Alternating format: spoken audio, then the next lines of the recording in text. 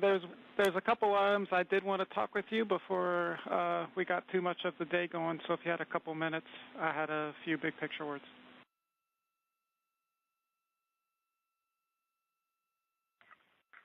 Yeah, go ahead, Mike. Big picture today, we have canceled OTC-2 burn. We are replacing it with some maneuvers and a checkout of the wastewater dump. So at 18:35, about 30 minutes from now, we're going to maneuver to an attitude that will put the sun onto that wastewater vent line. We have increased the heater temperatures on the nozzle and the lines themselves, and we're hoping that if the problem is the freezing of the vent lines, why we couldn't do the wastewater dump last night, then this will give us a chance to see if we were able to solve that. This is Artemis Mission Control. Mission elapsed time, 2 days, 18 hours, 45 minutes into the flight of Artemis II, the first flight of humans aboard the Orion spacecraft. You're getting a live look outside Orion right now. The teams are maneuvering the spacecraft in the solar array wings. As you heard earlier, we are not having the outbound trajectory correction burn today. This was deemed unnecessary and has no impact to the mission or the lunar flyby. The translunar injection burn put the vehicle on the correct path back on flight day 2. And therefore, the team and Mission Control agreed that we could skip both outbound trajectory correction burn 1 as well as that second burn today. Skipping that second burn also allows the team to continue troubleshooting some of the universal waste management system issues that cropped up last night. There was a wastewater dump planned last night, a very routine and regularly scheduled action, and it terminated after only dumping 3%. So the wastewater tank is not currently full. It is at 64% with a limit of 80%, but the crew was instructed to use backup collection devices overnight if they needed. Part of the reason for reorienting the spacecraft today is to allow it to be in the sun, specifically where the primary vent nozzle is. They are hoping that spending some time in the sun will help thaw out potential ice that may be on that vent nozzle.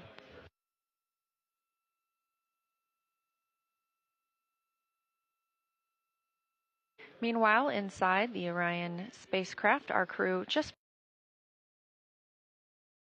5 a.m. Central Time. We have a small request for you guys. With this attitude that we're using for the bakeout, we're getting the sun on the window shades, and we're a little worried about them heating up too much. We would like to request that you please remove the window shades. We understand that will make it awfully bright for you guys, and we want to encourage you to use a T-shirt in the cabin or something similar if needed to block out that sunlight. But the shades will help us with the temperature constraint on the windows.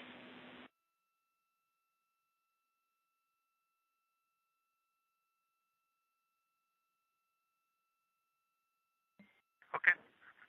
So we have our makeshift T-shirt on window 1. Is that one okay to stay up then based on what you said? And we'll take off the window 2 shade. The other ones are already off. Okay, yep. That sounds great. Thanks, Jeff.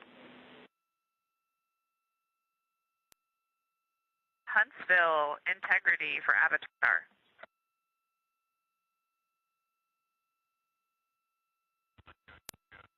And integrity, Huntsville's with you.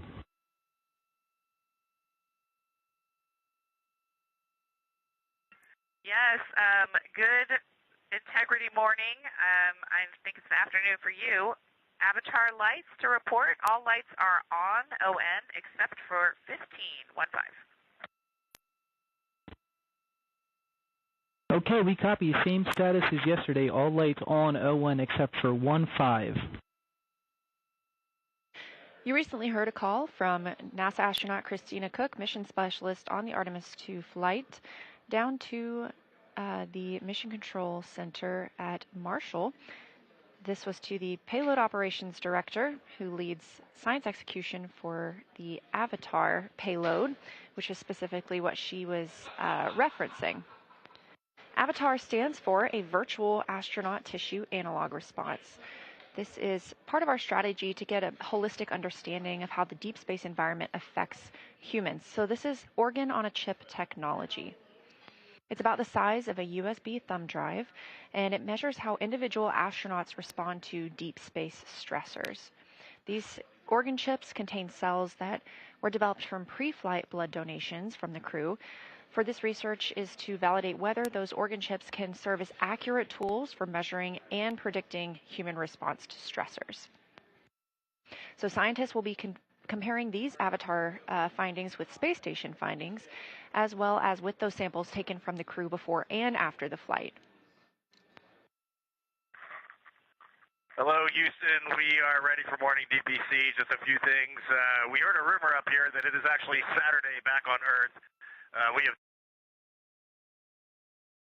are showing 151,476 nautical miles from Earth, and it's going up about 1 mile every second, which is still a pretty impressive rate of travel. And thanks to your ops down there, we have got the sun beaming in all the windows. Morale is high on board. And looking out window 3, you can see a beautiful crescent Earth with the sunlight glinting off of the ocean and the swirling clouds. It's just a truly remarkable sight. We are ready to talk.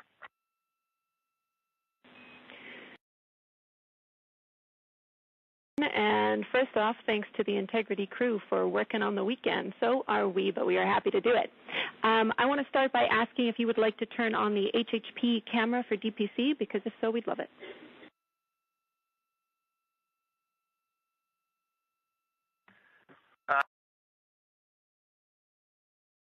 And I'll try to start routing the video. This is Artemis Mission Control. You're getting a live look inside the Orion spacecraft, named Integrity by the Artemis II crew. They are setting up for a public affairs event. Today they'll be speaking with NBC and CBS.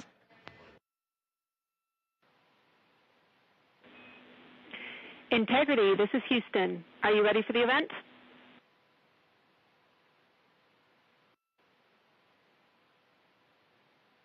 Houston, from inside Integrity, we are ready for the event. NBC News, this is Mission Control Houston. Please call Integrity for a voice check. Integrity, this is Tom Costello with NBC News. Are you hearing us okay?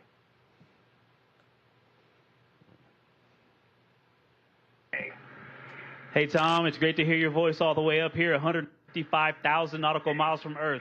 How are you doing? I'm well. Congratulations on your mission so far. I'm told this is the farthest interview ever conducted in history. And I'm wondering, how does it feel right now to be in a place that nobody has been since 1972?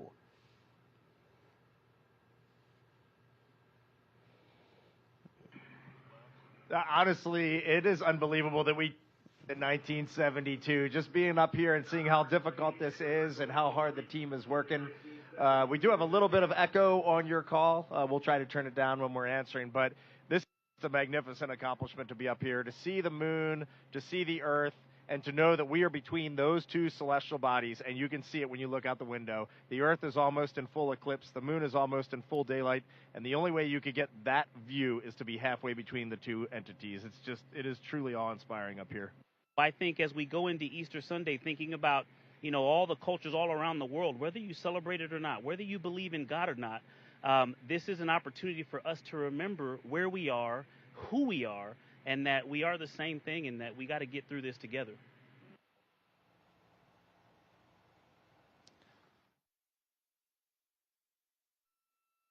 This is Artemis Mission Control at Johnson Space Center in Houston, Texas. We have now reached exactly 3 days since the launch of Orion.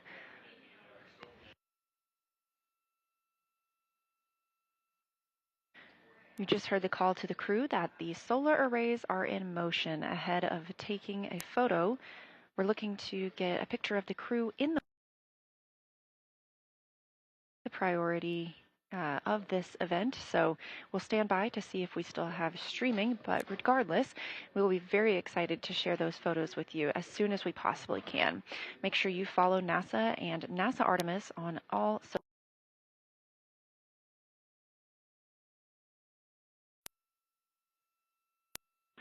Integrity Houston, our saws are in position to take this family portrait. So sometime in the next few minutes, we'd love to invite you to the windows to get it done. Thanks.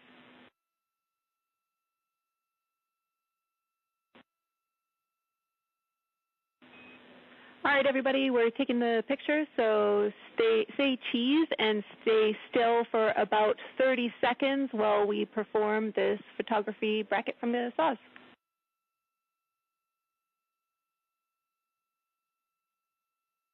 Okay, we'll freeze in 3, 2, 1, mark.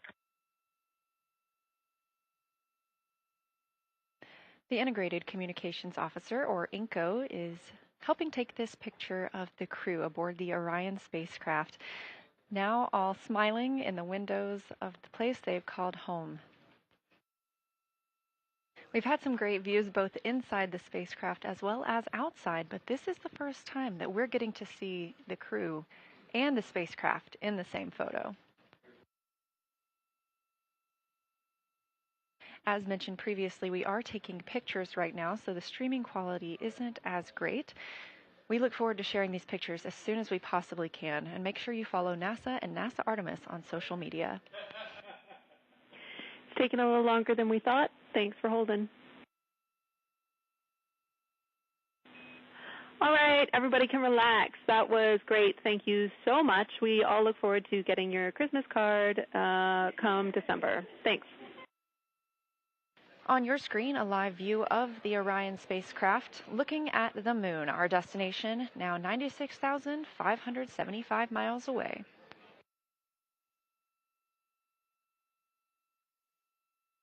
On the left side of your screen is Canadian Space Agency astronaut Jeremy Hansen, and to his right, NASA astronaut Christina Cook. During this demonstration, the crew will be able to manually pilot Orion once again and test its 6 degree of freedom and 3 degree of freedom. If you look closely in the background, you can see NASA astronaut and pilot Victor Glover filming part of this demonstration. All right, and just giving you some handling qualities here for the yaw. Everything was nominal. I noted that with this warp mount, it does have some play in it as we knew, and so just applying some downward force to try and make sure you don't get coupling is required, but that's fine, that's workable. And then we had a little bit of coupling and roll, in both in the same direction on that one. So we had about 4 degrees of roll through the 20 degrees of yaw. Copy all.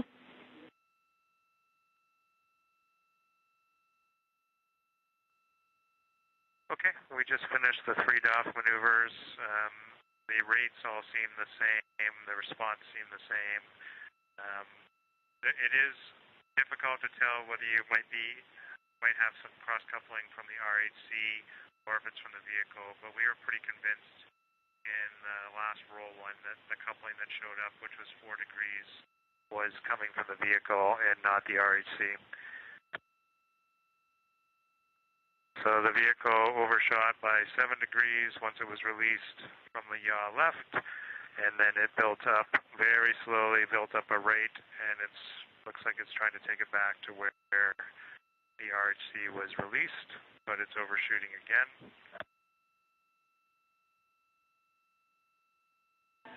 Copy all.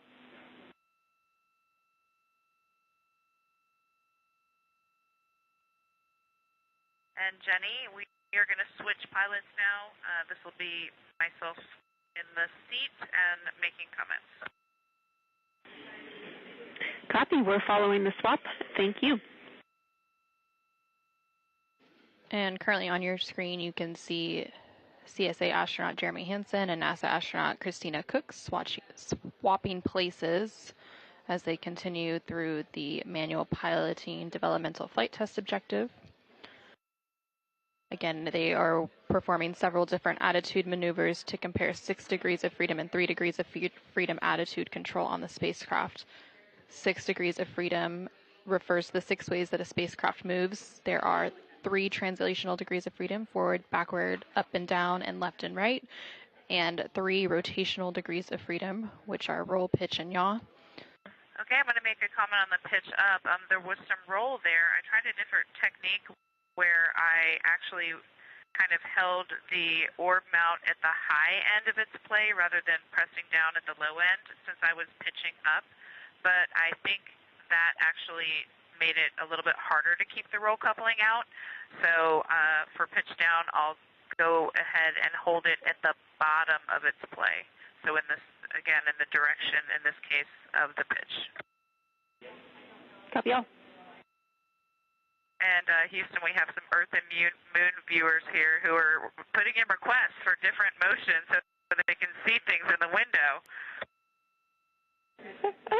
We're seeing them in the camera views, and we're enjoying it. Look at those scientists go.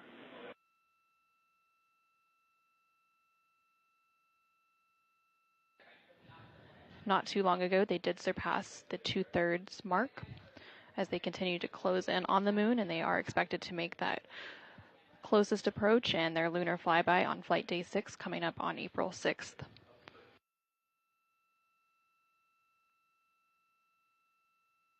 Absolutely. One of the neat things that I'm seeing right now is in the sort of largest Mare field, the one that sort of makes up most of the very western side of what you can see on the near side. There is a giant, it's much more obvious now that one of those mares is a huge basin because it's just right now it's kind of at the 1 o'clock position. And I don't know the name of that big one. It's basically just west of where Serientatis and Tranquillitatis are. But it is phenomenal. And the moon we are looking at is not the moon you see from Earth whatsoever.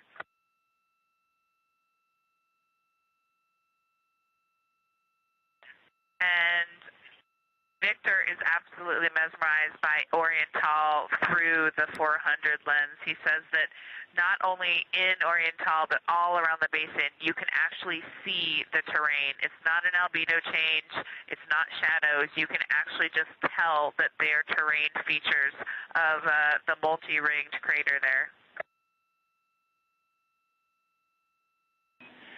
Christina, we copied all of Victor's Oriental observations. That sounds amazing. And we think, based on your description of the basin that you saw, that is Imbrium.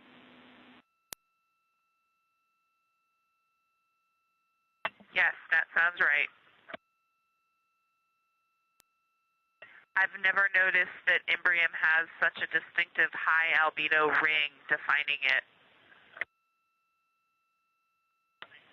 Also worth mentioning, we do apparently have a full moon. We can't detect any terminator at all. It looks like full limb all the way around.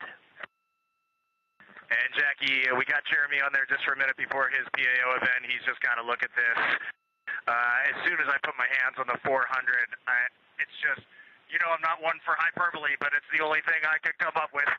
Just seeing Tycho, there's mountains to the north. You can see Copernicus, Rainier Gamma. It's just everything from the training, but in 3 dimension and absolutely unbelievable. This is incredible.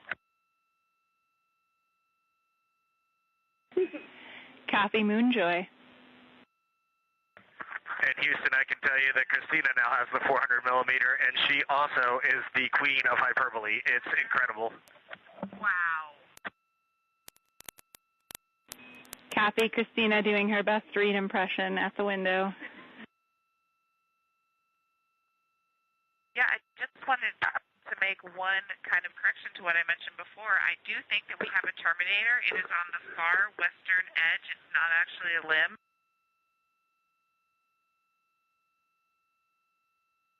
On the terminator all along what it's basically almost in the same places where you would imagine the limb to be, but it's very high albedo as you would expect from the far side, and you can see the topography all along the terminator. It's awesome.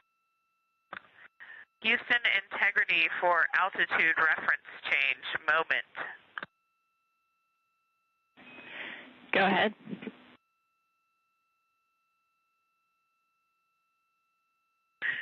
Jackie, with that incredible viewing behind us of our destination in the near term, we hereby change our DU PFD altitude reference from Earth to Moon. We are currently 76,362 nautical miles from the Moon. And from Earth, we had been 168,000 nautical miles. Houston, copies.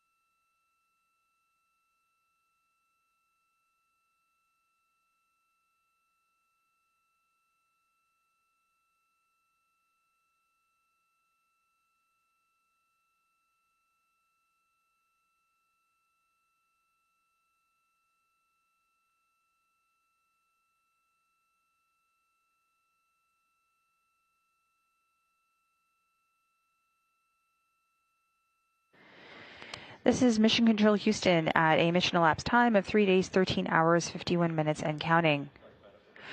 Orion is currently 208,000 miles and counting away from Earth and 72,000 miles away from the Moon. While the crew is currently in their sleep period, we will continue to provide live updates here from Mission Control during our 24/7 continuous coverage.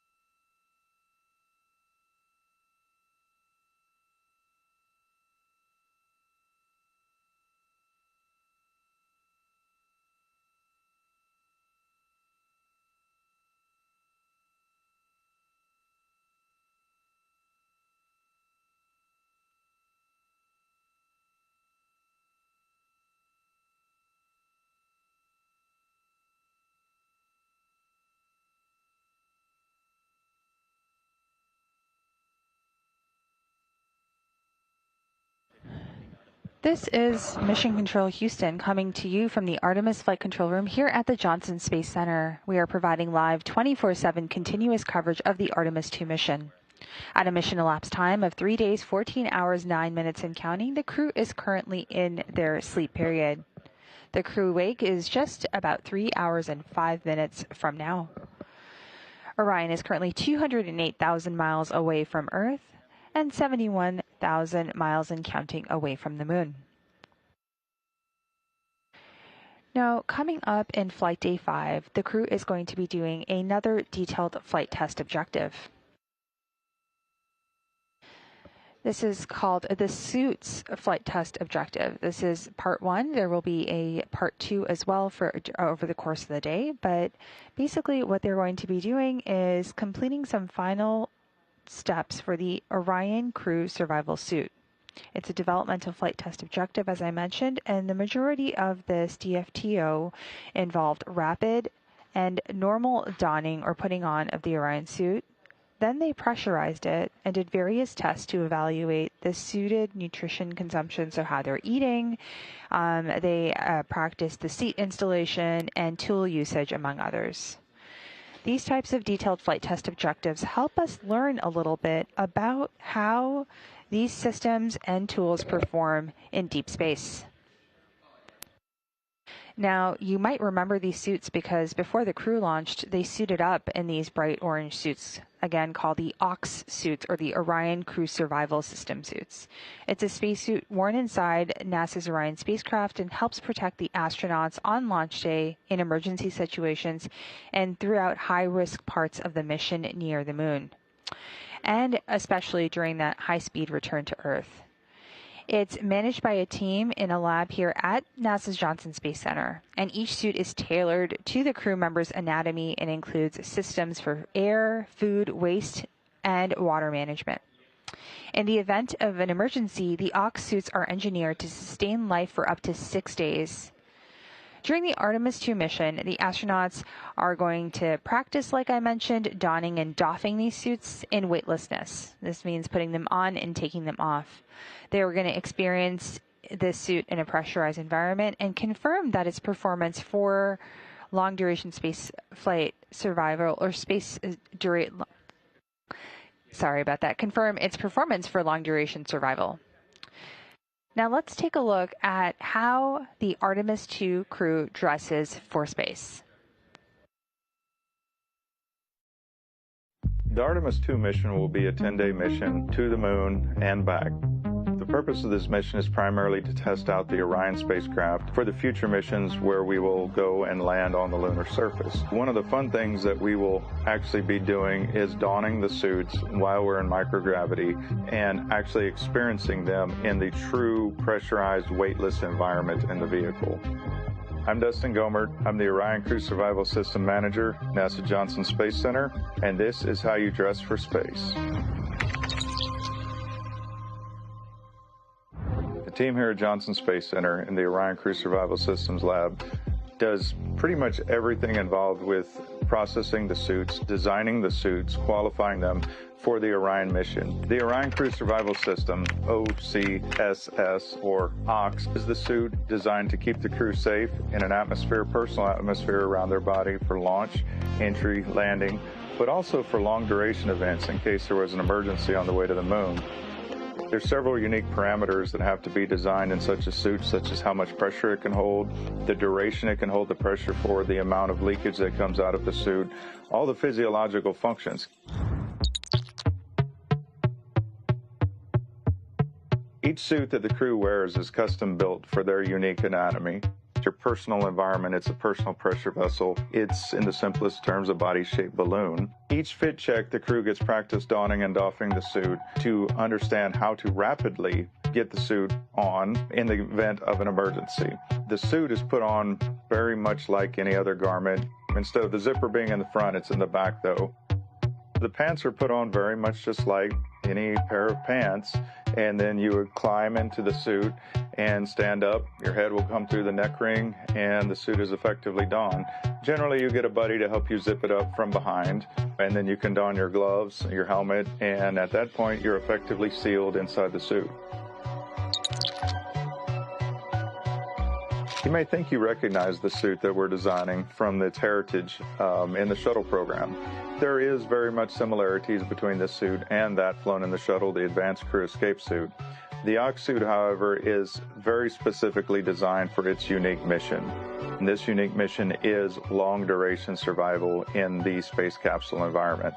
In this context, if you're circling the moon or in transit to the moon and have to do a spin around to come back, it could take up to 6 days to return home. In this case, the suit has to be designed perfect to the occupant wearing it.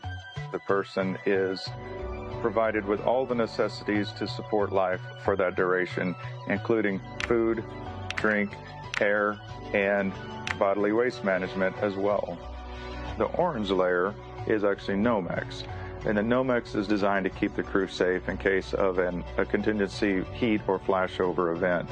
The orange, in particular, is chosen because the capsule lands at sea, so international orange is very, very visible for maritime recovery. The blue V that runs down the chest of the suit is part of the torso harness that's sewn underneath the cover layer.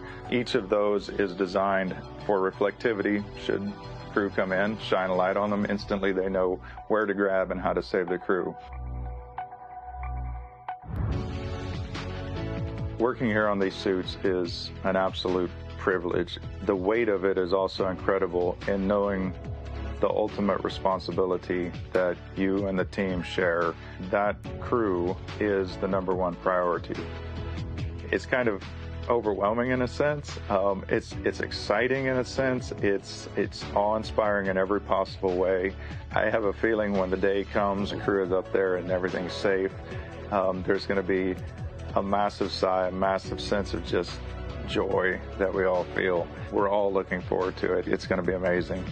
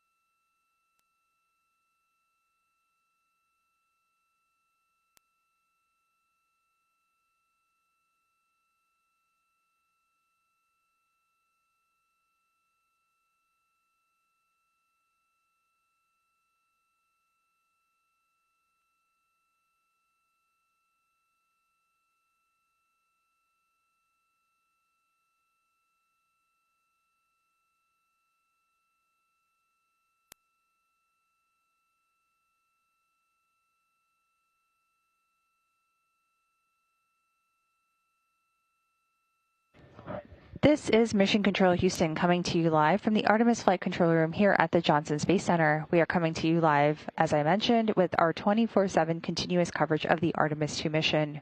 We are at a mission elapsed time of 3 days, 14 hours, 27 minutes and counting.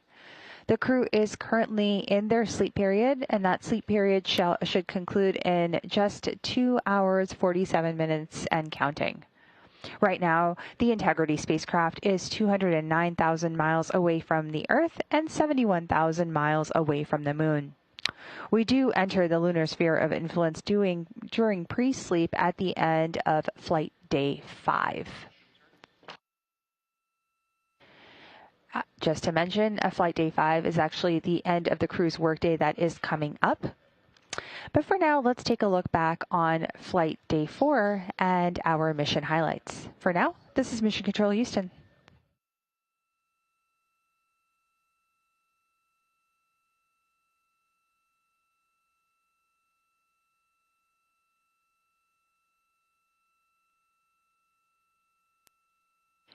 This is Mission Control Houston from inside the Artemis Flight Control Room here at the Johnson Space Center. We are at a mission elapsed time of 2 days, 17 hours, 58 minutes and counting.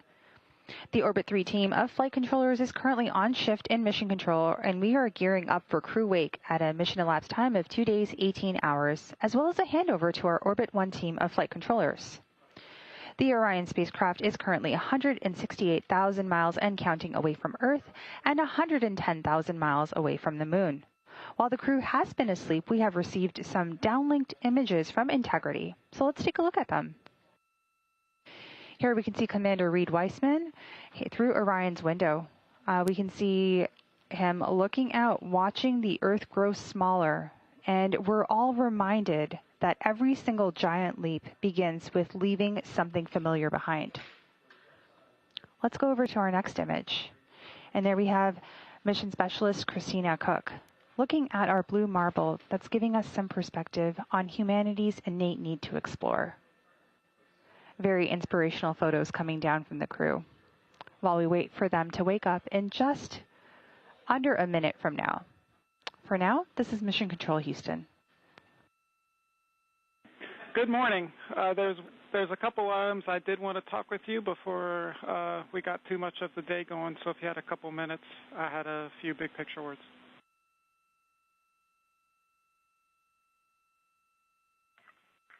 Yeah, go ahead, Mike. Big picture today, we have canceled OTC-2 burn. We are replacing it with some maneuvers and a checkout of the wastewater dump. So at 18:35, about 30 minutes from now, we're going to maneuver to an attitude that will put the sun onto that wastewater vent line. We have increased the heater temperatures on the nozzle and the lines themselves, and we're hoping that if the problem is the freezing of the vent lines, why we couldn't do the wastewater dump last night, then this will give us a chance to see if we were able to solve that. This is Artemis Mission Control. Mission elapsed time, 2 days, 18 hours, 45 minutes into the flight of Artemis II, the first flight of humans aboard the Orion spacecraft. You're getting a live look outside Orion right now. The teams are maneuvering the spacecraft in the solar array wings. As you heard earlier, we are not having the outbound trajectory correction burn. No impact to the mission or the lunar flyby. The translunar injection burn put the vehicle on the correct path back on flight day 2. And therefore, the team and Mission Control agreed that we could skip both outbound trajectory correction burn 1 as well as that second burn today. Skipping that second burn also allows the team to continue troubleshooting some of the universal waste management system issues that cropped up last night. There was a wastewater dump planned last night, a very routine and regularly scheduled action, and it terminated after only dumping 3%. So the wastewater tank is not currently full. It is at 64% with a limit of 80%, but the crew was instructed to use backup collection devices overnight if they needed. Part of the reason for reorienting the spacecraft today is to allow it to be in the sun, specifically where the primary vent nozzle is. They are hoping that spending some time in the sun will help thaw out potential ice that may be on that vent nozzle.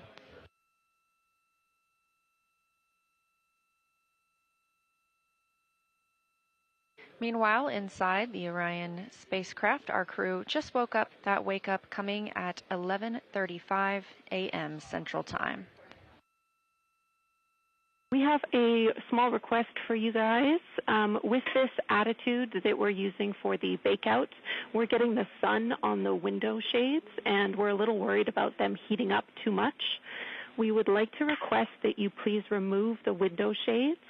We understand that will make it awfully bright for you guys, and we want to encourage you to use a T-shirt in the cabin or something similar if needed to block out that sunlight.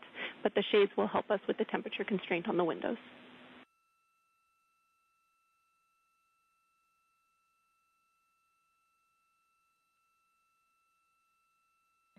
Okay. So we have our makeshift T-shirt on window 1. Is that one okay to stay up then based on what you said? And we'll take off the window 2 shade. The other ones are already off. Okay, yep. That sounds great. Thanks, Jeff. Huntsville, integrity for Avatar.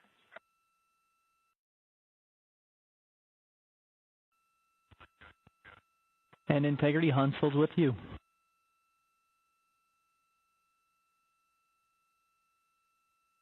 Yes, good integrity morning.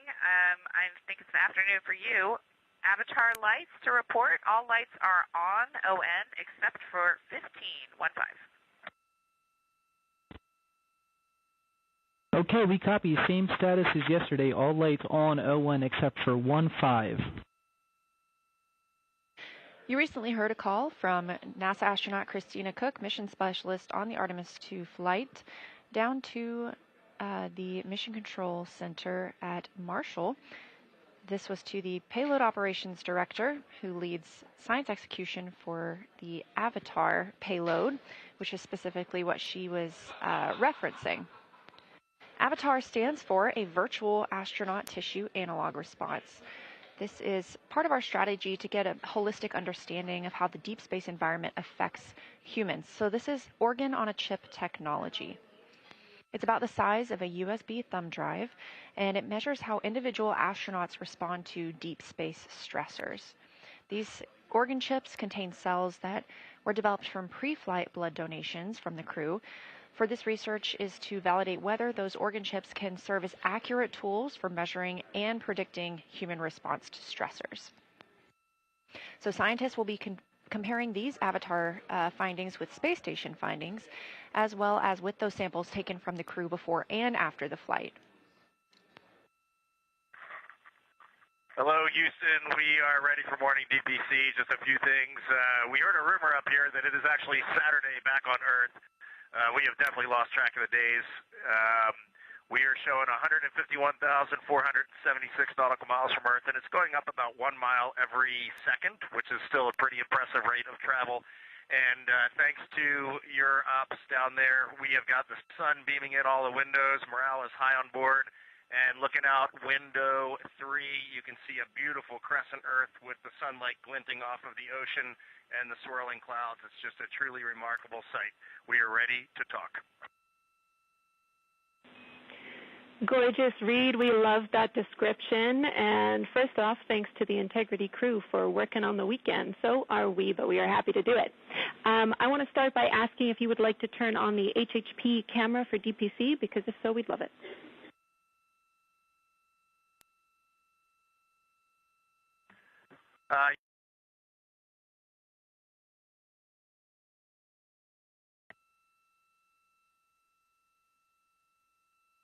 This is Artemis Mission Control. You're getting a live look inside the Orion spacecraft, named Integrity by the Artemis II crew. They are setting up for a public affairs event. Today they'll be speaking with NBC and CBS.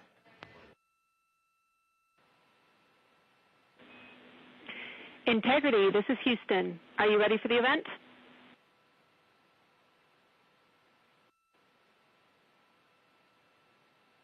Houston, from inside Integrity, we are ready for the event.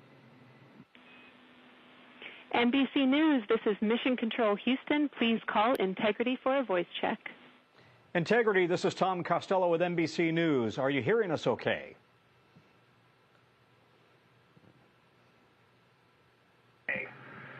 Hey, Tom, it's great to hear your voice all the way up here, 155,000 nautical miles from Earth. How are you doing? I'm well. Congratulations on your mission so far. I'm told this is the farthest interview ever conducted in history. And I'm wondering, how does it feel right now to be in a place that nobody has been since 1972?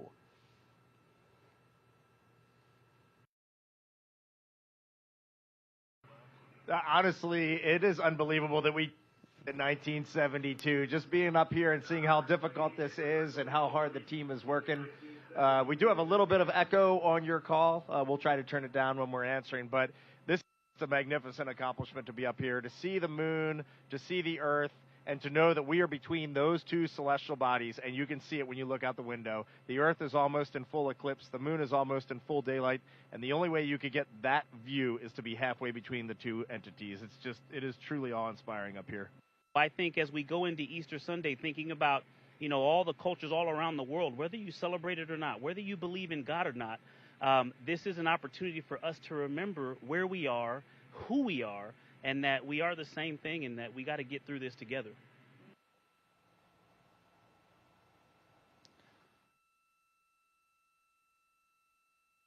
This is Artemis Mission Control at Johnson Space Center in Houston, Texas. We have now reached exactly 3 days since the launch of Orion.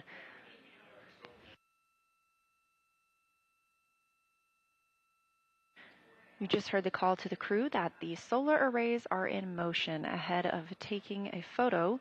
We're looking to get a picture.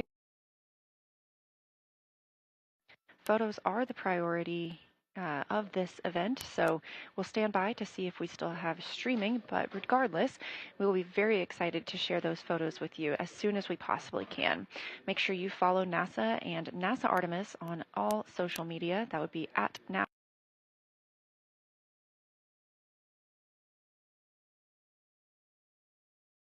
Our saws are in position to take this family portrait, so sometime in the next few minutes, we'd love to invite you to the windows to get it done. Thanks.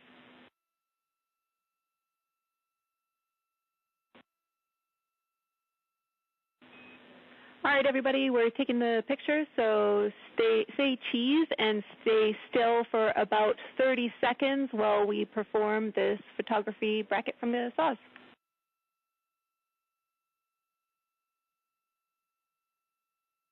Okay, we'll freeze in 3, 2, 1, mark. The Integrated Communications Officer, or INCO, is helping take this picture of the crew aboard the Orion spacecraft, now all smiling in the windows of the place they've called home. We've had some great views both inside the spacecraft as well as outside, but this is the first time that we're getting to see the crew and the spacecraft in the same photo. As mentioned previously, we are taking pictures right now, so the streaming quality isn't as great. We look forward to sharing these pictures as soon as we possibly can, and make sure you follow NASA and NASA Artemis on social media. It's taken a little longer than we thought. Thanks for holding.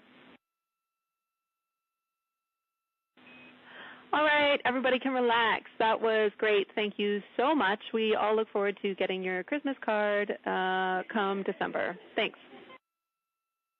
On your screen, a live view of the Orion spacecraft looking at the moon, our destination, now 96,575 miles away.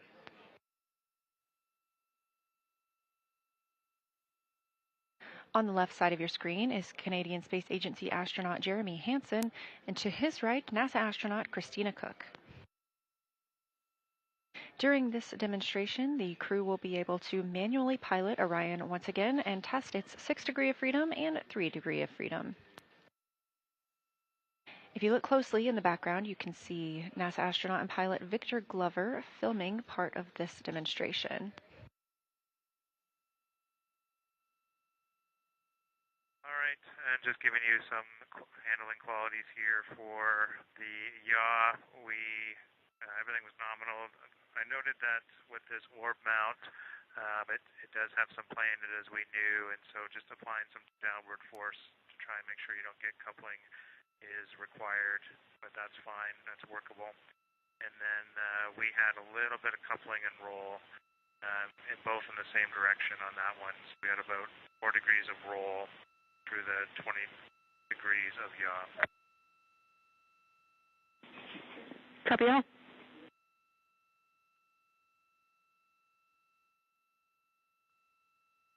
Okay, we just finished the 3 DOF maneuvers. The rates all seem the same. The response seemed the same. It is difficult to tell whether you might have some cross coupling from the RHC or if it's from the vehicle, but we were pretty convinced in the last roll one that the coupling that showed up, which was 4 degrees, was coming from the vehicle and not the RHC. So the vehicle overshot by 7 degrees once it was released from the yaw left, and then it built up very slowly, built up a rate, and it looks like it's trying to take it back to where the RHC was released, but it's overshooting again.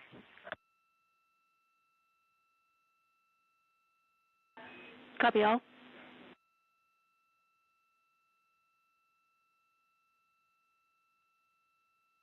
And Jenny, we are going to switch pilots now. This will be myself in the seat and making comments. Copy. We're following the swap. Thank you. And currently on your screen, you can see CSA astronaut Jeremy Hansen and NASA astronaut Christina Cook swapping places as they continue through the manual piloting developmental flight test objective. Again, they are performing several different attitude maneuvers to compare 6 degrees of freedom and 3 degrees of freedom attitude control on the spacecraft. 6 degrees of freedom refers to the 6 ways that a spacecraft moves. There are 3 translational degrees of freedom, forward, backward, up and down, and left and right, and 3 rotational degrees of freedom, which are roll, pitch, and yaw. Okay, I'm going to make a comment on the pitch up. There was some roll there. I tried a different technique where I actually kind of held the orb mount at the high end of its play rather than pressing down at the low end since I was pitching up. But I think that actually made it a little bit harder to keep the roll coupling out. So for pitch down, I'll go ahead and hold it at the bottom of its play. So in this, again, in the direction, in this case, of the pitch. Copy all. And Houston, we have some Earth and Moon viewers here who are putting in requests for different motions so that they can see things in the window. We're seeing them in the camera views, and we're enjoying it. Look at those scientists go.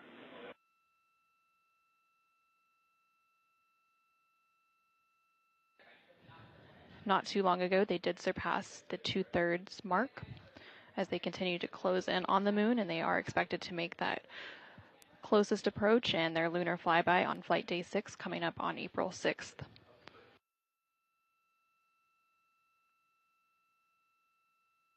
Absolutely. One of the neat things that I'm seeing right now is in the sort of largest Mare field, the one that sort of makes up most of the very western side of what you can see.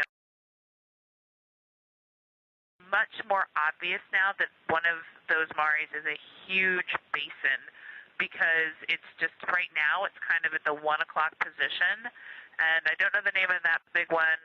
It's basically just west of where Serientatis and Tranquillitatis are, but it is phenomenal. And the moon we are looking at is not the moon you see from Earth whatsoever.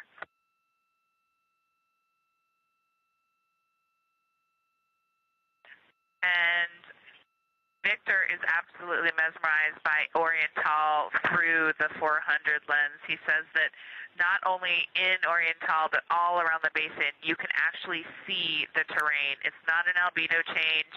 It's not shadows. You can actually just tell that they are terrain features of the multi-ringed crater there.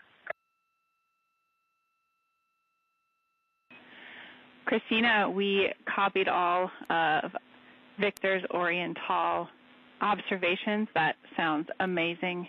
And we think, based on your description of the basin that you saw, that is Imbrium.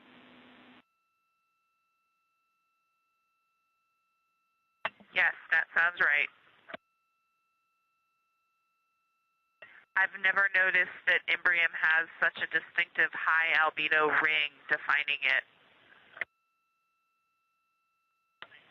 Also worth mentioning, we do apparently have a full moon. We can't detect any terminator at all. It looks like full limb all the way around. And Jackie, we got Jeremy on there just for a minute before his PAO event. He's just got to look at this. As soon as I put my hands on the 400, it's just, you know, I'm not one for hyperbole, but it's the only thing I could come up with. Just seeing Tycho, there's mountains to the north. You can see Copernicus, Rainier Gamma. It's just everything from the training, but in 3 dimension and absolutely unbelievable. This is incredible. Kathy Moonjoy. And Houston, I can tell you that Christina now has the 400 millimeter, and she also is the queen of hyperbole. It's incredible. Wow. Kathy, Christina doing her best read impression at the window. Yeah, I just wanted to make one kind of correction to what I mentioned before. I do think that we have a terminator. It is on the far western edge. It's not actually a limb.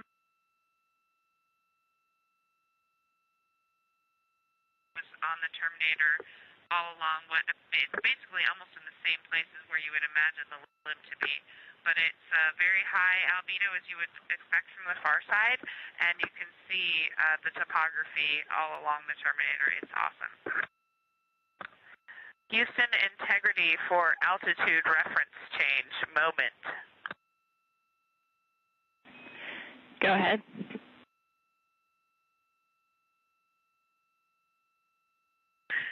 Jackie, with that incredible viewing behind us of our destination in the near term, we hereby change our DU PFD altitude reference from Earth to Moon. We are currently 76,362 nautical miles from the Moon. And from Earth, we had been 168,000 nautical miles. Houston, copies.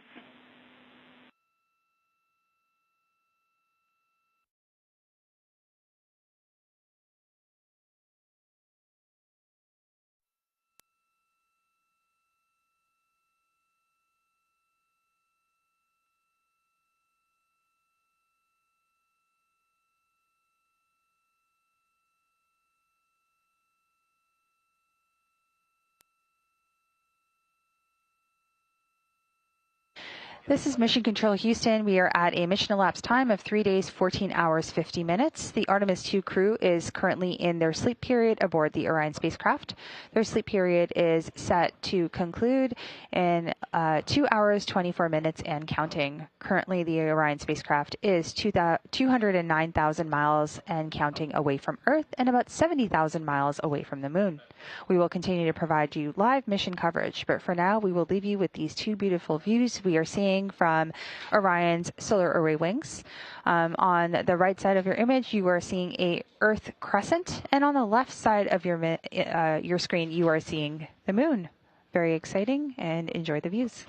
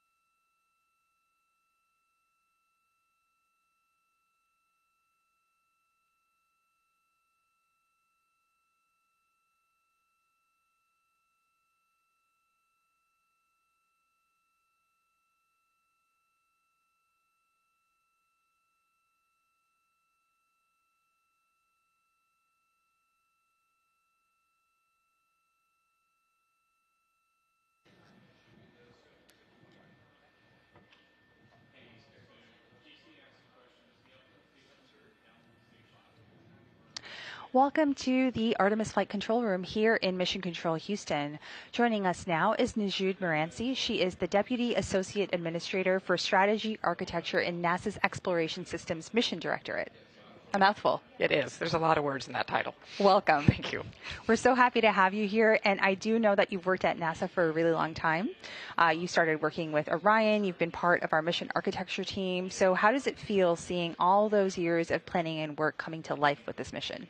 It's been pretty incredible. I mean, I've been working on Orion, part of building it through the early milestones, part of working with the European Service Module team as they were first just an idea before they were hardware. So, I mean, to start seeing things actually fly, I mean, that's why you're in this business. We do this so we can see people go to the moon, and I can't believe it's happening. So I'm still in pinch me mode because it's amazing that we're finally seeing it. And this mission has felt like pinch me for me every step of the way. So it's been really exciting to see the crew up in orbit, to be in deep space. So tell us a little bit about how Artemis II is preparing us for future Artemis missions. Yeah, so I think it's been mentioned a lot, but Artemis II is a test flight. So this being the first flight of the crew systems, all of the things the crew need, it's our first time doing, humans beyond the moon coming up very shortly. But like the test flight also includes what's happening on the ground, the controllers, the preparations of getting it ready, because we need to buy down these risks so that the next systems that come along, the human landing systems, the communications networks around the moon, all of those things become the next flight test objectives. So each one of these is a step that progresses us through ever more challenging missions, and you reduce risk with every step you take, and that's what we're doing with Artemis II. So this truly is a test flight, and we are learning a lot about orbital mechanics, which I understand is your specialty. I've dabbled in it for many years. Just a tad. Just a tad. Well, orbital mechanics helps us understand a lot of how the vehicle's trajectory and our flight map is going to be. So we did TLI, translunar injection, on flight day 2. And since then, we've been planned on the timeline to do these outbound trajectory correction maneuvers. There are 3 that were on the flight plan. We did not do the first 2. We have a third one that's scheduled for coming up today. Tell us why we did not need to do the other 2. So the trajectory correction maneuvers are planned in, and they're really to cover the dispersions. So if you add up all the little errors across the systems, right, if your burn doesn't quite cut off at exactly the right second, or your navigation has slight errors in it, all of those things add up, and so you get what's called dispersions. So that's the amount you can be off from your ideal trajectory. So the correction maneuvers are really to take you back to your ideal and close that gap. So the longer you let them go without doing them, the bigger your dispersions grow. Now, because you didn't have to do the first 2, that means that we were far more accurate, or we were flying sort of right down the middle of the envelope. So we didn't need to do those burns, and you may still need to do them. And so even if you don't have to do the outbound ones, you may still need the return ones because the flyby may have dispersions. So it's all a matter, we're talking very, very fine altitude, the Earth entry corridor when the crew comes home. So you're really just taking out all the errors with those correction burns. Sometimes you need them, sometimes you don't. It just depends on how little you were off along the way. So we may see some return or RTCs coming up.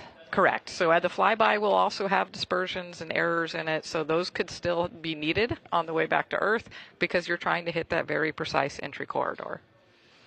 Awesome. And so let's talk a little bit about flyby since you mentioned it. Looking up at our big board, we are 1 day, 4 hours, 23 minutes and counting from passing the Apollo distance record. And actually, the Artemis II mission, or the flight, is flying a little further away from the moon than Artemis I did. So for those of us watching, as we begin our flyby operations, the moon will actually be the size of a baseball at arm's length distance and then grow to the size of a basketball. So tell us why the Artemis II lunar flyby is at 4,800 nautical miles and not closer.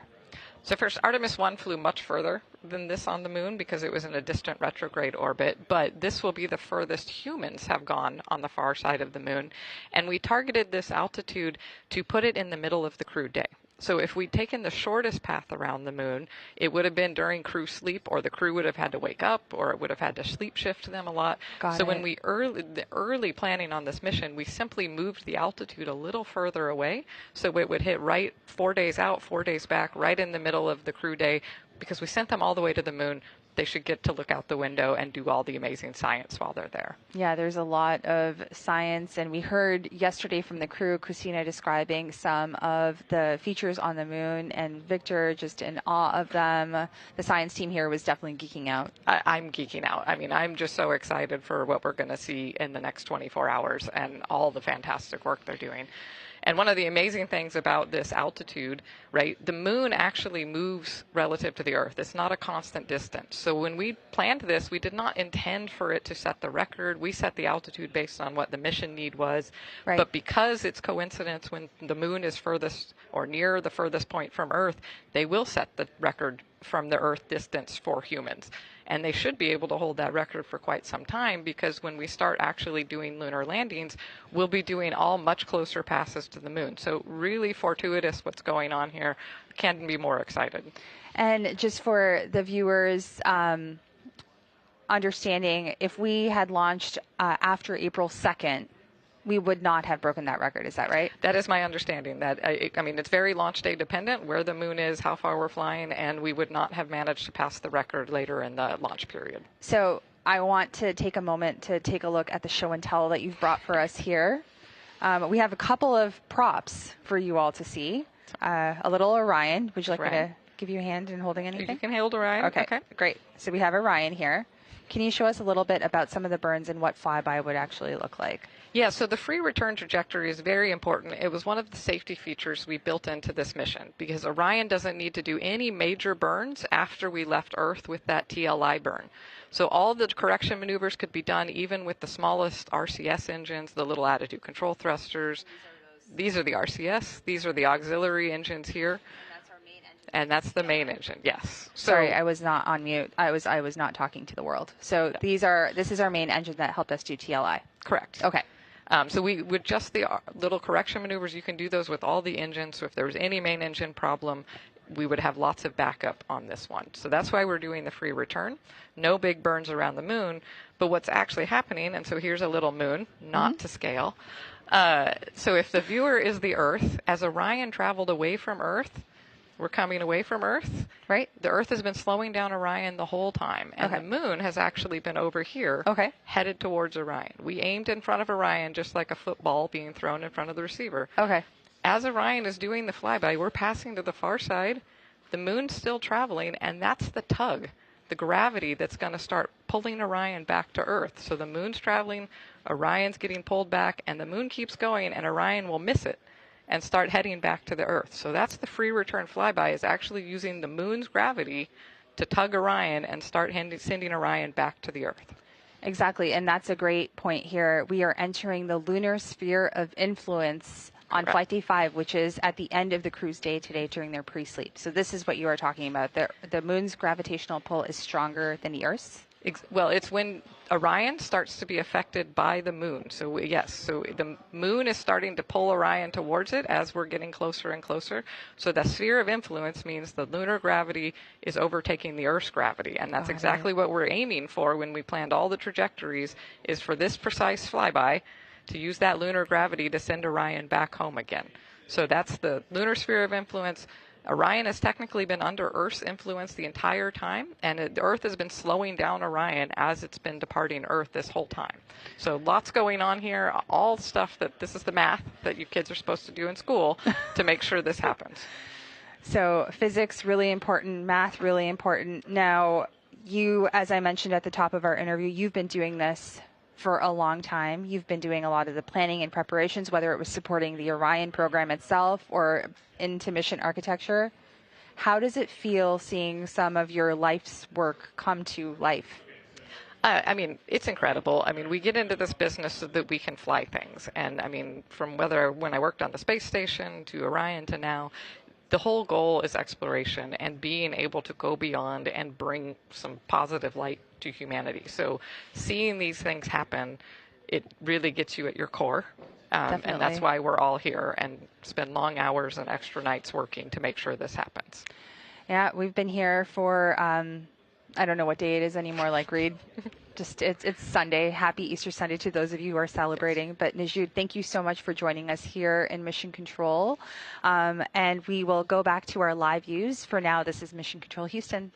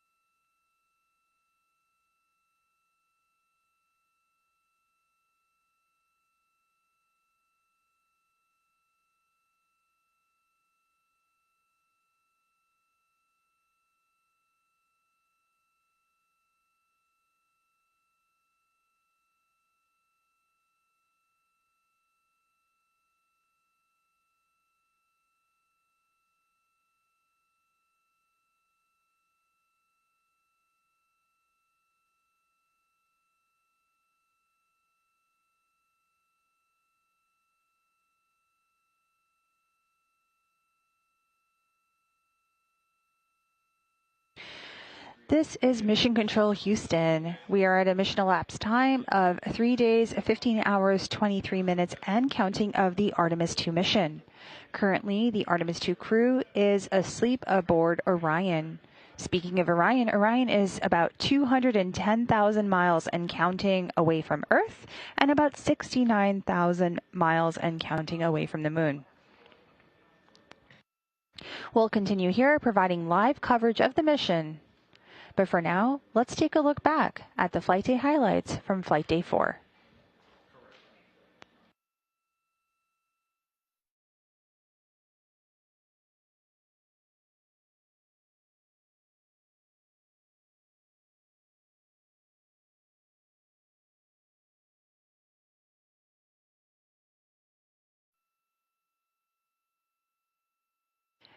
This is Mission Control Houston from inside the Artemis Flight Control Room here at the Johnson Space Center. We are at a mission elapsed time of 2 days, 17 hours, 58 minutes, and counting. The Orbit 3 team of flight controllers is currently on shift in mission control, and we are gearing up for crew wake at a mission elapsed time of 2 days, 18 hours, as well as a handover to our Orbit 1 team of flight controllers. The Orion spacecraft is currently 168,000 miles and counting away from Earth and 110,000 miles away from the Moon. While the crew has been asleep, we have received some downlinked images from Integrity. So let's take a look at them. Here we can see Commander Reed Weissman through Orion's window. We can see him looking out, watching the Earth grow smaller. And we're all reminded that every single giant leap begins with leaving something familiar behind. Let's go over to our next image. And there we have Mission Specialist Christina Cook looking at our blue marble that's giving us some perspective on humanity's innate need to explore. Very inspirational photos coming down from the crew while we wait for them to wake up in just under a minute from now. For now, this is Mission Control Houston. Good morning. There's a couple items I did want to talk with you before we got too much of the day going, so if you had a couple minutes, I had a few big picture words.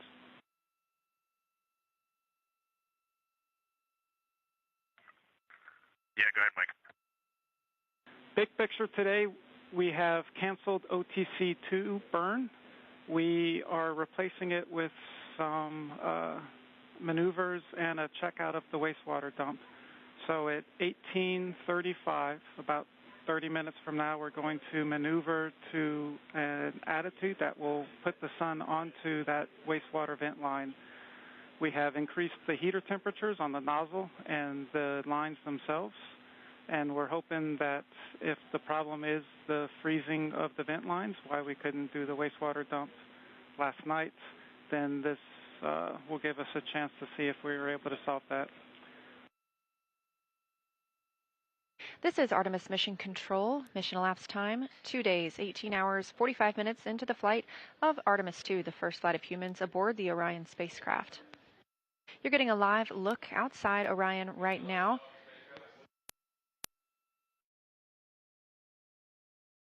In the solar array wings. As you heard earlier, we are not having the outbound and has no impact to the mission or the lunar flyby. The translunar injection burn put the vehicle on the correct path back on flight day 2, and therefore the team and mission control agreed that we could skip both outbound trajectory correction burn 1 as well as that second burn today. Skipping that second burn also allows the team to continue troubleshooting some of the universal waste management system issues that cropped up last night.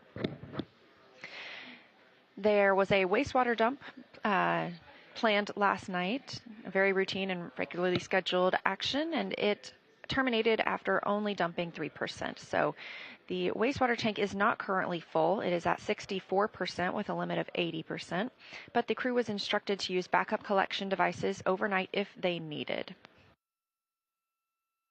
Part of the reason for reorienting the spacecraft today is to allow it to be in the sun, specifically where the primary vent nozzle is. They are hoping that spending some time in the sun will help thaw out potential ice that may be on that vent nozzle.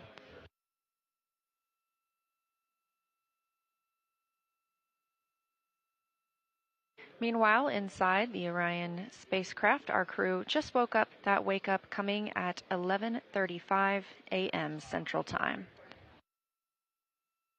We have a small request for you guys. With this attitude that we're using for the bakeout, we're getting the sun on the window shades, and we're a little worried about them heating up too much. We would like to request that you please remove the window shades. We understand that will make it awfully bright for you guys, and we want to encourage you to use a T-shirt in the cabin or something similar if needed to block out that sunlight. But the shades will help us with the temperature constraint on the windows.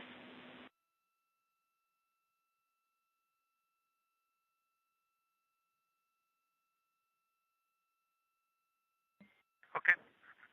So we have our makeshift T-shirt on window 1. Is that one okay to stay up then based on what you said? And we'll take off the window 2 shade. The other ones are already off. Okay, yep. That sounds great. Thanks, Jeff. Huntsville, integrity for Avatar.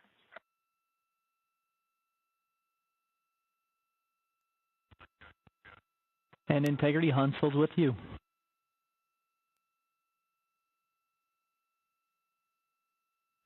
Yes, good integrity morning. I think it's an afternoon for you. Avatar lights to report. All lights are on, ON, except for 1515. Okay, we copy. Same status as yesterday. All lights on, ON, except for 15. You recently heard a call from NASA astronaut Christina Cook, mission specialist on the Artemis II flight, down to the Mission Control Center at Marshall. This was to the Payload Operations Director, who leads science execution for the Avatar payload, which is specifically what she was referencing. Avatar stands for a Virtual Astronaut Tissue Analog Response. This is part of our strategy to get a holistic understanding of how the deep space environment affects humans. So this is organ-on-a-chip technology. It's about the size of a USB thumb drive, and it measures how individual astronauts respond to deep space stressors. These organ chips contain cells that were developed from pre-flight blood donations from the crew. For this research is to validate whether those organ chips can serve as accurate tools for measuring and predicting human response to stressors. So scientists will be comparing these Avatar findings with space station findings, as well as with those samples taken from the crew before and after the flight. Hello, Houston. We are ready for morning DPC. Just a few things. We heard a rumor up here that it is actually Saturday. The days. We are showing 151,476 nautical miles from Earth, and it's going up about 1 mile every second, which is still a pretty impressive rate of travel. And thanks to your ops down there, we have got board. And looking out window 3, you can see a beautiful crescent Earth with the sunlight glinting off of the ocean and the swirling clouds. It's just a truly remarkable sight. We are ready to talk. Gorgeous, Reed. We love that description. And first off, thanks to the Integrity crew for working on the weekend. So are we, but we are happy to do it. I want to start by asking if you would like to turn on the HHP camera for DPC, because if so, we'd love it.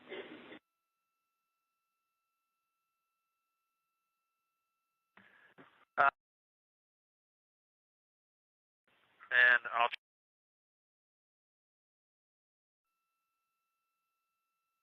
This is Artemis Mission Control. You're getting a live look inside the Orion spacecraft, named Integrity by the Artemis II crew. They are setting up for a public affairs event. Today they'll be speaking with NBC and CBS.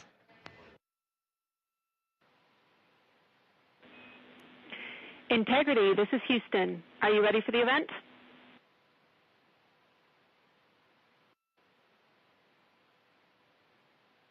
Houston, from inside Integrity, we are ready for the event. NBC News, this is Mission Control Houston. Please call Integrity for a voice check. Integrity, this is Tom Costello with NBC News. Are you hearing us okay?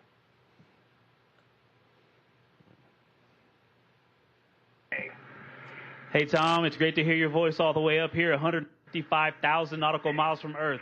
How are you doing? I'm well. Congratulations on your mission so far. I'm told this is the farthest interview ever conducted in history. And I'm wondering, how does it feel right now to be in a place that nobody has been since 1972?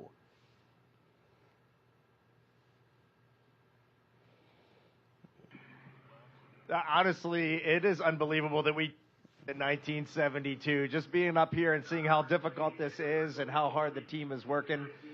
We do have a little bit of echo on your call. We'll try to turn it down when we're answering, but this is a magnificent accomplishment to be up here, to see the moon, to see the Earth, and to know that we are between those two celestial bodies, and you can see it when you look out the window. The Earth is almost in full eclipse, the moon is almost in full daylight, and the only way you could get that view is to be halfway between the two entities.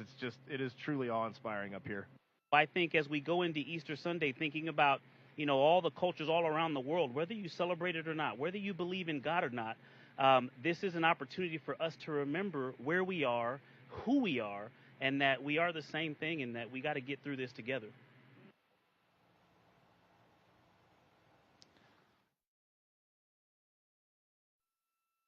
This is Artemis Mission Control at Johnson Space Center in Houston, Texas. We have now reached exactly 3 days since the launch of Orion.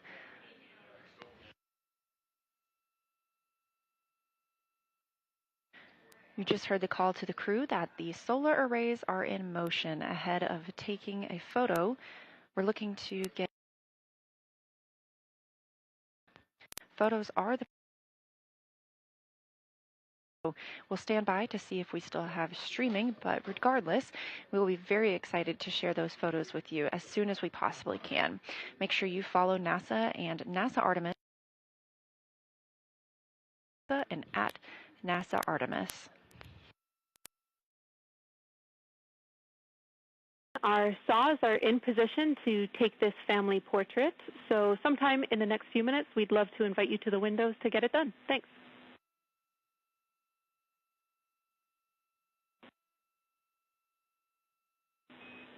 All right, everybody, we're taking the picture, so say cheese and stay still for about 30 seconds while we perform this photography bracket from the saws.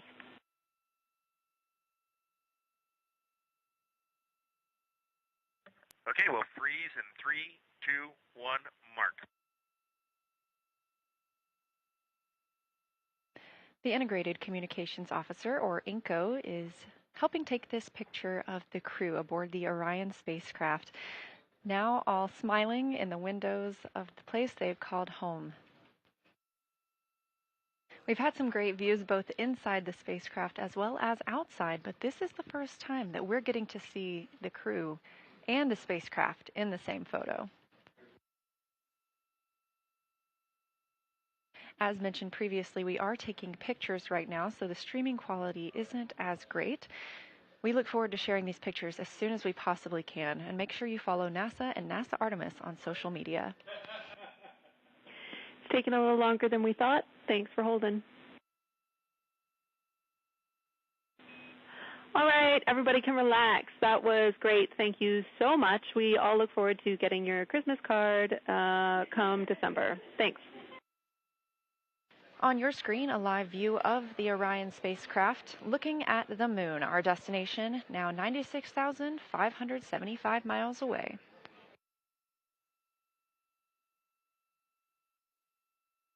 On the left side of your screen is Canadian Space Agency astronaut Jeremy Hansen, and to his right, NASA astronaut Christina Cook.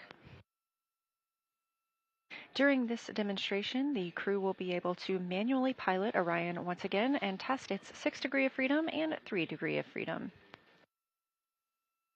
If you look closely in the background, you can see NASA astronaut and pilot Victor Glover filming part of this demonstration.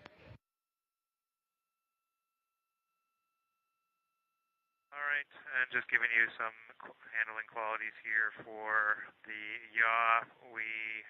Everything was nominal.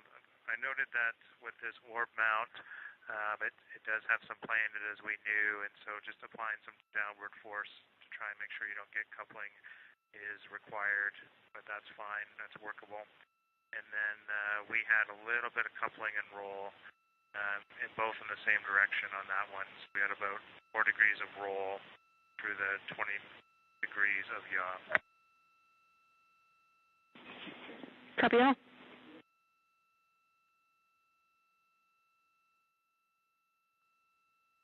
Okay, we just finished the 3 DOF maneuvers. The rates all seem the same. The response seemed the same. It is difficult to tell whether you might have some cross-coupling from the RHC or if it's from the vehicle, but we were pretty convinced in the last roll one that the coupling that showed up, which was 4 degrees, was coming from the vehicle and not the RHC. So the vehicle overshot by 7 degrees once it was released from the yaw left, and then it built up very slowly, built up a rate, and it looks like it's trying to take it back to where the RHC was released, but it's overshooting again.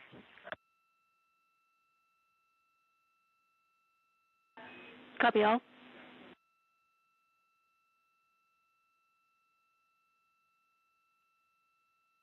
And Jenny, we are going to switch pilots now. This will be myself in the seat and making comments. Copy. We're following the swap. Thank you. And currently on your screen, you can see CSA astronaut Jeremy Hansen and NASA astronaut Christina Cook swapping places as they continue through the manual piloting developmental flight test objective. Again, they are performing several different attitude maneuvers to compare 6 degrees of freedom and 3 degrees of freedom attitude control on the spacecraft. 6 degrees of freedom refers to the 6 ways that a spacecraft moves. There are 3 translational degrees of freedom, forward, backward, up and down, and left and right, and 3 rotational degrees of freedom, which are roll, pitch, and yaw. Okay, I'm going to make a comment on the pitch up. There was some roll there. I tried a different technique where I actually kind of held the orb mount at the high end of its play rather than pressing down at the low end since I was pitching up. But I think that actually made it a little bit harder to keep the roll coupling out.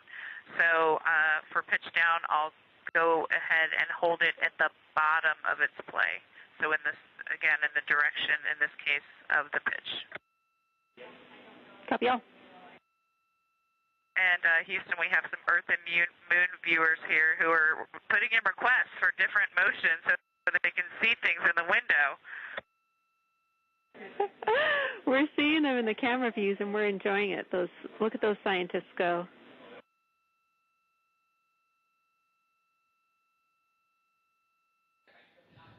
Not too long ago, they did surpass the 2/3 mark as they continue to close in on the moon, and they are expected to make that closest approach and their lunar flyby on flight day 6 coming up on April 6th.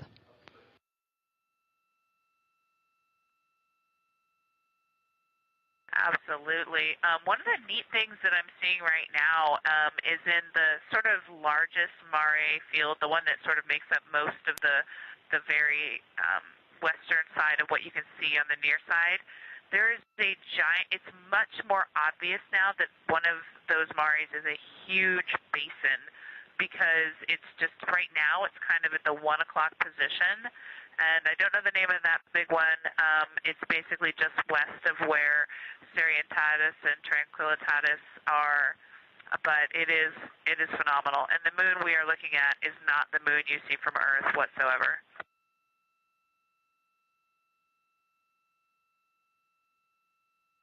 And Victor is absolutely mesmerized by Oriental through the 400 lens. He says that not only in Oriental, but all around the basin, you can actually see the terrain. It's not an albedo change. It's not shadows. You can actually just tell that they are terrain features of the multi-ringed crater there. Christina, we copied all of Victor's Oriental observations. That sounds amazing. And we think, based on your description of the basin that you saw, that is Imbrium.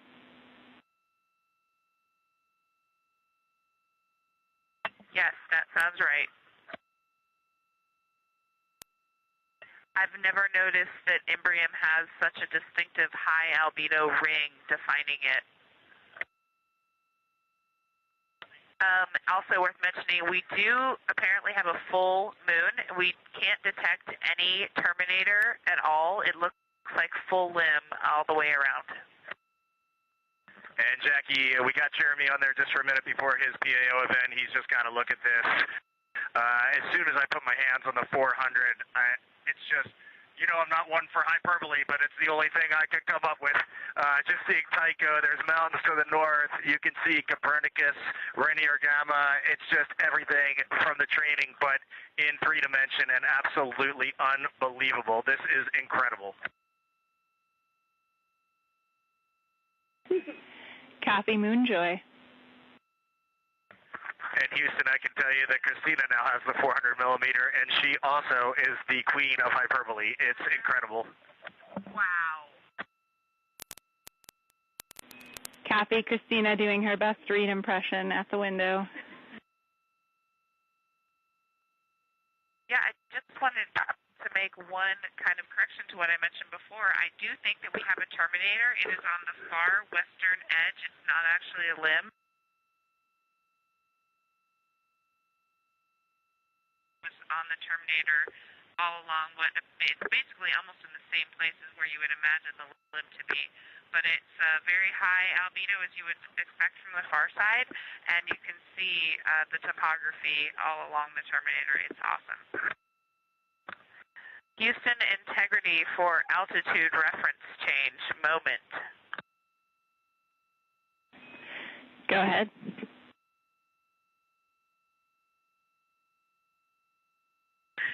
Jackie, with that incredible viewing behind us of our destination in the near term, we hereby change our DU PFD altitude reference from Earth to Moon. We are currently 76,362 nautical miles from the Moon. And from Earth, we had been 168,000 nautical miles. Houston, copies.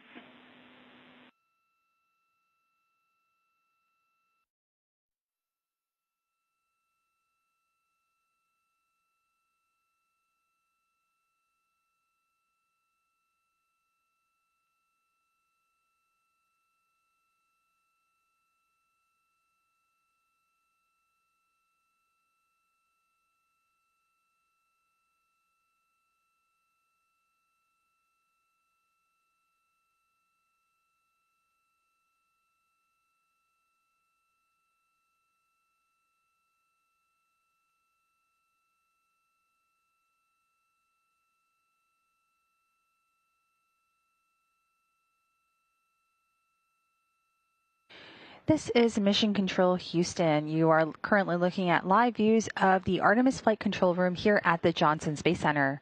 At a mission elapsed time of 3 days, 15 hours, 46 minutes and counting, the Orion spacecraft is 211,000 miles away from the Earth and about 68,000 miles away from the Moon. While there is a large group of flight controllers here monitoring things on the ground while the crew sleeps, we are tracking the vehicle and everything remains nominal. You're currently seeing both our flight director and capsule communicator on your screen. Our Capcom or capsule communicator for this shift is Mike Savinsky. And our Orbit 3 flight director for this shift is Brandon Lloyd. The Capcom or capsule communicator is a member of the flight control team who is the ground person who speaks with the crew. While the crew is asleep, Mike continues to monitor all operations and prepare for crew wake. And crew wake is currently scheduled for just under 90 minutes from now.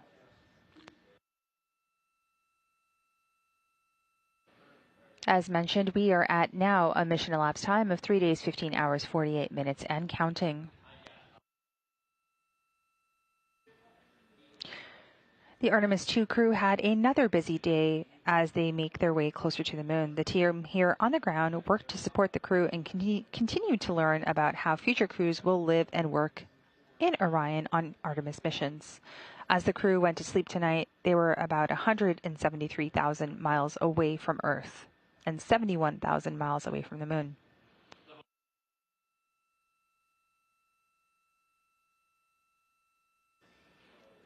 Just after the crew wakes up, they do have a busy day ahead of them. The focus for the upcoming flight day is a detailed flight test objective for the entry day suit up procedures and a demonstration on how to do basic operations in a pressurized suit, like eating, drinking, etc. As we gear up for another busy day getting closer to the moon, we will keep you posted with our 24/7 live coverage of the Artemis II mission. This is Mission Control Houston.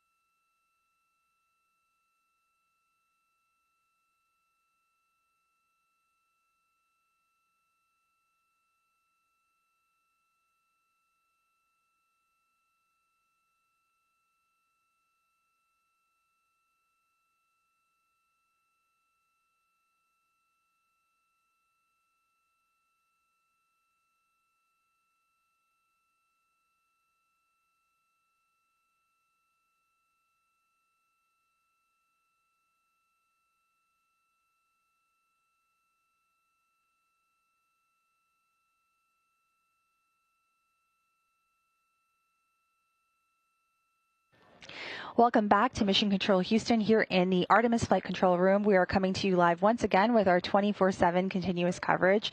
And with me, I have Trevor Graff. He is one of our Artemis II science officers here in Mission Control. He's on the Orbit 3 shift with me, so we've been here since about 3:30 a.m. Central Time or so. Trevor is actually here making history. This is actually the first time in NASA's history that a science officer has a console position here in Mission Control. So, Trevor, how does that feel? It's extremely exciting, a little bit humbling, and just really fantastic to be part of the history of one of the first three people to create this position and then also execute it. So I'm just getting, through my third shift, and it's been an incredible learning experience, and just like I said, humbling that we're at this point and executing this awesome mission. Awesome indeed. And I know, we both started here 3 days ago being in our 24/7 operations. And one of the interesting things for me, at least, is as each day has gone on, I feel like I've gotten my swimming legs and feeling a little bit more comfortable with all of the pieces. So is that the same for you? Yeah, it's the same for me. Definitely shook off the bugs the first day, and, just really hit the stride today. Feel really confident, and today was a pretty exciting day because we've got our LTP on board now, our final one that the crew will execute for the lunar flyby. So that LTP is that lunar targeting package that the crew will go through and target each sequence that the science team has prepared for them. And so now the final is on board and ready to be executed for Flight Day 6.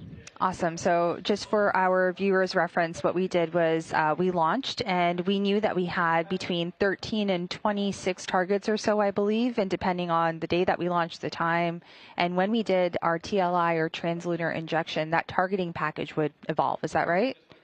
That's correct. Yeah, it evolved based on a lot of things, a lot of details of how the moon would be illuminated, details on exact launch times, and the targets that the science team was further refining. So the target package that just went up has 30 targets, and we're really excited to get the crew's observations and their awesome pictures. So far, so good on 30 targets. 30 targets. So super excited.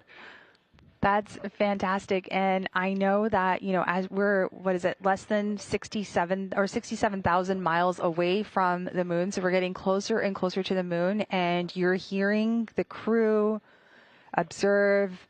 We're hearing their chatter coming down from Orion, and you've had a huge role in getting the team trained along with your fellow science officers and science teams to get the crew ready for these moments. So now that you're hearing them sort of geek out, and we heard yesterday Christina say that Victor is loving how he's seeing Oriental. So tell us a little bit about how that makes you feel and what you're expecting more of as we get closer.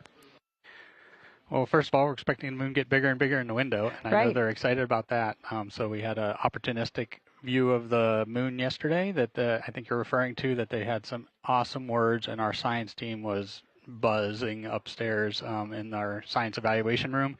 Super excited. They put together a ton of good words for the crew, and we're really encouraged on, as the moon gets closer, how it's going to continue to pull out the nuance that they want in some of our science objectives, and so they're excited about that. And we're also looking forward to some of the additional things like the solar eclipse that we're going to get after our lunar observation. So they are just buzzing, just like the crew are in our science evaluation room, and it's really fun to see. That is a great segue to my next question, which is related to the solar eclipse. Can you tell us a little bit about that? That happens on Flight Day 6, which is Monday for us here on Earth, but later in the day, right? Yeah, it's all part of that flyby sequence. And so there's a total of 5 shifts that the crew will be going through. The first 4 of them will be looking at the lunar surface. And so we have a number of science objectives to capture all the nuance that the science team has put together as part of those targets, that target package I referenced earlier. The 5th shift happens after we do the main portion of the flyby around the far side of the moon.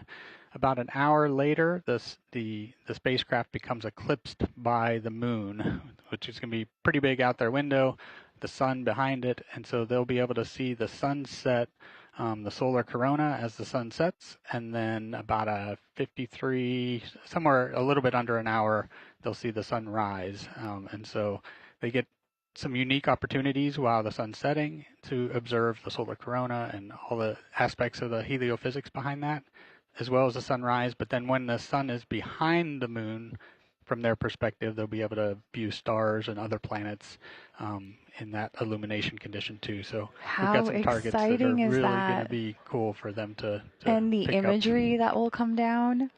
I can't wait to see that. Yeah, everybody's going to be waiting on those images.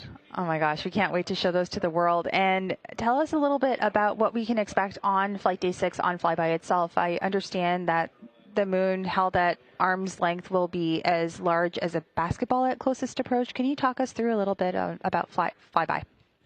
Yeah, so I referenced those 5 shifts. So the 4 shifts where they're actually, the windows are pointing at the moon. You're right about arm's length. It looks like about the size of a basketball. And so a lot of those targets will be associated with the lunar observations of the surface. And so we're looking forward to those. There's got a lot of information in there for science to chew on for both the folks that are taking the pictures out the window, and then there will be a lunar observer. And so they'll be capturing all those things on their portable computer and via the awesome cameras that we also have on board. And so we'll also be actively downloading those to be able to share with the world as well. So speaking of sharing with the world, these 4 humans, these 4 explorers are going to be seeing the far side of the moon for the first time in over 50 years. So what can we expect? How do you feel about that? So many questions, but I'll let you reflect on that. Yeah, it's really fantastic for 2 points. One is the science part of that, of actually getting human eyes on these places that haven't seen it in the way that this crew is going to be able to see it. So they're going to be able to see places that they can make human observations of, that we're really excited about, in a way that's unique, because they'll be able to see the whole lunar disk, like that whole basketball out at arm's length. They'll be able to make comparisons and contrast differences between the whole disk and other the locations on the moon that we're asking them to take a look at. So is it true that, when we're looking at the moon from down here on Earth, we can see some of the basalt, we can see some of the geological features of the moon where we've had some craters and things like that. So when we're looking at the moon that close, I understand that human eyes are a little bit, they can pick up color and things like that. Can you tell me a little bit more about that? Yeah, the human eyes are fantastic for picking up color nuances. So that's one of our high science objectives, is for them to look for those color nuances. Also the topography and the illumination conditions, the different ways that they're going to have viewing angles at these targets as they fly around within a short period of time is really unique, and is the basis of a lot of our science questions. And the world is watching as these explorers go on this test flight. So really my question is for those that don't know much about our moon, aside from looking at it in our night sky or in our day sky, what's so unique about the moon that we want to continue to study it? Well, the moon is this fascinating location that just hangs out in our sky, and sometimes we just take it for granted, but it is really just this Rosetta Stone, we call it, for our solar system history, right? A lot of impacts across our solar system history have, helped shape the planets that we live on and other planets in our solar system. And the moon is just this Rosetta Stone for us to go back and learn a lot about our solar system, ourselves. And so that's one of the exciting reasons that, we're doing the flyby to set us up for getting to the surface with follow-on missions. Fantastic. I know that you have to go back to your console to continue working as the crew is getting up in just about an hour. But Trevor, thank you so much for making the time to come and talk with us, and congratulations. Yeah, thanks for having me. It's been fun. So for now, this is Mission Control Houston coming to you live with our 24/7 continuous coverage. We are at 3 days, 16 hours, 9 minutes and counting of a mission elapsed time. As mentioned, Orion is 67,000 miles away from the moon and about 212,000 miles away from Earth.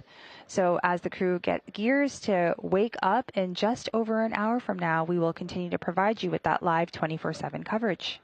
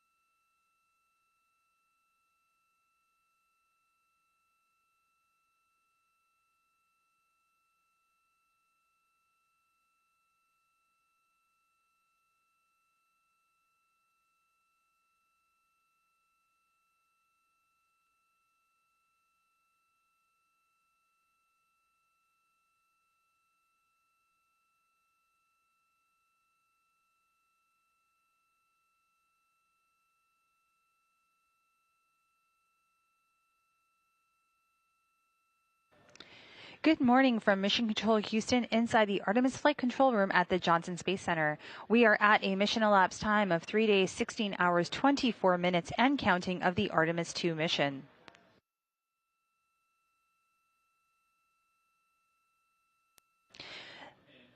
The Orion spacecraft continues to travel closer and closer to the moon. Currently, the spacecraft is approximately 67,000 miles away from the moon and 212,000 miles away from the Earth. The Artemis II astronauts are currently asleep aboard the Orion spacecraft named Integrity. They began their sleep shift at around a mission elapsed time of 3 days, 8 hours, 45 minutes, and this sleep period will last to approximately 3 days, 17 hours, and 15 minutes. That essentially means that the crew is waking up in 49 minutes and counting. The crew did have a busy flight day 4 aboard Orion, so let's take a look back at our flight day highlights for flight day 4. For now, this is Mission Control Houston.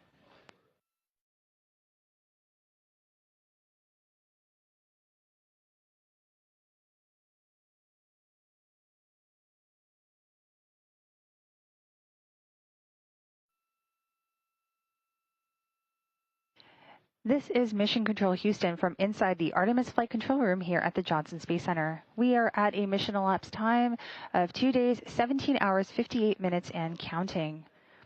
The Orbit 3 team of flight controllers is currently on shift in mission control, and we are gearing up for crew wake at a mission elapsed time of 2 days, 18 hours, as well as a handover to our Orbit 1 team of flight controllers. The Orion spacecraft is currently 168,000 miles and counting away from Earth and 110,000 miles away from the moon. While the crew has been asleep, we have received some downlinked images from Integrity. So let's take a look at them. Here we can see Commander Reed Weissman through Orion's window. We can see him looking out, watching the Earth grow smaller. And we're all reminded that every single giant leap begins with leaving something familiar behind. Let's go over to our next image. And there we have Mission Specialist Christina Cook looking at our blue marble that's giving us some perspective on humanity's innate need to explore. Very inspirational photos coming down from the crew while we wait for them to wake up in just under a minute from now. For now, this is Mission Control Houston. Good morning. There's a couple items I did want to talk with you before we got too much of the day going, so if you had a couple minutes, I had a few big picture words.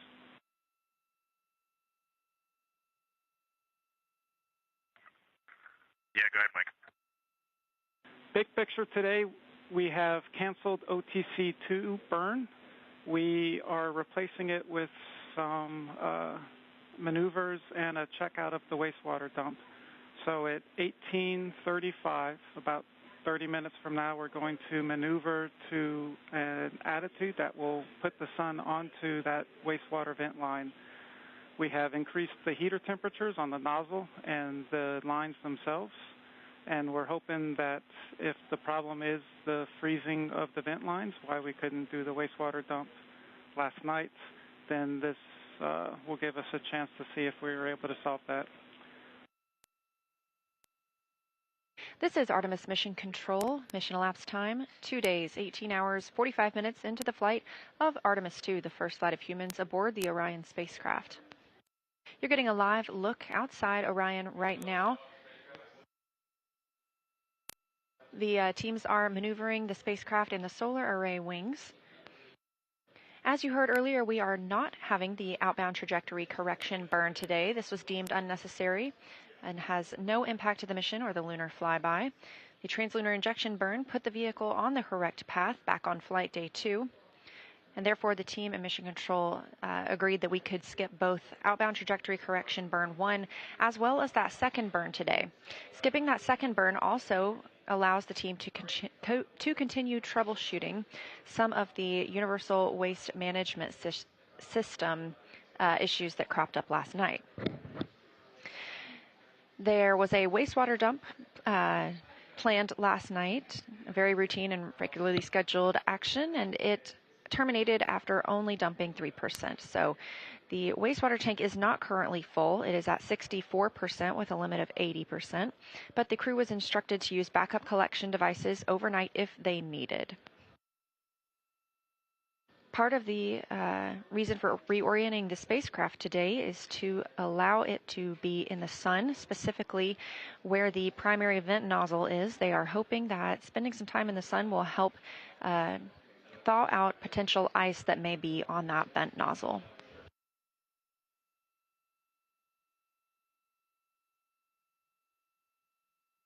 Meanwhile, inside the Orion spacecraft, our crew just woke up. That wake up coming at 11:35 a.m. Central Time. We have a small request for you guys. With this attitude that we're using for the bakeout, we're getting the sun on the window shades, and we're a little worried about them heating up too much. We would like to request that you please remove the window shades.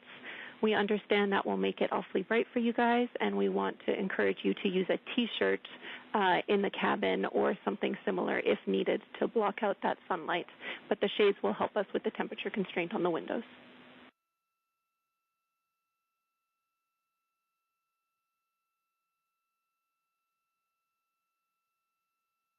Okay.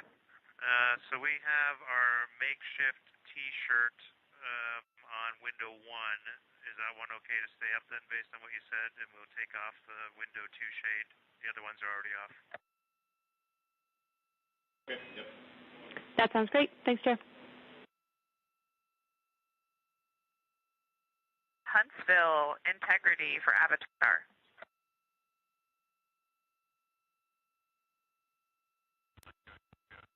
And integrity, Huntsville's with you.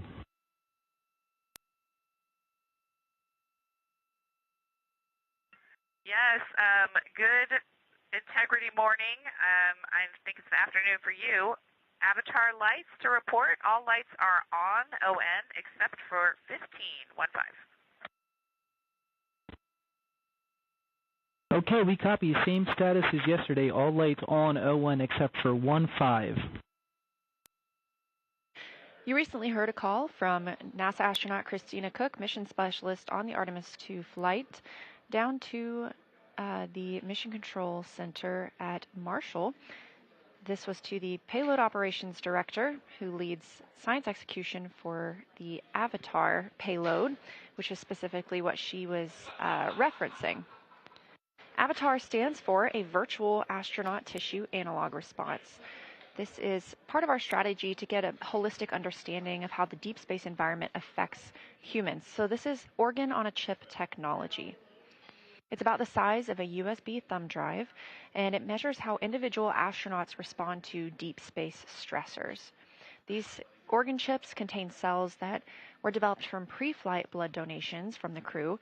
For this research is to validate whether those organ chips can serve as accurate tools for measuring and predicting human response to stressors.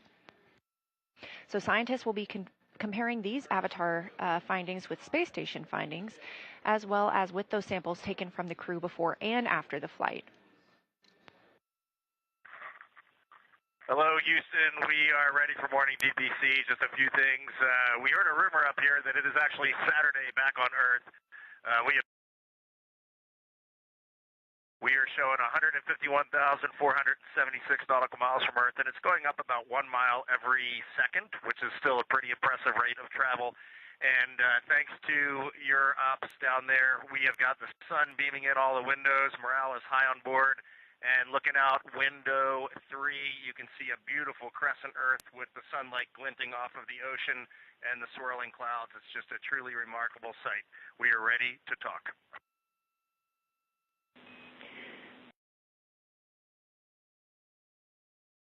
Thanks to the Integrity crew for working on the weekend. So are we, but we are happy to do it. I want to start by asking if you would like to turn on the HHP camera for DPC, because if so, we'd love it.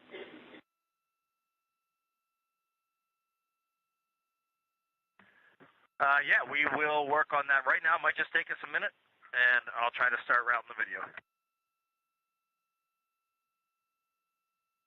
This is Artemis Mission Control. You're getting a live look inside the Orion spacecraft, named Integrity by the Artemis II crew. They are setting up for a public affairs event. Today they'll be speaking with NBC and CBS.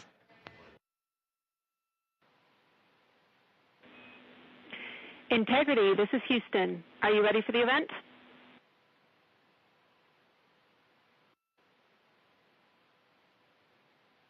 Houston, from inside Integrity, we are ready for the event.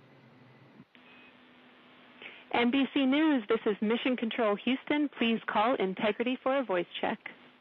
Integrity, this is Tom Costello with NBC News. Are you hearing us okay?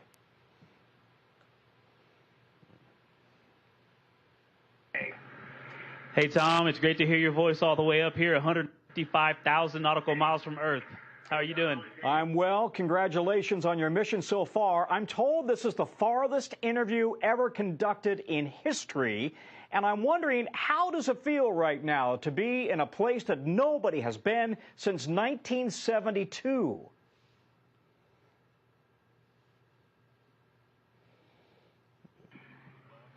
Honestly, it is unbelievable that we in 1972, just being up here and seeing how difficult this is and how hard the team is working. We do have a little bit of echo on your call. We'll try to turn it down when we're answering, but this is a magnificent accomplishment to be up here, to see the moon, to see the Earth, and to know that we are between those two celestial bodies, and you can see it when you look out the window. The Earth is almost in full eclipse, the moon is almost in full daylight, and the only way you could get that view is to be halfway between the two entities. It is truly awe-inspiring up here. I think as we go into Easter Sunday, thinking about, all the cultures all around the world, whether you celebrate it or not, whether you believe in God or not, this is an opportunity for us to remember where we are, who we are, and that we are the same thing, and that we got to get through this together.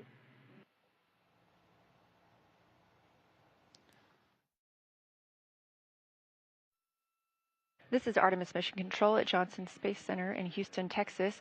We have now reached exactly 3 days since the launch of Orion.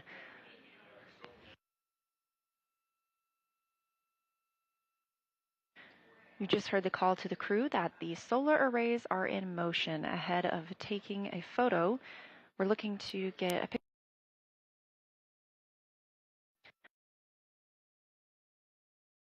event, so we'll stand by to see if we still have streaming, but regardless, we will be very excited to share those photos with you as soon as we possibly can. Make sure you follow NASA and NASA Artemis on all social media. That would be at NASA and at Integrity Houston, our saws are in position to take this family portrait, so sometime in the next few minutes, we'd love to invite you to the windows to get it done. Thanks.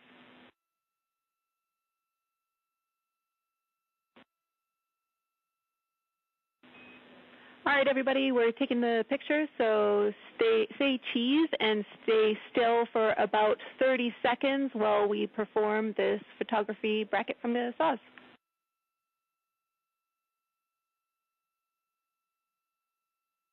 Okay, we'll freeze in 3, 2, 1, mark. The Integrated Communications Officer, or INCO, is helping take this picture of the crew aboard the Orion spacecraft, now all smiling in the windows of the place they've called home. We've had some great views both inside the spacecraft as well as outside, but this is the first time that we're getting to see the crew and the spacecraft in the same photo.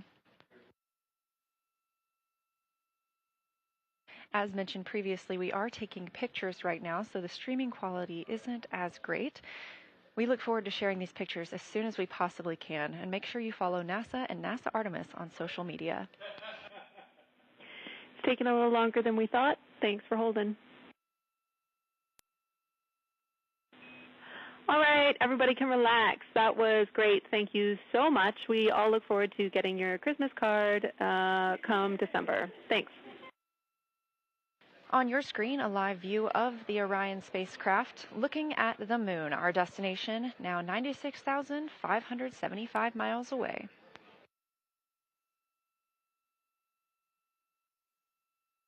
On the left side of your screen is Canadian Space Agency astronaut Jeremy Hansen, and to his right, NASA astronaut Christina Cook. During this demonstration, the crew will be able to manually pilot Orion once again and test its 6 degree of freedom and 3 degree of freedom. If you look closely in the background, you can see NASA astronaut and pilot Victor Glover filming part of this demonstration. All right, and just giving you some handling qualities here for the yaw. Everything was nominal. I noted that with this orb mount, it does have some play in it as we knew, and so just applying some downward force to try and make sure you don't get coupling is required, but that's fine, that's workable. And then we had a little bit of coupling and roll, in both in the same direction on that one. So we had about 4 degrees of roll through the 20 degrees of yaw. Copy all.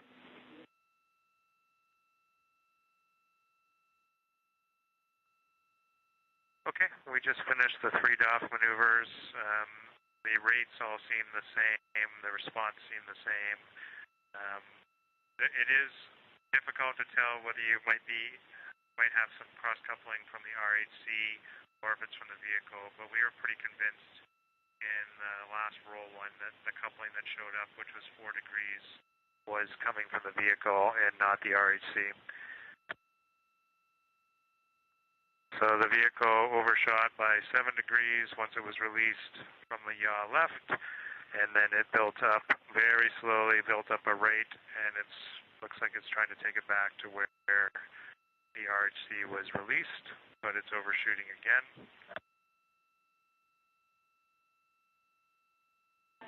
Copy all.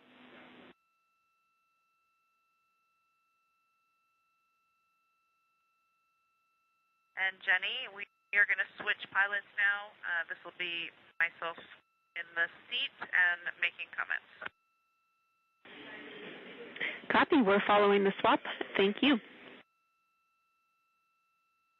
And currently on your screen, you can see CSA astronaut Jeremy Hansen and NASA astronaut Christina Cook swapping places as they continue through the manual piloting developmental flight test objective. Again, they are performing several different attitude maneuvers to compare 6 degrees of freedom and 3 degrees of freedom attitude control on the spacecraft. 6 degrees of freedom refers to the 6 ways that a spacecraft moves. There are 3 translational degrees of freedom, forward, backward, up and down, and left and right, and 3 rotational degrees of freedom, which are roll, pitch, and yaw. Okay, I'm going to make a comment on the pitch up. There was some roll there. I tried a different technique where I actually kind of held the orb mount at the high end of its play rather than pressing down at the low end since I was pitching up. But I think that actually made it a little bit harder to keep the roll coupling out. So for pitch down, I'll go ahead and hold it at the bottom of its play. So in this, again, in the direction, in this case, of the pitch. Copy all. And Houston, we have some Earth and Moon viewers here who are putting in requests for different motions so that they can see things in the window. We're seeing them in the camera views, and we're enjoying it. Look at those scientists go.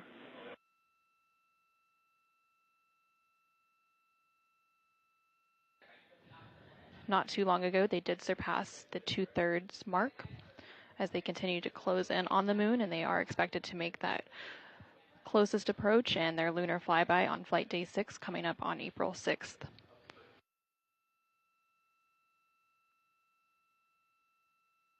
Absolutely. One of the neat things that I'm seeing right now is in the sort of largest Mare field, the one that sort of makes up most of the very western side of what you can see on the near side. There is a giant, it's much more obvious now that one of those mares is a huge basin because it's just right now it's kind of at the 1 o'clock position. And I don't know the name of that big one. It's basically just west of where Serientatis and Tranquillitatis are. But it is phenomenal. And the moon we are looking at is not the moon you see from Earth whatsoever.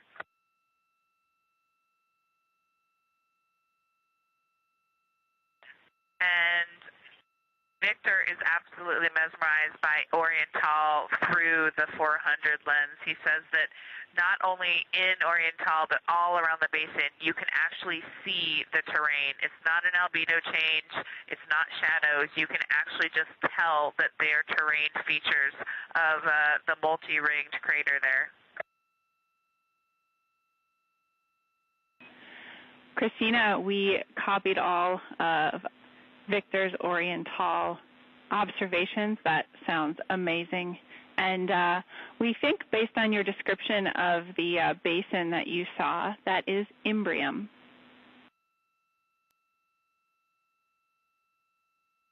Yes, that sounds right. I've never noticed that Imbrium has such a distinctive high albedo ring defining it. Also worth mentioning, we do apparently have a full moon. We can't detect any terminator at all. It looks like full limb all the way around. And Jackie, we got Jeremy on there just for a minute before his PAO event. He's just got to look at this. As soon as I put my hands on the 400, it's just, you know, I'm not one for hyperbole, but it's the only thing I could come up with.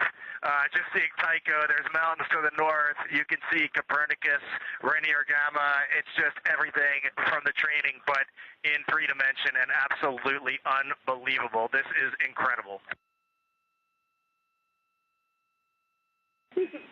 Kathy Moonjoy.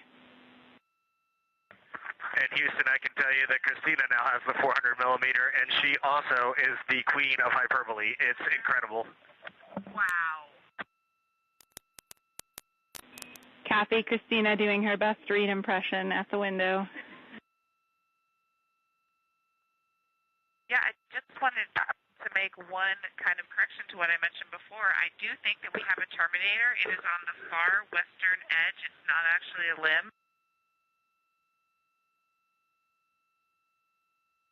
It's on the terminator all along what it's basically almost in the same places where you would imagine the limb to be. But it's very high albedo, as you would expect from the far side, and you can see the topography all along the terminator. It's awesome. Houston, integrity for altitude reference change moment. Go ahead.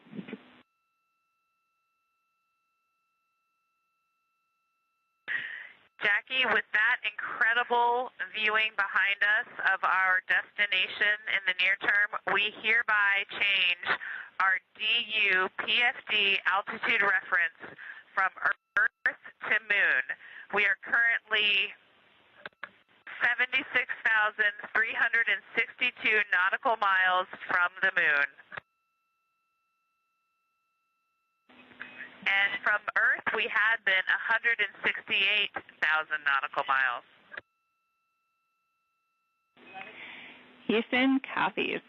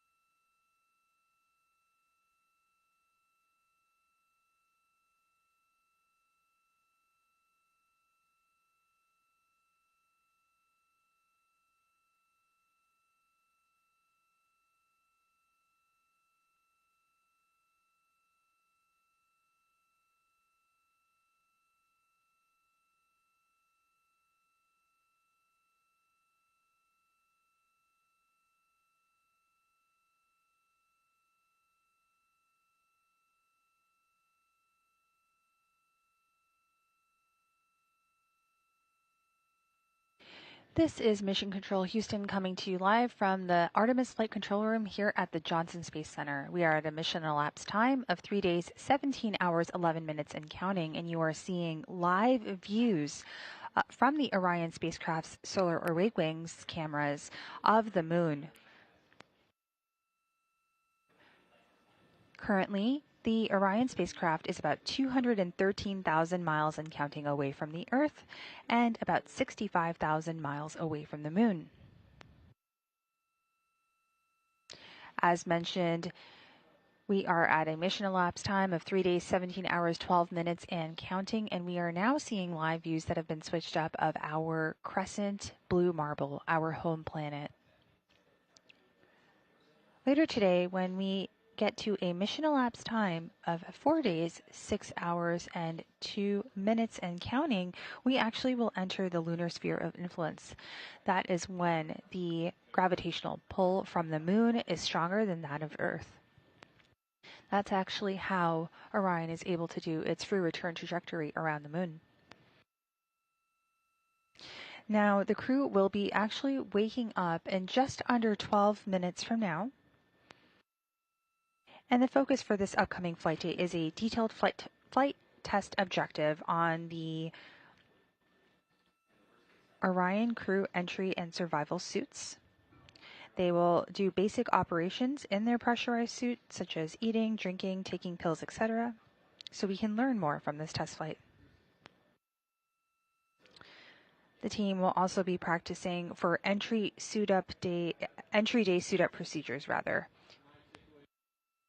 So hopefully we get great views and a lot of looks at those orange flight suits that we saw during launch.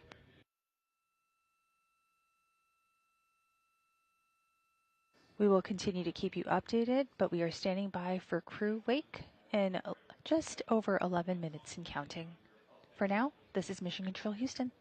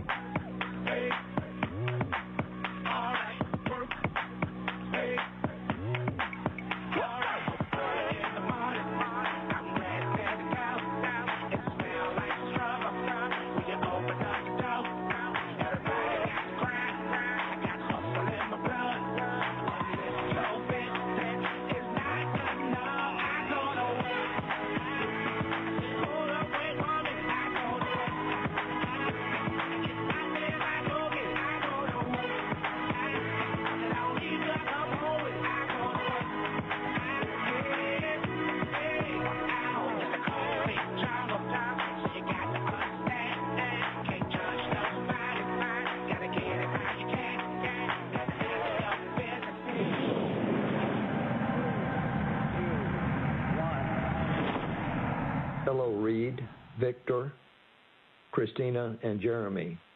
This is Apollo 16 astronaut Charlie Duke. John Young and I landed on the moon in 1972 in a lunar module we named Orion. I'm glad to see a different kind of Orion helping return humans to the moon as America charts the course to the lunar surface. Below you on the moon is a photo of my family. I pray it reminds you that we in America and all of the world are cheering you on. Thanks to you and the whole team on the ground for building on our Apollo legacy with Artemis. Godspeed and safe travels home.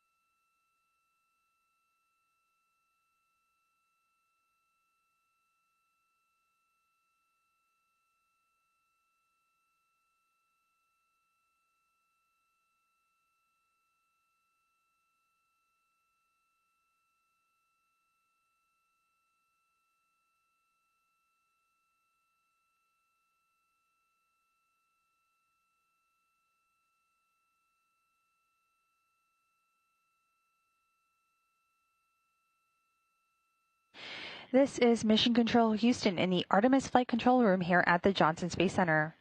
You recently heard today's wake-up call to the Artemis II crew aboard the Integrity spacecraft, marking the start of Flight Day 5 activities. The song you heard was Working Class Heroes or Work by CeeLo Green, as well as a message from the Apollo 16 astronaut Charlie Duke. As I've reported earlier in this shift today during Orbit 3, today is the day the spacecraft enters the lunar sphere of influence. This happens during the crew's pre-sleep period at a mission elapsed time of 4 days, 6 hours, 2 minutes, and 51 seconds. What a great message to kick off their day. For now, this is Mission Control Houston.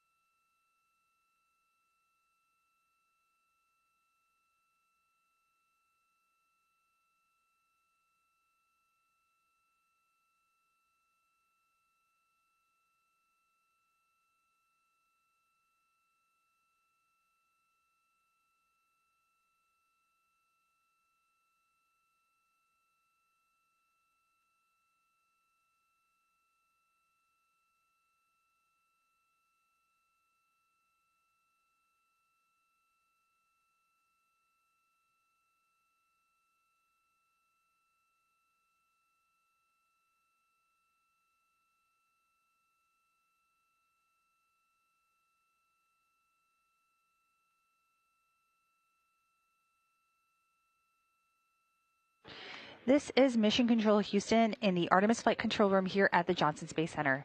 At a mission elapsed time of 3 days, 17 hours, 56 minutes and counting, we are continuing to provide you live coverage of the Artemis II mission.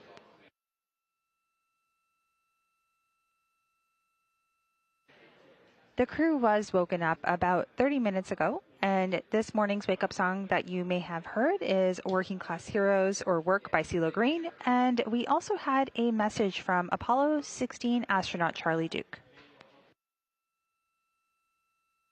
Towards the end of today's flight day, the spacecraft enters the lunar sphere of influence. That's during the crew's sleep.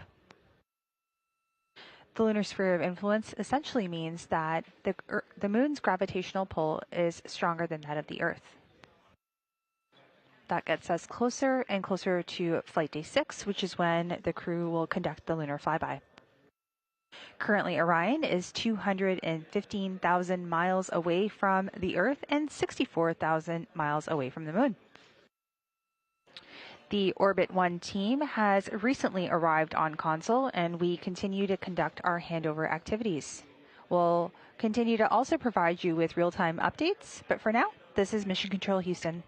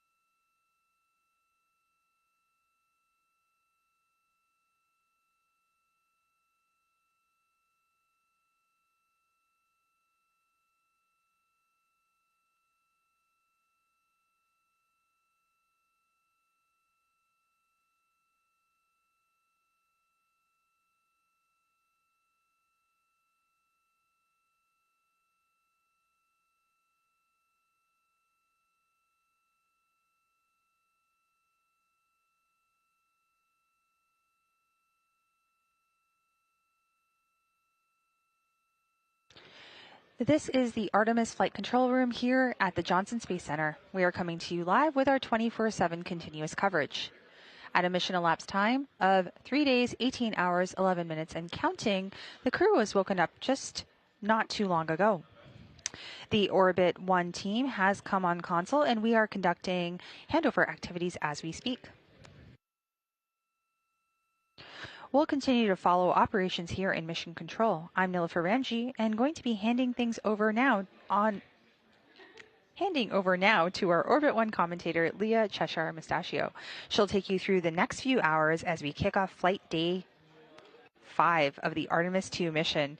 And later, our Orbit 2 commentator, Anna Schneider, who will know, she'll know when the crew enters the lunar sphere of influence. So really exciting day ahead, but for now, we leave you with live views from the Orion spacecraft of our moon.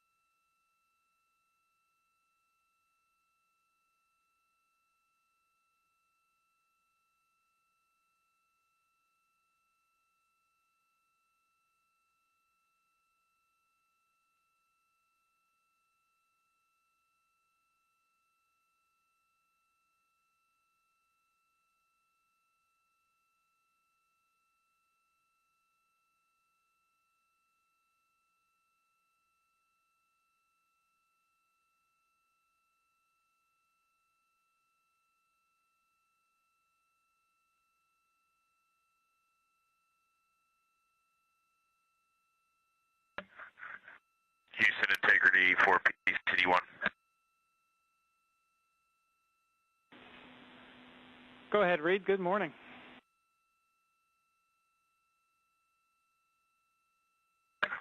Hey, Mike, you all can access PCD1. I did compose quite a large number of emails yesterday, so I've tried a couple different ways, including the mission summary notes to salvage those, and then I'll just hope that we have some success today. But go ahead and get on PCD1 and let us know when we can have it back.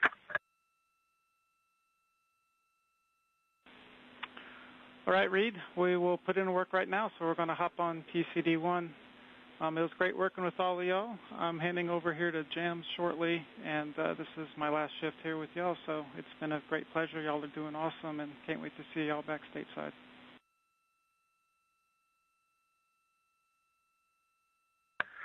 Thanks, Mike.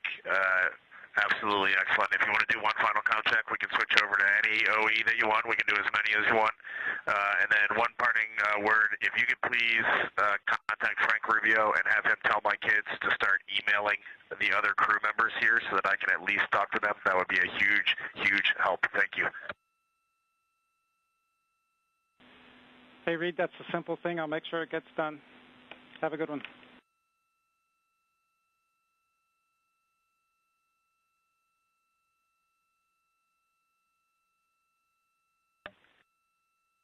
Mike, Integrity, comp check. Christine, I got you loud and clear. How about me?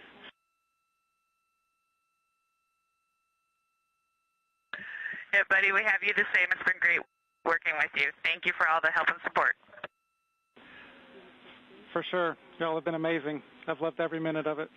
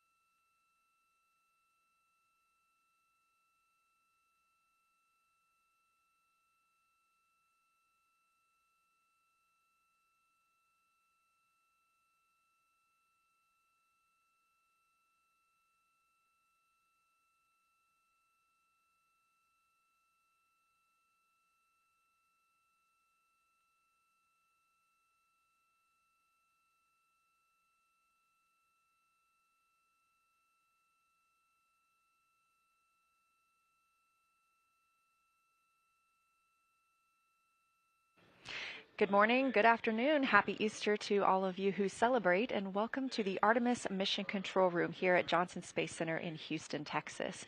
We are starting Flight Day 5. The astronauts just woke up at 11:05 a.m. Central Time. Currently, the teams are handing over from Orbit 1 to the Orbit 3 team to the Orbit 1 team led by Jeff Radigan here in Mission Control. It's going to be a busy day for the crew with their Ox suit demo in which they will be donning their spacesuits rapidly as if they were in an emergency. Currently, Orion is over 63,000 miles away from the moon, 215,000 miles away from our home planet Earth. We are MET, mission elapsed time, 3 days, 18 hours, and 28 minutes.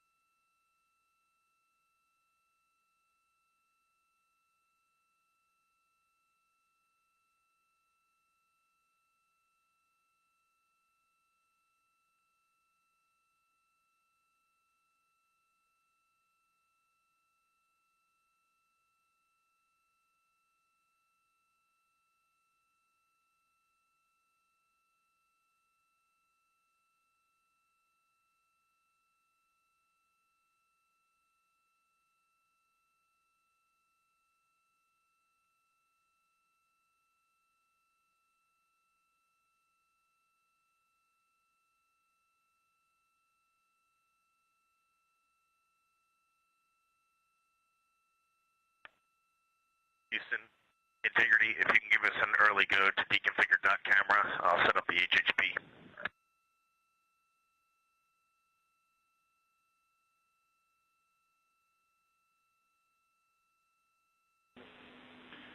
Hey, give us a couple minutes. We're going to send a few commands to get that docking camera ready, and we'll come right back here shortly to let you know.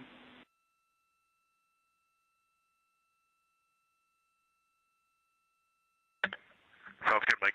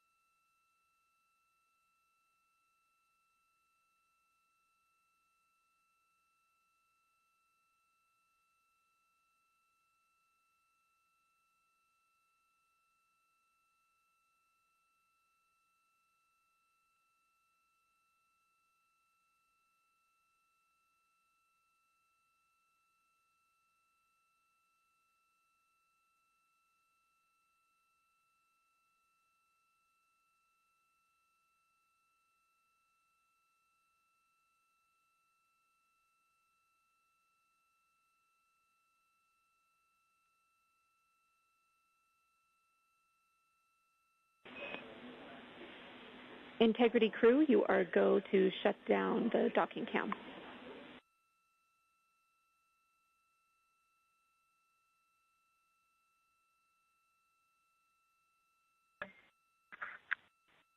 day, Jenny, and thanks.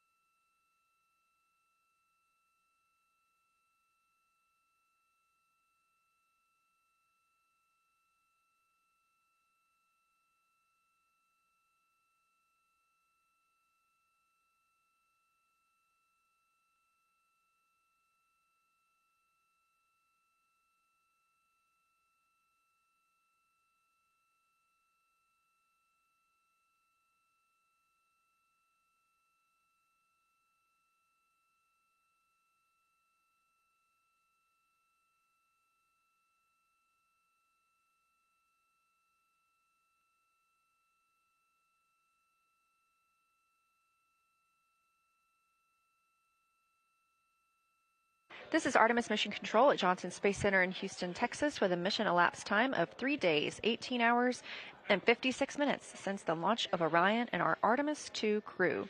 However, we are entering Flight Day 5. The crew woke up at 11:05 a.m. Central Time to the song Working Class Heroes by CeeLo Green. They are now in their post-sleep period. We've heard from them just a little bit, but we will do so more throughout the day. During post-sleep, the crew has an opportunity to reconfigure the cabin for their day's activities. They get to perform any hygiene activities as well as eat some breakfast. On the menu today includes vegetable quiche, granola, almonds, scrambled eggs, granola with blueberries, dried pears, and apples with spice.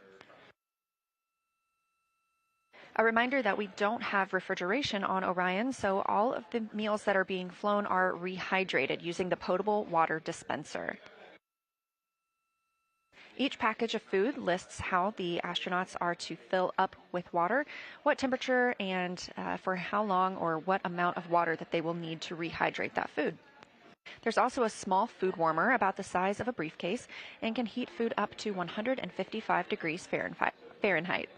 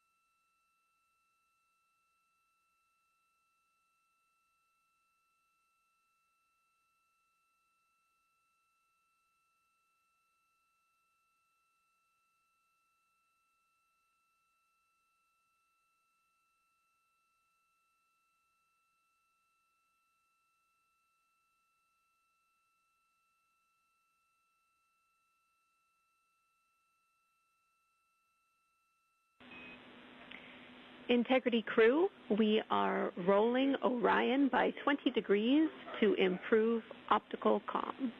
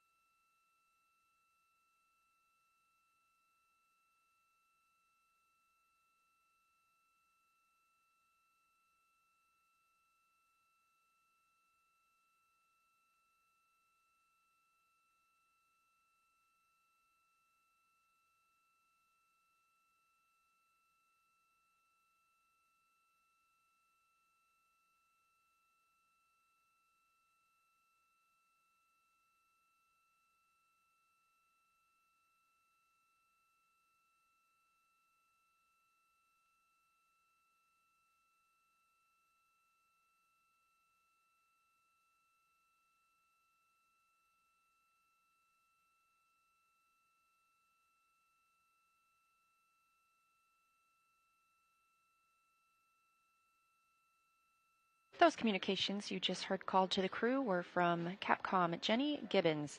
She is a Canadian Space Agency astronaut and backup Artemis II astronaut. She'll be the voice you hear speaking with the crew from the ground today. That information was about the optical communications system, letting the crew know that they are going to maneuver the spacecraft to get better pointing for that optical communications. This OPCOM system allows the team to transmit science data, procedures, flight plans, communications, and more as a link between Orion and Mission Control. These are laser communications, so they use infrared light rather than traditional radio waves, and that allows more data to be sent. You are welcome to come on board.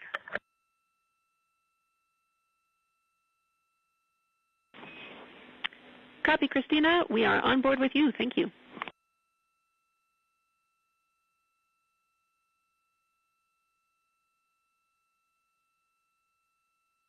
You're looking at a live view inside the Orion spacecraft, now just 61,919 miles away from the moon, the destination of this flight and where they will arrive for the flyby tomorrow.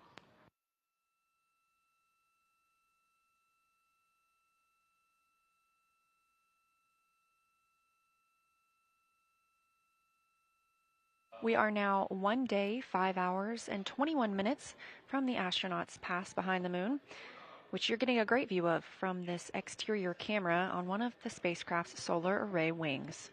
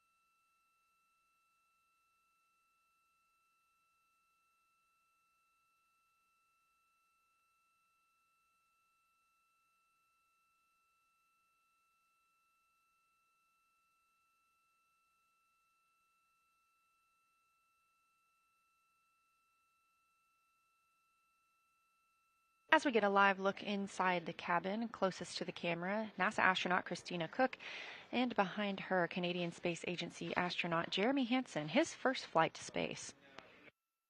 We are entering Flight Day 5. The crew is still in their post-sleep period and configuring the spacecraft for the day's events.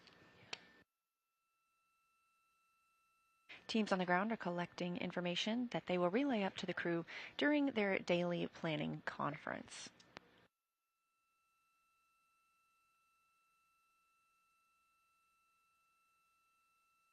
That daily planning conference should start about 15 minutes from now, when the team will relay up any conversations necessary to let them know about the status of the spacecraft or the day's activities.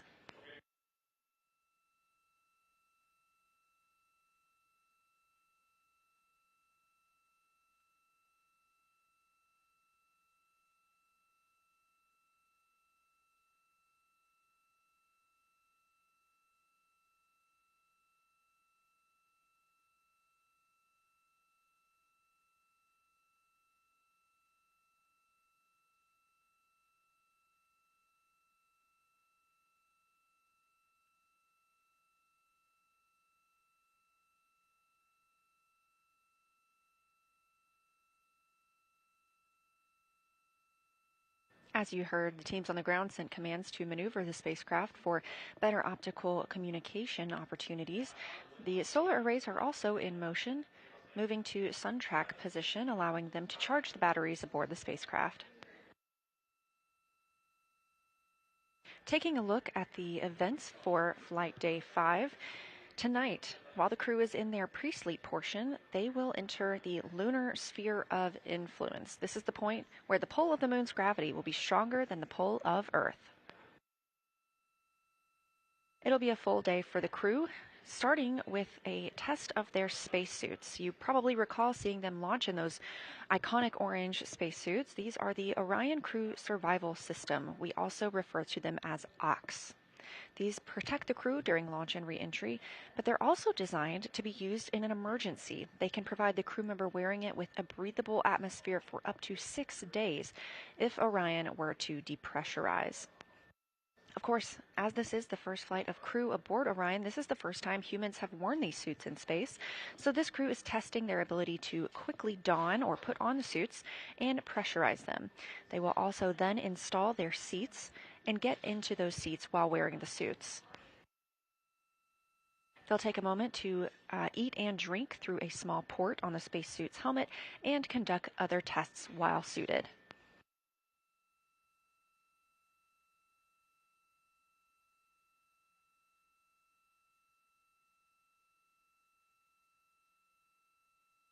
We expect to hear from the crew quite a lot during that OX suit demo.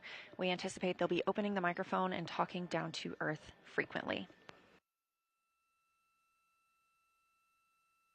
After the OX suit demo today, the crew will enjoy their midday meal closer to 6:30 p.m. Central Time. Once midday meal is complete, the crew will then have the OTC-3 burn this evening. That's Outbound Trajectory Correction Burn 3. If you recall, we previously canceled the first 2 outbound trajectory correction burns. These are small maneuvers to help keep the spacecraft in line with their trajectory around the moon and for their splashdown back home. At this moment, teams are planning to continue with today's outbound trajectory correction burn.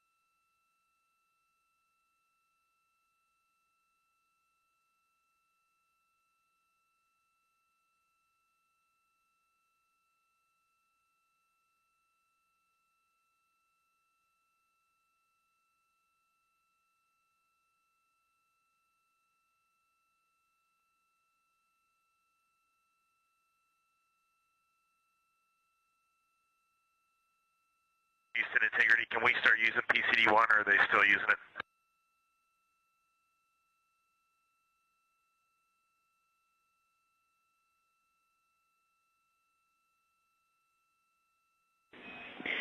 And Reed, you are go to use PCD-1, but we are still updating Outlook, so everything but email is go.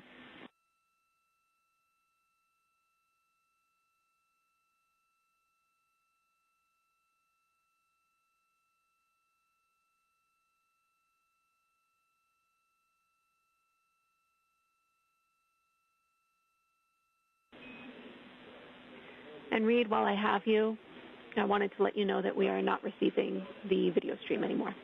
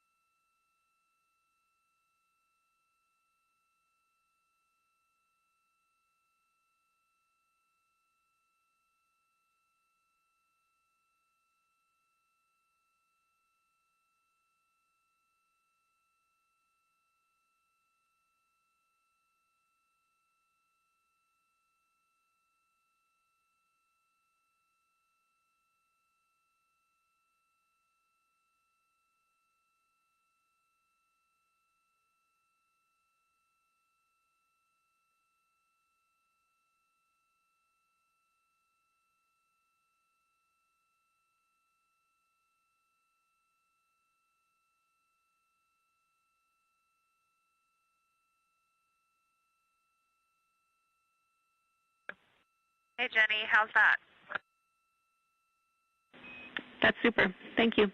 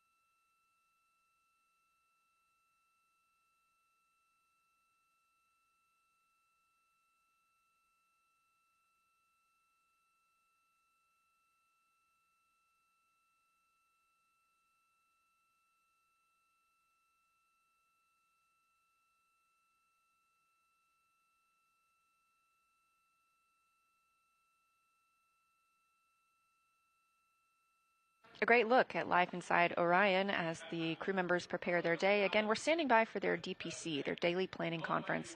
In about 7 or 8 minutes, they'll speak with teams on the ground to discuss the day's timeline, any vehicle status updates, or any updates from the crew.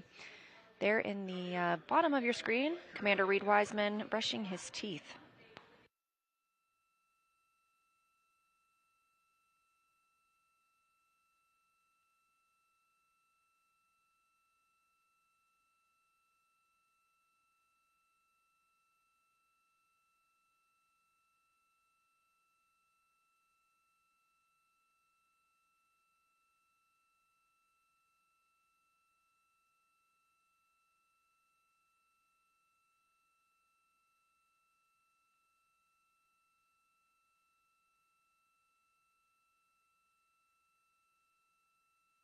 Immediately upon wake up and before the astronauts brush their teeth or exercise, they are asked to take a saliva collection. Saliva provides a unique window into human immune system functions in a deep space environment. So dry saliva is collected before, during, and after the mission. The crew blots it onto special paper in pocket-sized booklets. Go ahead.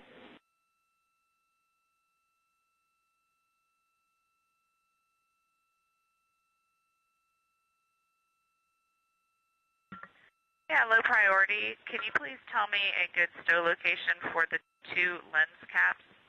I looked up lens cap in the packing plan and wasn't able to find anything. Thanks for the help. Low priority.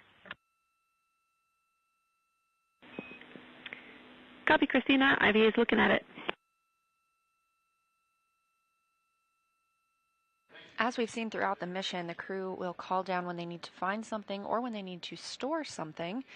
Everything aboard the spacecraft is tracked so it can be easily accessible or easily stowed and found later.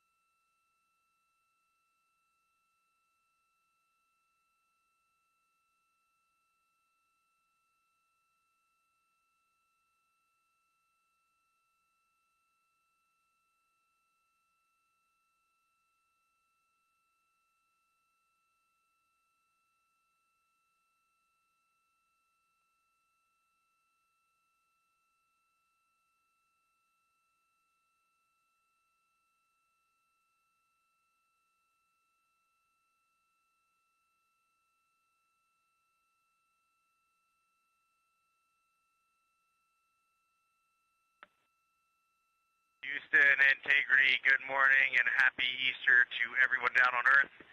We wanted to kick off our Easter Sunday by honoring our crewmate, Jeremy Hansen.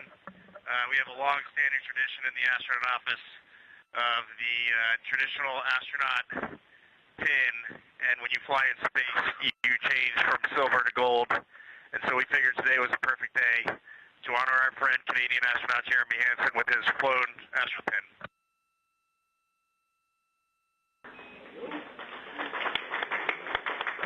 Wow, that sounds like it took a lot of people to make this little representation that we have in the office, this tradition, come to reality for me. So a lot of gratitude for all those people. It's a pretty special experience.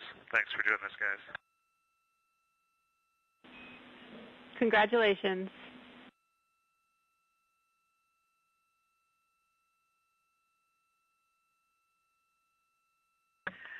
Well deserved. It's an honor to fly with you, Jeremy, and to be here when you get your gold astronaut wings. We wanted to take a minute to commemorate the holiday that we have. This time of year is something that many religions and many cultures hold dear. It's a time of emotions such as joy, as well as solemnness, honoring what's going on both in our world and in our religious beliefs. Another aspect of that is our family traditions. And I know for me, if I was on the Earth right now, I would be with my family in Houston, the Monte Rosas, and we would be hiding confetti eggs in the backyard and watching two very sweet little girls go try to find them. So to commemorate that on board, we did hide a few eggs around the cabin. They were the dehydrated scrambled egg variety, but we're all pretty happy with them. That's wonderful. We'll keep an eye out.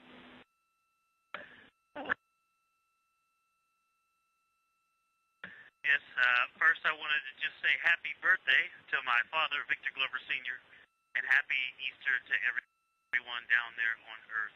And with that, I will pass it off to Jeremy. Thanks, Victor. Happy Easter, everyone.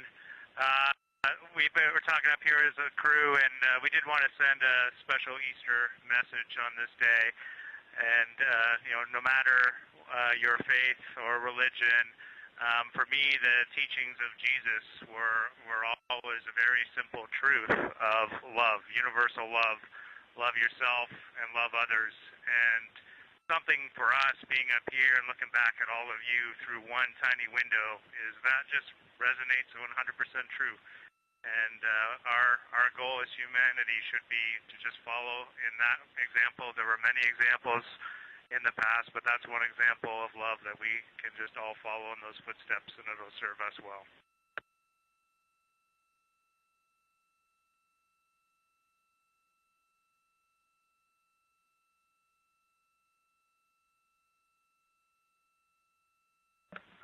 And with that, Houston, we are eager and ready to start our exciting day of suit offs with you all. And we don't have any specific comments yet, but ready to hear what you've got for us. Thank you, Integrity. A lot of gratitude for that message down here, and it's wonderful to see Jeremy get that pin. So thank you for sharing with us. Today is a big day. We're all tracking that down here, as I'm sure you are up there. Today, let's take our time. We will remember that slow is smooth and smooth is fast. While you are suited, we plan to have you voxed unless you request otherwise, and we will be silencing caution and warning from the ground. I have a few procedure deltas for you when you are ready.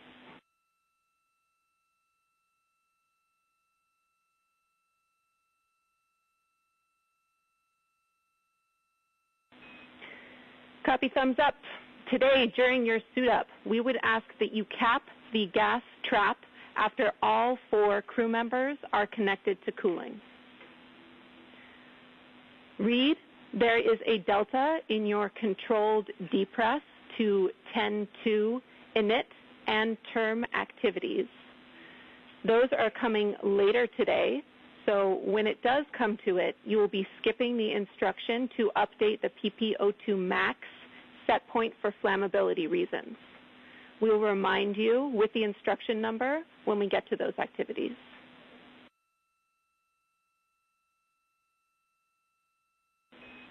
Copy, thumbs up. We also expect that you will open visors 3 times today. When you do, for every one of those openings, you will use the instructions that you have in your daily summary, the first point, and that will override EPROC and vent overboard.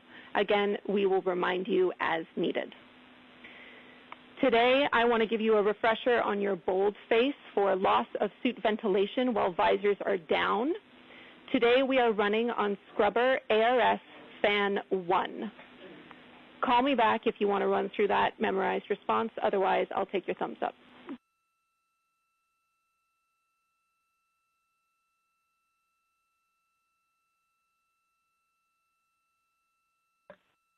We just went through a quick brief up here. We think we're good. Thank you. Copy. We also will have a summary from our administrator's interview and comments. Those will be uplinked to you in a crew message. The goal is to have that available for you after the DFTO.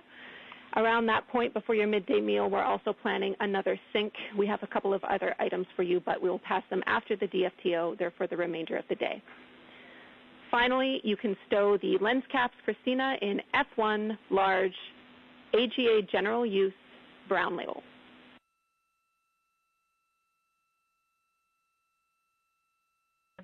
F1 brown, thank you. Copy. That's all we have for you. We are ready to support you, and I'll take any questions or comments you have for me.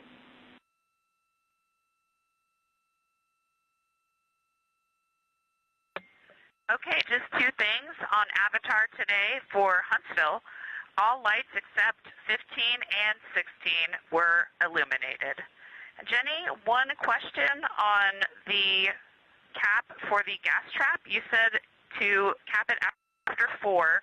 Is that also after the 5 minutes have passed after the 4th crew member has connected? Good words, Christina. After the 4th crew member and 5 minutes have passed since that connection.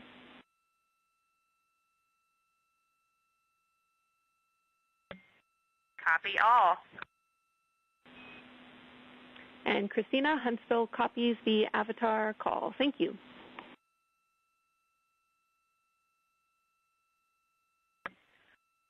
Great. Good Artemis morning, Huntsville. And Jenny, blanket statement for today. If you need adjustments to the view, please just ask real time as soon as you need them. Even if it goes away, unless we've told you that we are turning it off, we intend to be streaming with a good view for y'all. Copy. Thanks for letting us know.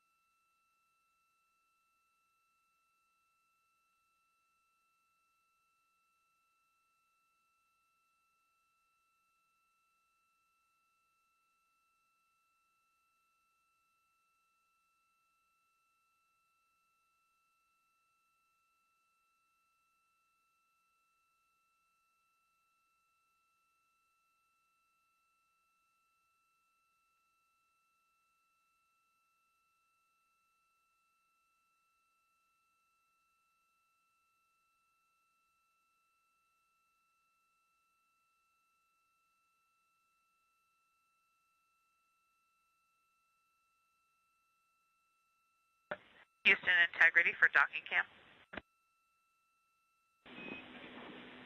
Go ahead.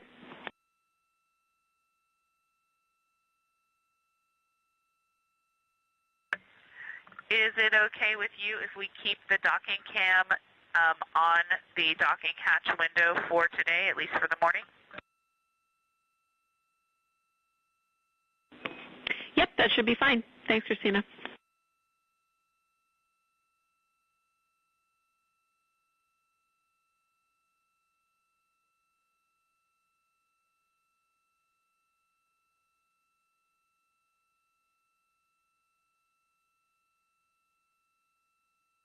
After waking up at 11:05 a.m. Central Time today and entering their post-sleep period, the crew has just completed their DPC, their Daily Planning Conference. The Daily Planning Conference started with Canadian Space Agency astronaut receiving his gold astronaut pin. This is the first flight for Hansen, and therefore his pin, which is received upon graduating from astronaut candidate training, that is a silver pin that is given. When you become an astronaut and have flown into space, you receive a gold pin.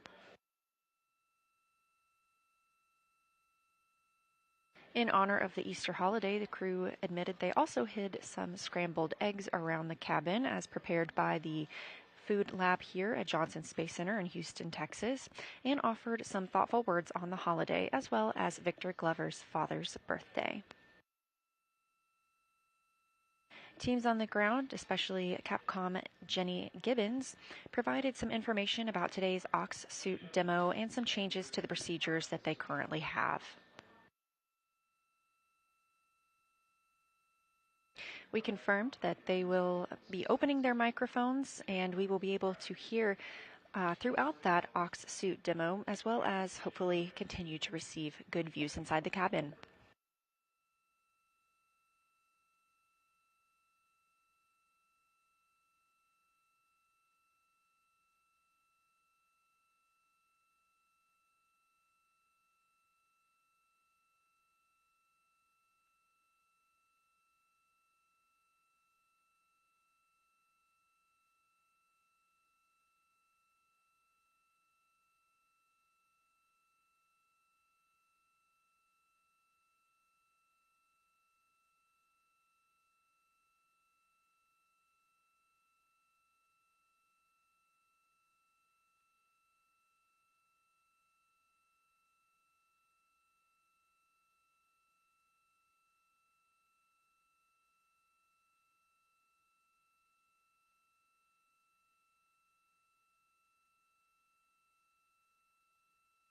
Houston, integrity for an undergarment reminder.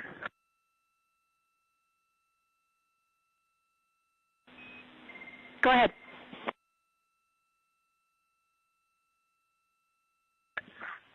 Hey, James, remind us, these are our entry undergarments, but we do have an additional mag on top of the one we will wear today. Is that correct? Affirm.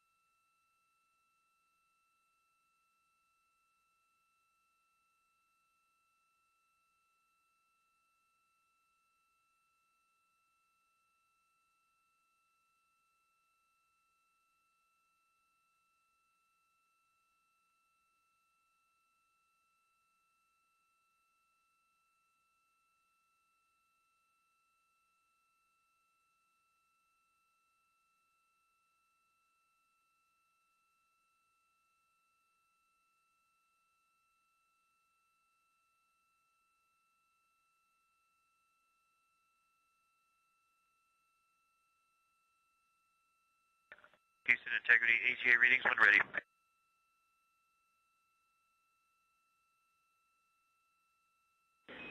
Ready.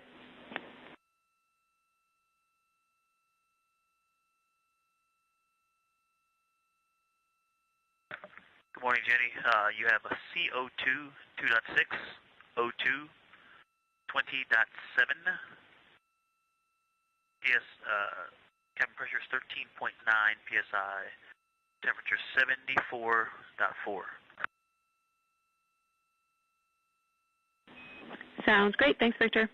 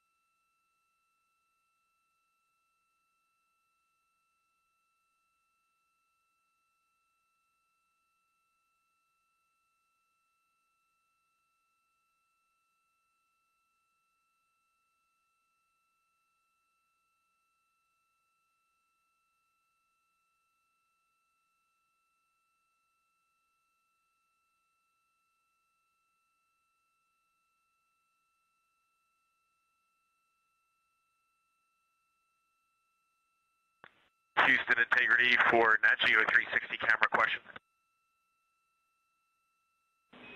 Go.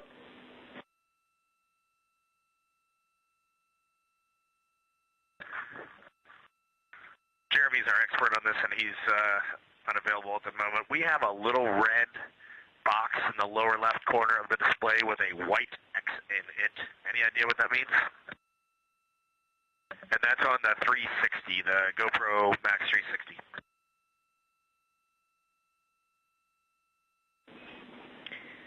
Checking.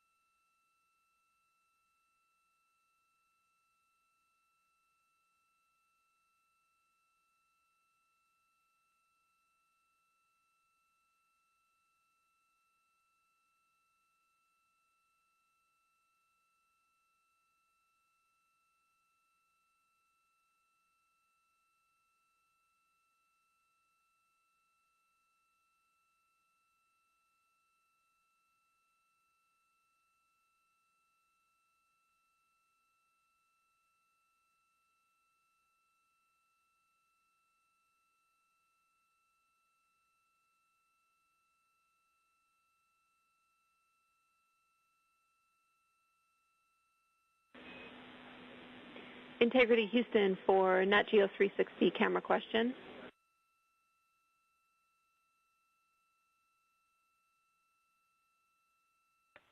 Go. Yeah, Reed, we don't have the answer yet, but we recommend trying a power cycle. I see also your SME is back in the cabin, so if he can help, we're open to his suggestions too.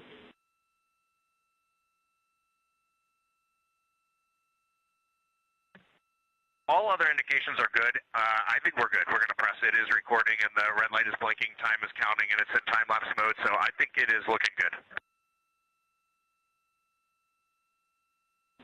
Sounds good to us. Thank you.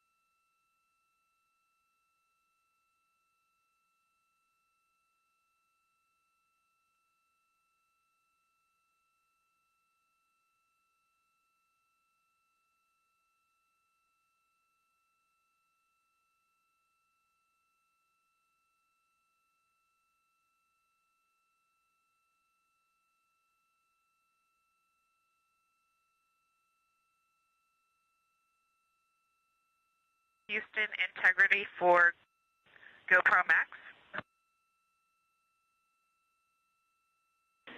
Go ahead.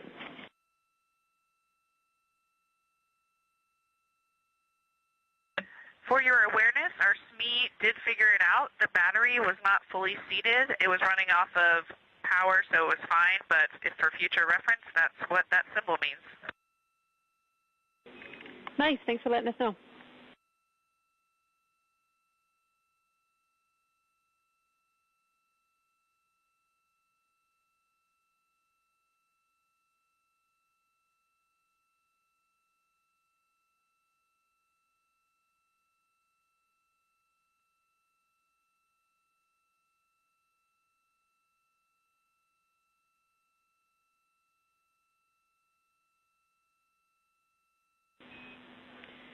Integrity Houston for snack fill for Reed. I'll take a thumbs up if you're ready to listen.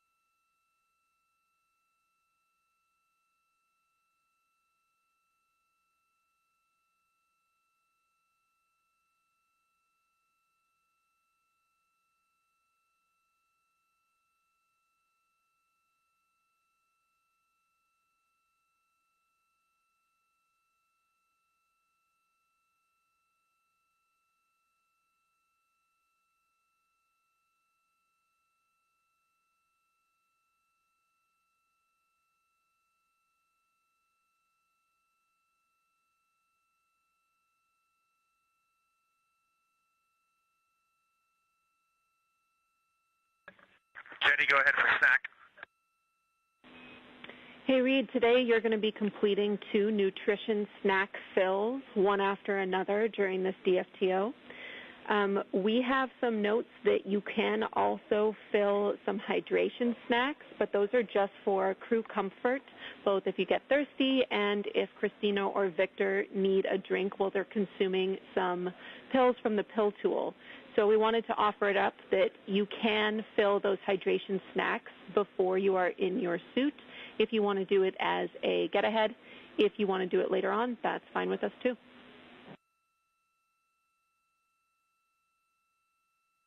So I can do 4 hydration snacks now, and then the regular snacks during the DFTO. Affirm, we want to make sure the nutrition snacks are during the DFTO. Otherwise, up to you.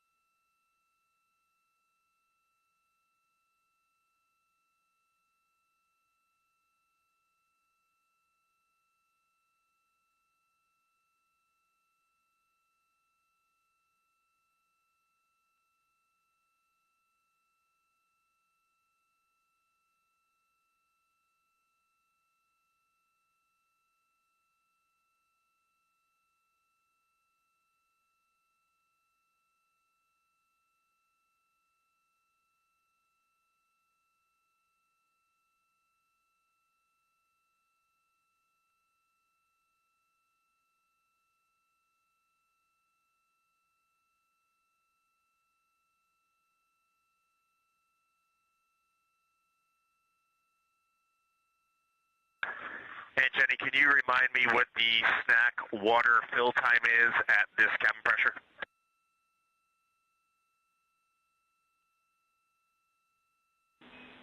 Checking.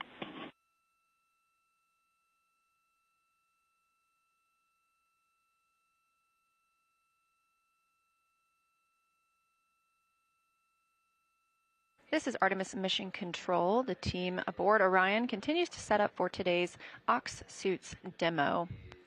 That's Orion Crew Survival System. Those orange suits that you saw the crew launch in, those are also the ones the crew will return home in.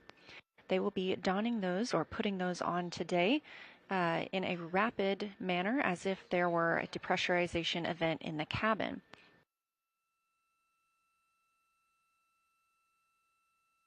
You heard Capcom Jenny Gibbons letting Commander Reed Wiseman know that they would be consuming snacks and drinks during this procedure, as well as using the pill tool.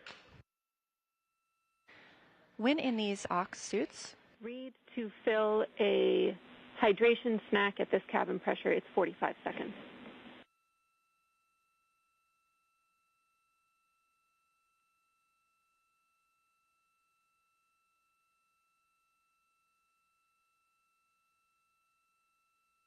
Copy, thumbs up.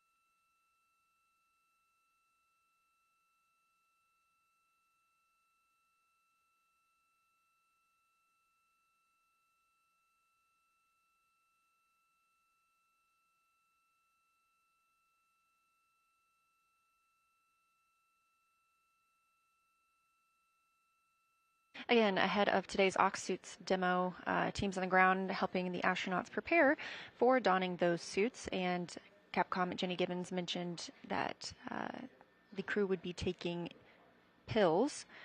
These are placebo pills, and they will be delivered through a pill stopper or a pill tool. The pill tool is inserted into a small port in the helmet.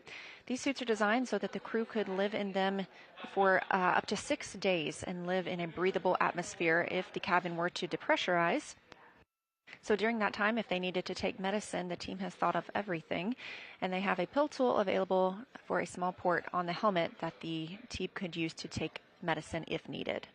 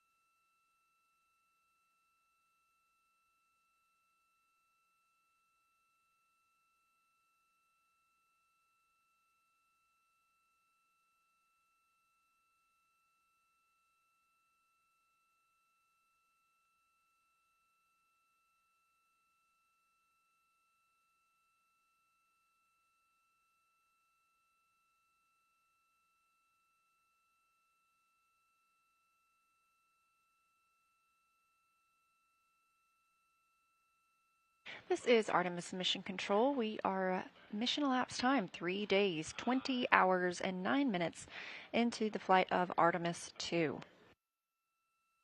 We've just passed under 24 hours. To be exact, it's 23 hours and 14 minutes until we surpass the record set by Apollo 13 for the longest distance away from Earth. That distance was 248,655 statute miles. We'll see the crew surpass that tomorrow during their lunar flyby.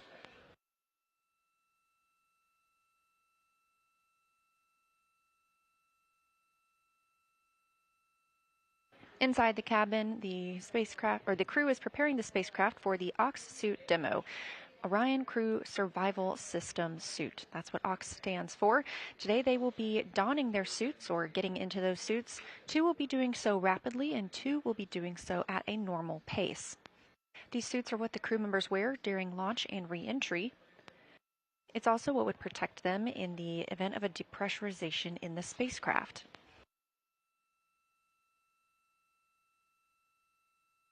They'll conduct a lot of activities while in these suits. As you can see, they're starting to pass some drink bags that they may use during that time frame.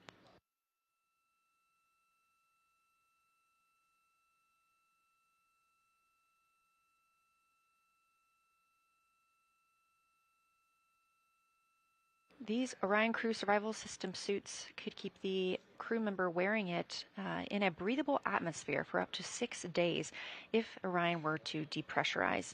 Now, this is obviously the first time that humans have ever flown aboard Orion, so the first time we've gotten the opportunity to test out these suits. So after they put on the suits, they will pressurize them, and then they will install their seats. They uninstalled their seats following arrival in their high Earth orbit. And with these suits being pressurized, that seat install would be a little more difficult. There is also a small port on the spacesuit helmet. They will practice eating and drinking through those, as well as taking placebo pills. Down on the left side of your screen, Canadian Space Agency astronaut Jeremy Hansen taking a drink of water and showing the behavior of water in a microgravity environment.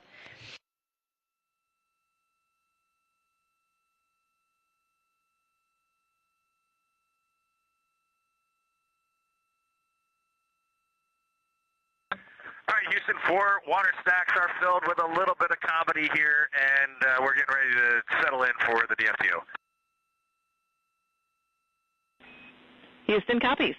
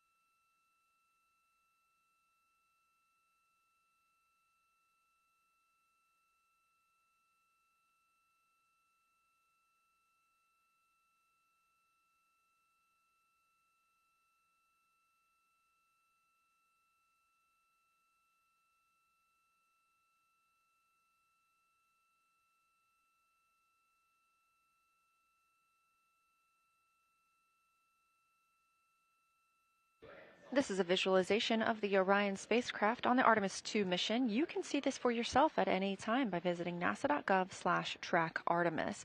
Down in the corner, you can see we are now less than 60,000 miles away from the moon. The crew reached that 2/3 mark last night.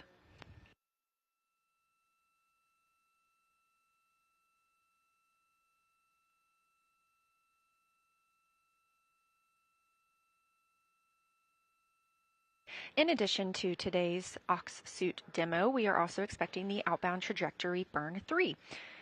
The first two outbound trajectory correction burns were deemed not necessary by the team. We are on a good trajectory thanks to the translunar injection burn.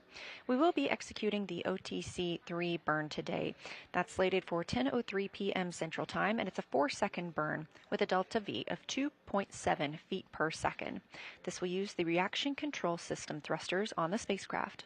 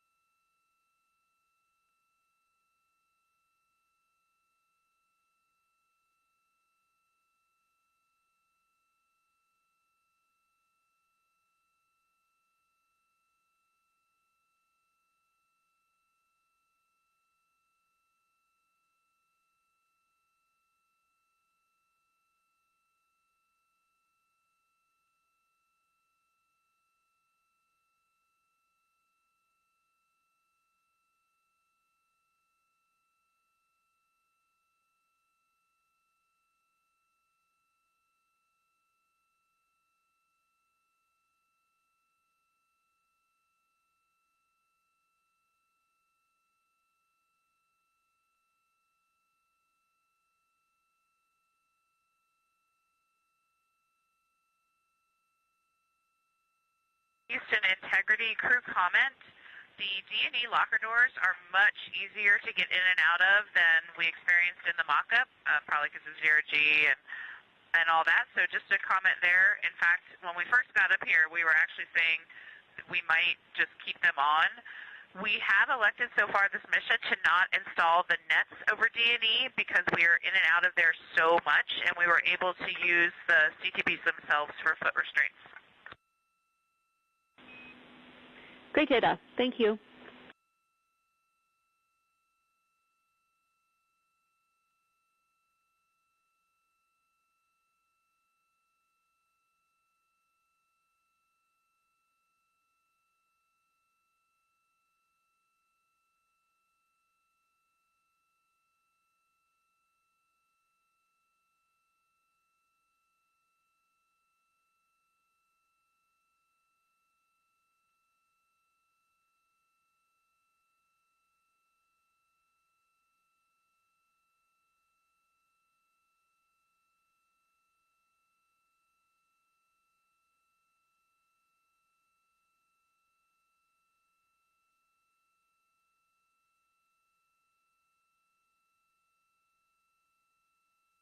The crew is stepping into their procedures to begin the Ox suit demo, the Orion Crew Survival System demonstration. The beginning of this is just cabin configuration. That means closing the hygiene bay door, removing the bungee where their stowage has been. It also means stowing or unstowing and routing umbilicals as needed.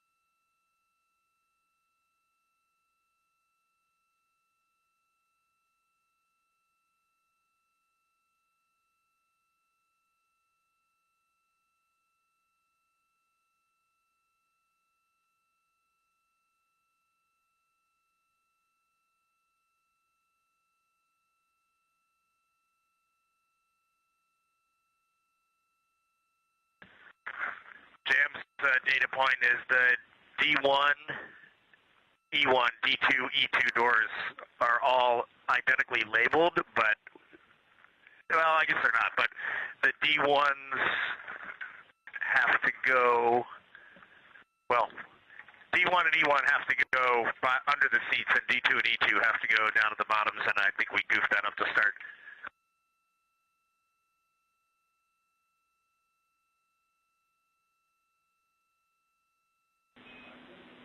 Oof, yeah. The IVA console's telling us about that little slot that needs to be facing Nader. Sounds like you guys got it. Thanks.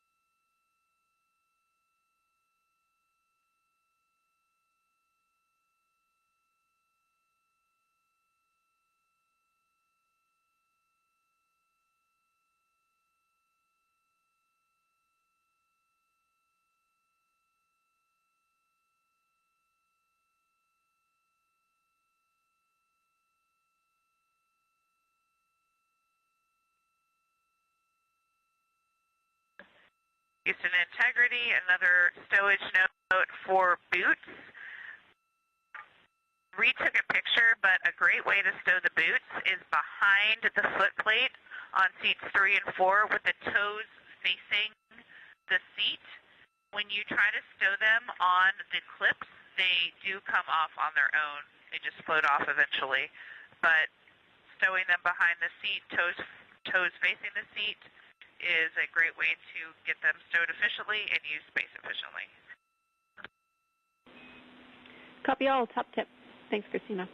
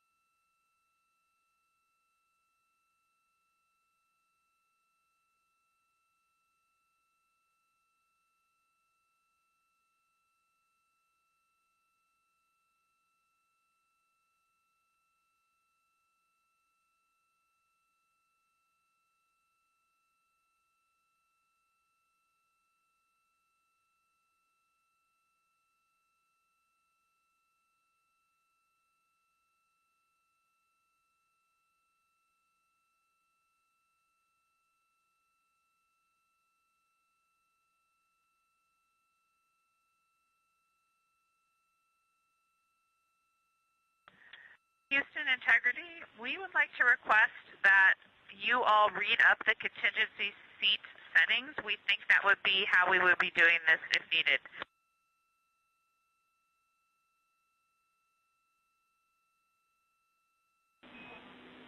Copy. We're getting them ready.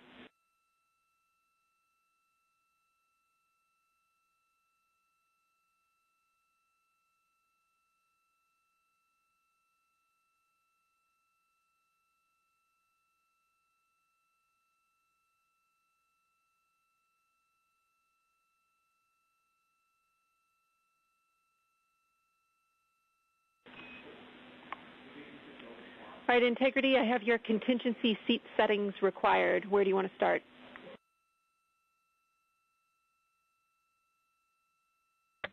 Seat 2 shoulder bolsters first, and then seat 1 shoulder bolsters.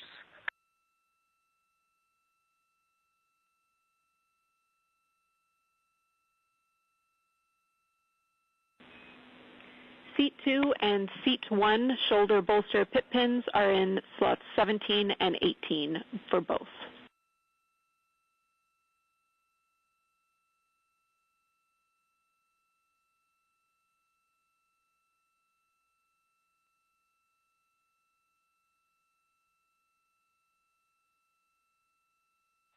Jenny, we'll take headrest for seats 1 and 2 next. And question, we may have missed it, but what do we do with the orb mount for the left RHC?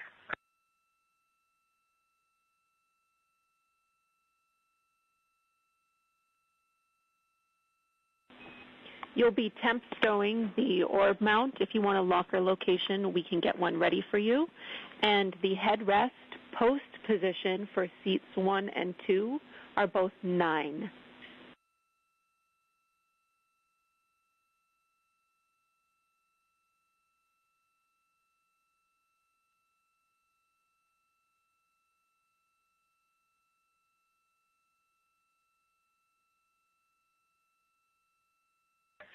And Jenny, I may be missing it, don't have a snow note location for the orb mount, so we will take one from you. Thank you.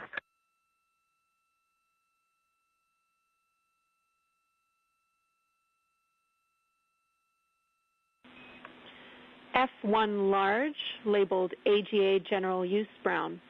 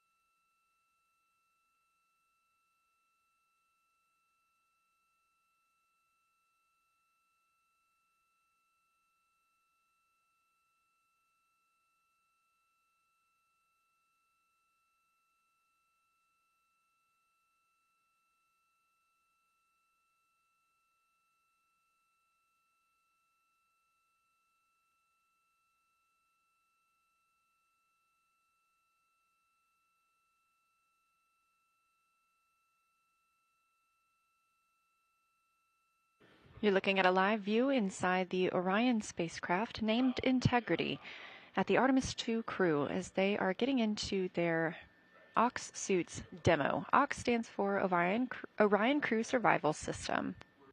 These are the suits they wore during launch. They have orange suits right there. They'll also wear them during re-entry, and these would be the suits they would put on in the event of a depressurization in the spacecraft.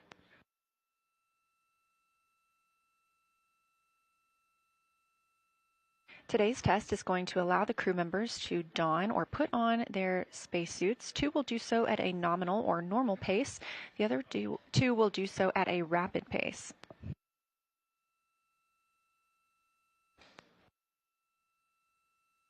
Currently, they're working on installing 3 of the seats. Once they have donned their suits or put on those suits, the crew will then install seat 3. They want to do that while the suits are pressurized to understand how they would do so in the event of a depressurization if the seats were not already installed.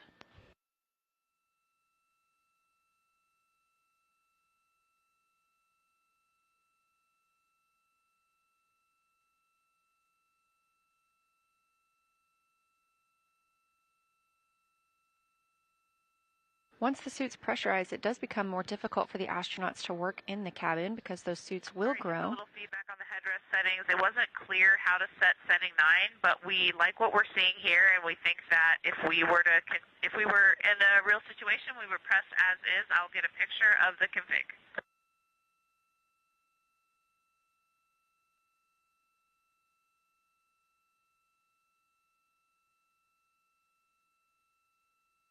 You'll hear the crew call down feedback on several of the steps they have listed. Earlier, we heard good feedback on how Commander Reed Wiseman had stowed their boots.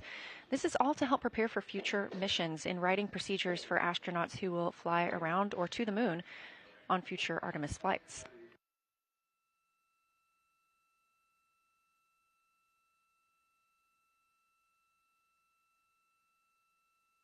Again, they will be pressurizing their suits today. Those suits will be pressurized to 4.3 psi. Copy, Christina. We're happy for you to keep going, and thank you for the photos.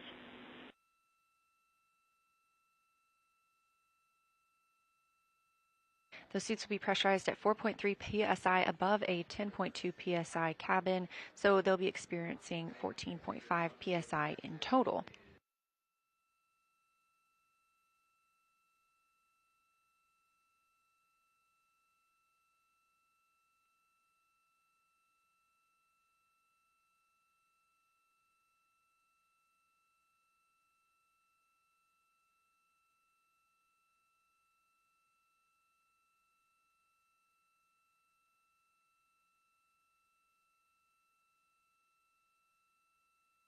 Once this crew is in their suits and the suits are pressurized, they will need to get seated. This is a difficult task while pressurized. It may look very simple, but it can be exhausting due to that suit being pressurized and expanded, as well as the umbilicals being connected.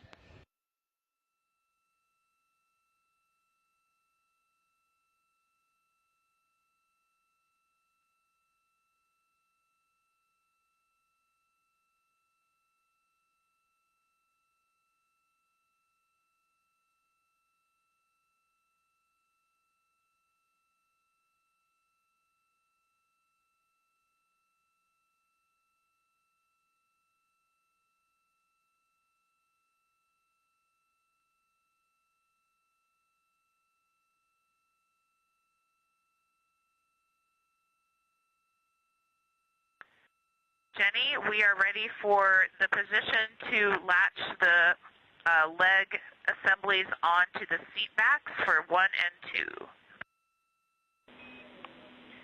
For both seats 1 and 2, you're looking for the seat pan position. You will be putting the pit pins in position 3 and 7 for both seats.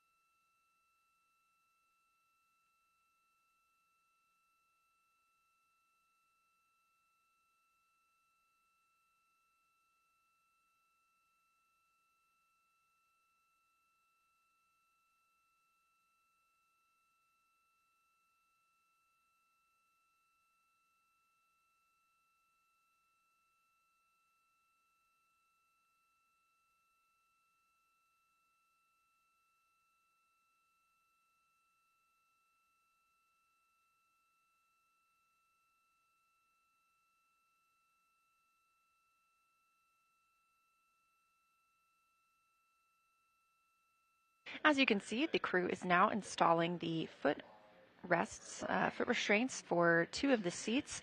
These were removed after ascent. This allows the crew more room to move about the cabin throughout the flight, but they must be reinstalled prior to entry. So with today's demo, as the crew will be getting seated while pressurized, they need to install those foot restraints.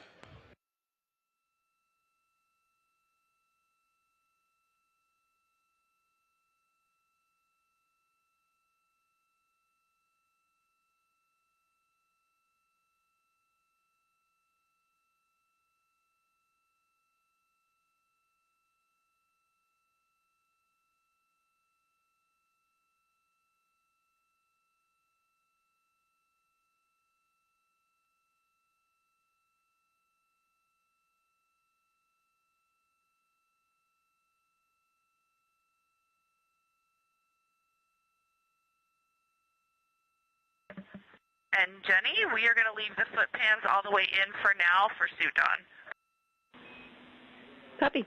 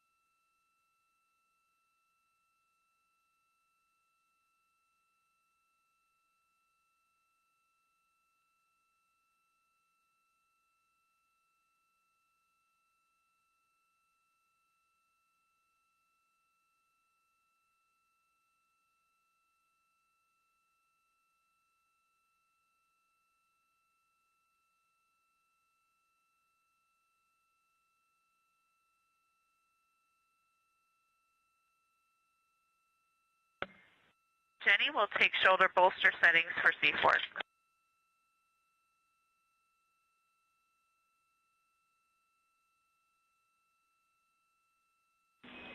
Christina, for seat 4, the shoulder bolster pit pin locations are the same as the nominal, so they should be Sharpie marked for you, setting 20 and 21.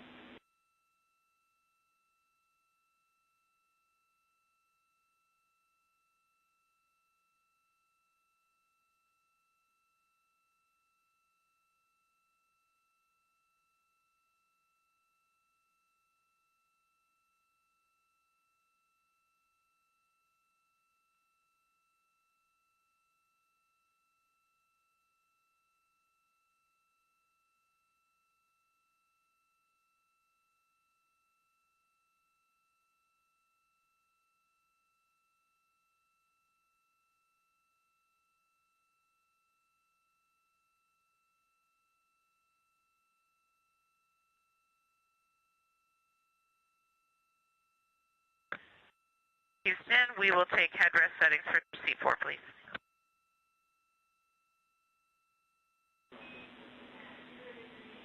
Seat 4 headrest setting for contingency is 9, which is the same as the setting that you have nominally. And for this, just a reminder, we're looking for on the seat post, there's a little trapezoid. You want the bottom edge of that trapezoid to align with the numbers on the seat back.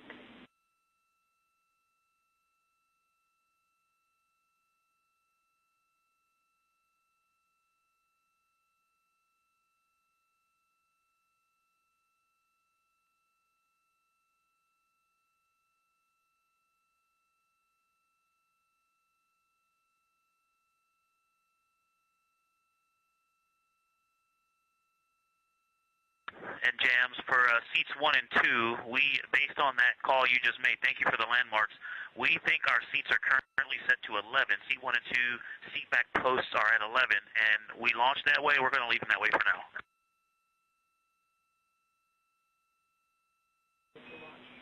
Copy. And that is the launch setting. We are happy with that if you are.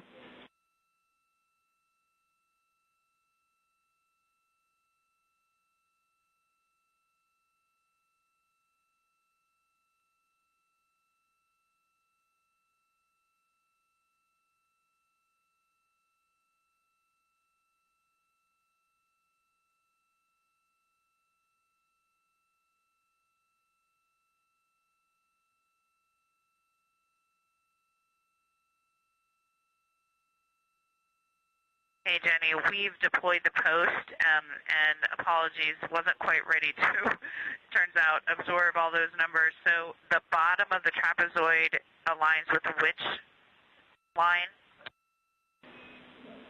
For you, Christina, it will be a setting of 9, and you can find that just on the seat back itself. It should be right beside the post for the headrest, and it's the same as your nominal launch setting.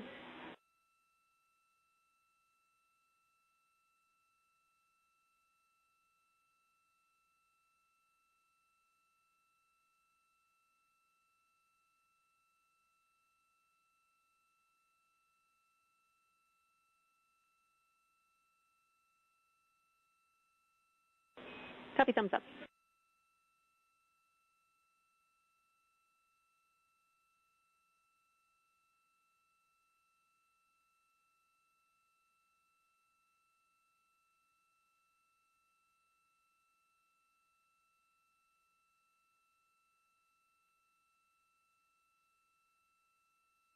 All right, we're good. Thank you.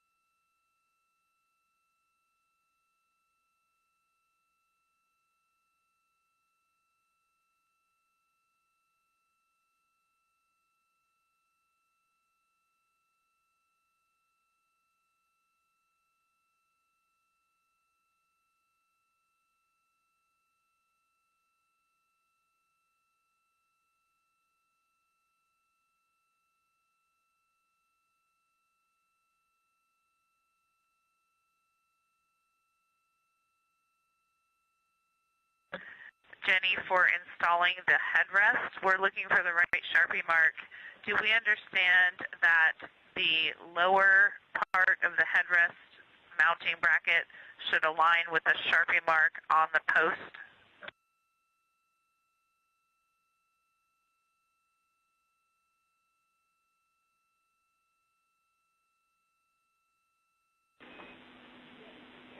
Christina, we think that sounds right, but we might be misinterpreting your words, but we think that sounds correct.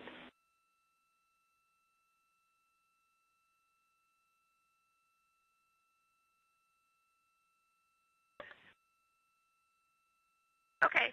Yeah, I think we feel comfortable with it, and you did say that both of my settings were launch settings, headrest and post, correct?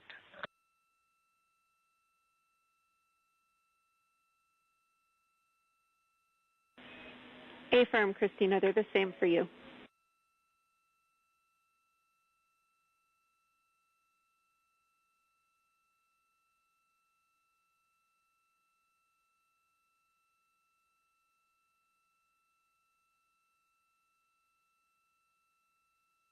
If you're just joining us, this is Artemis Mission Control at Johnson Space Center in Houston, Texas. Mission elapsed time, 3 days, 20 hours, and 48 minutes. However, we are on flight day 5, and a major event for today is the Ox Suits demo. This is Orion Crew Survival System suit, and if it looks like the crew is preparing the spacecraft for re-entry, they are not, but this is a necessary step ahead of donning or putting on those Ox suits. As this is the first flight of humans on the spacecraft, we're using this entire mission as a test for all systems. That includes using these suits for survival if needed. If the spacecraft were to depressurize, the crew would be able to put on their suits and have a breathable environment for up to 6 days. This is the first test of the crew putting on these suits in the microgravity environment. They will then pressurize them and get into their seats, conducting some tests along the way.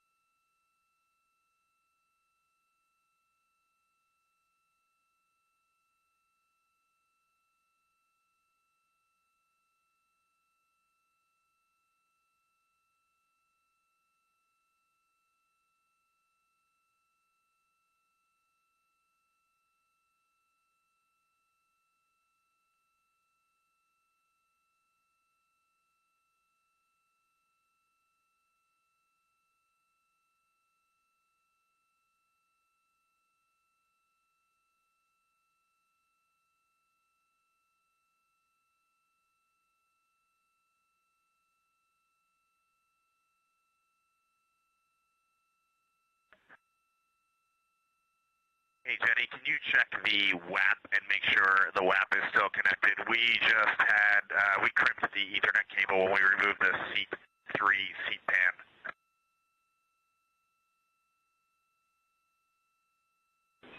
Checking.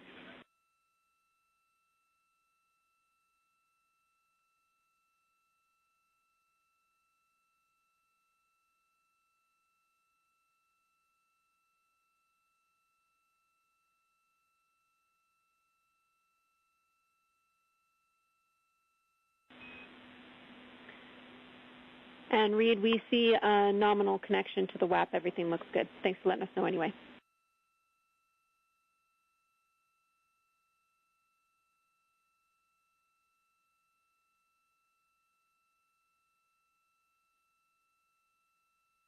Acronym breakdown for you. WAP stands for Wireless Access Point.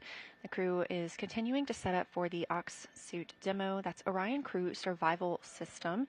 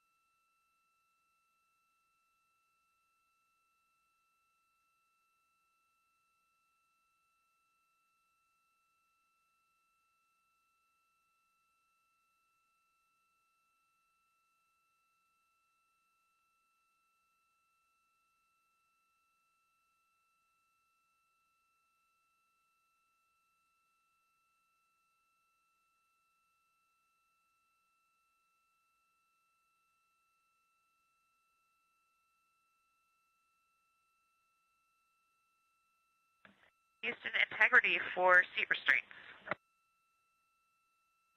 Go.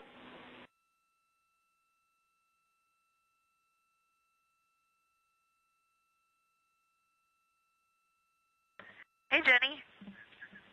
We have elected, if you agree, to not use the crotch belt seat restraint tethers because we see that they are floating and we think that they will be easy to retrieve without the tethers. Copy. That looks really good to us as well. Thanks.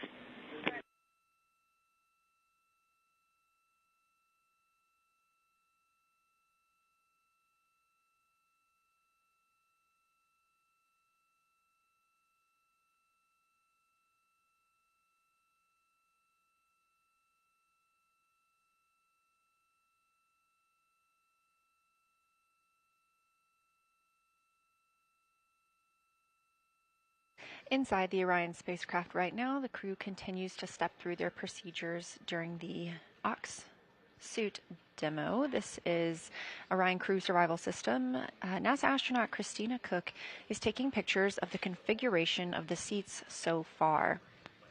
Again, on this test flight, everything is being carefully documented so that it can be used in reference and for planning for future missions aboard Orion.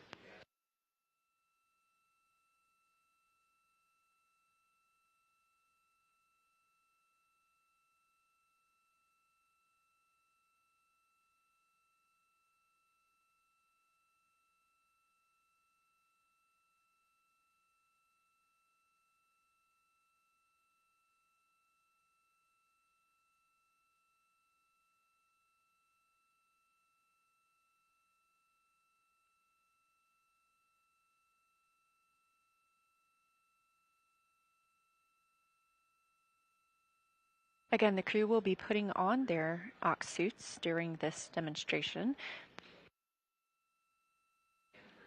Nominally, or on average, they would only wear these during launch and re-entry. But for this mission, we are testing out what they would need to do if there were a depressurization in the cabin.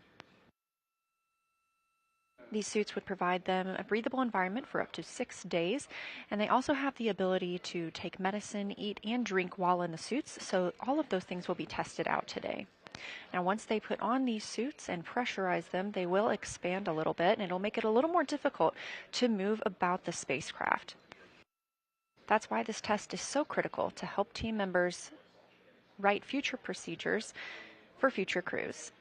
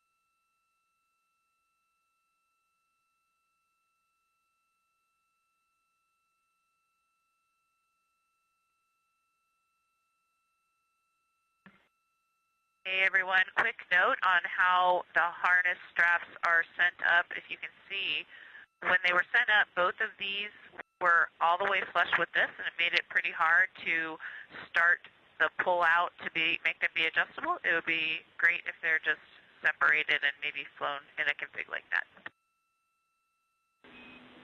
Copy and noted. Thank you.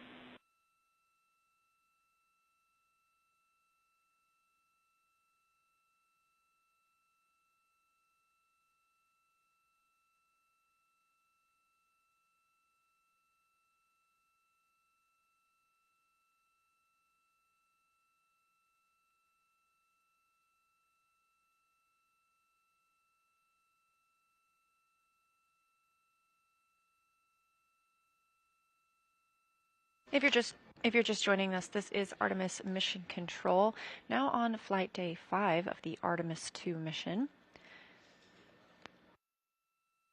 The crew and spacecraft are now over 219,900 miles away from our home planet of Earth, 57,850 miles away from the Moon.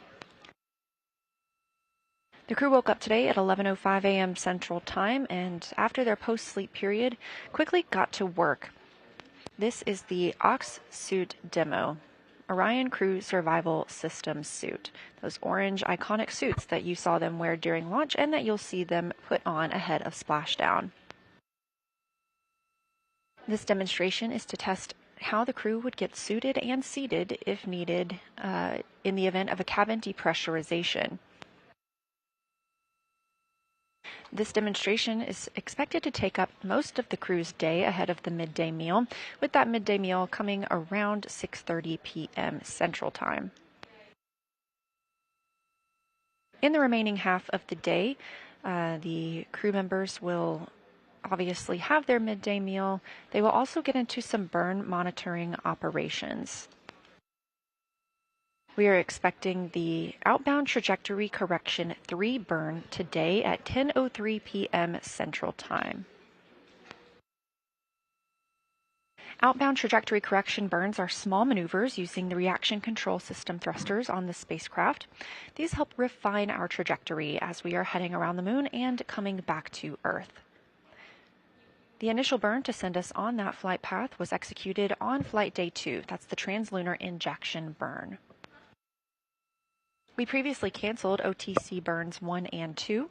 The trajectory was sufficient at that time, and those were not necessary, but the team does intend to execute OTC 3 this evening.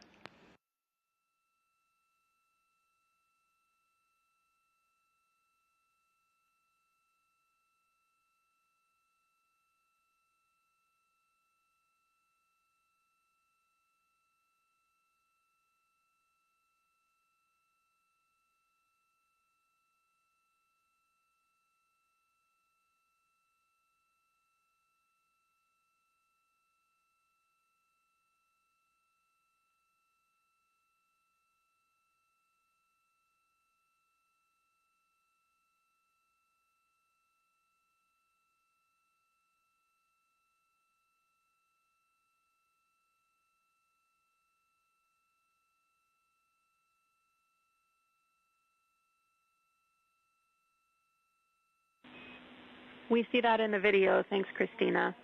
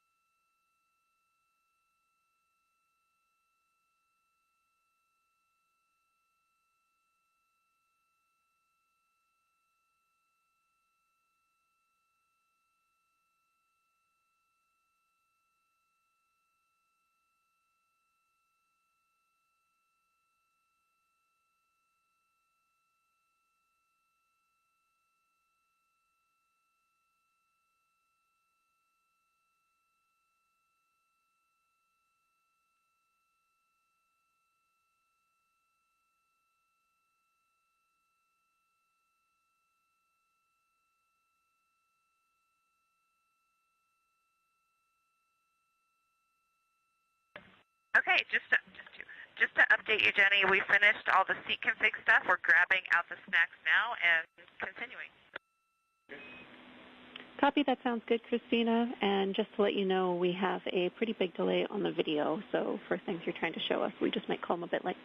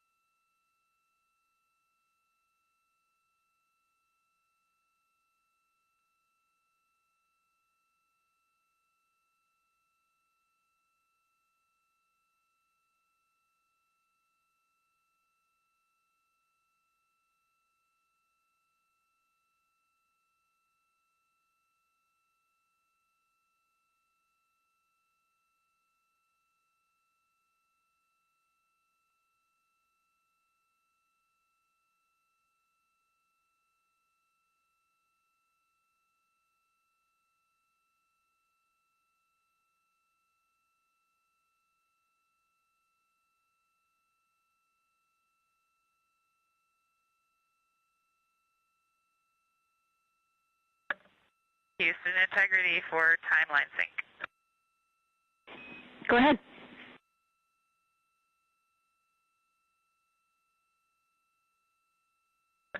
Jams, we are nearing the time of having y'all go off board so that we can get into our suits. Just wanted to check in with you on timing or anything else you've noted that you want to share before we get into that.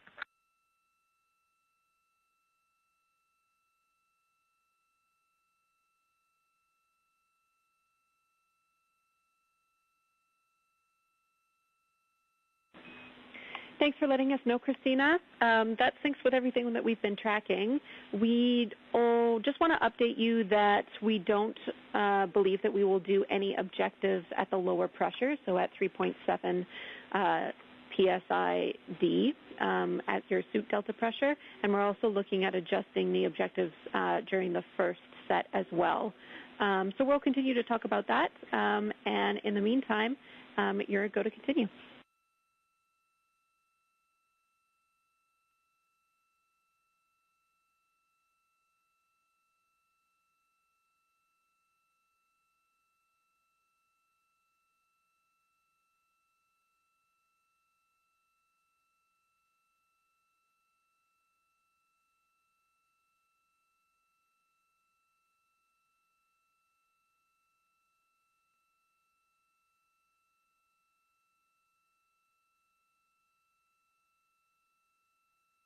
This is Artemis Mission Control on Flight Day 5 of the Artemis II mission of our 4 astronauts around the moon. A major activity for today is the Ox Suit demo. That is Orion Crew Survival System suit. The crew wears these suits, that orange iconic color, during launch and re-entry. They would also wear them if needed during a depressurization in the spacecraft. Obviously, we are not tracking that today, but this is a great practice opportunity for this crew to learn how to put on these suits and get into their seats. Everything that we learn on this mission, it helps us. Integrity Houston, we still have a camera view. We see nothing, but it looks like part of the side of the DU, but wanted to let you know it's still on.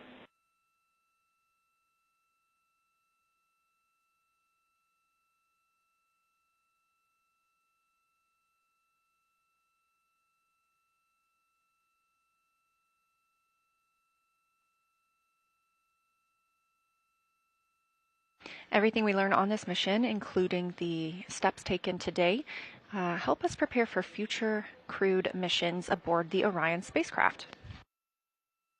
Now, while we expect to have more views coming back from the spacecraft, the crew has asked that we go off board for a moment while they don their liquid cooling garment and their comfort garments that they will wear under those suits. Integrity, that is a better view on the camera. We are a little worried about it becoming unstowed, but right now all we see is the plastic bag and part of the Pelotor. So that's good for now. And a reminder, we'd love timing for your suit up.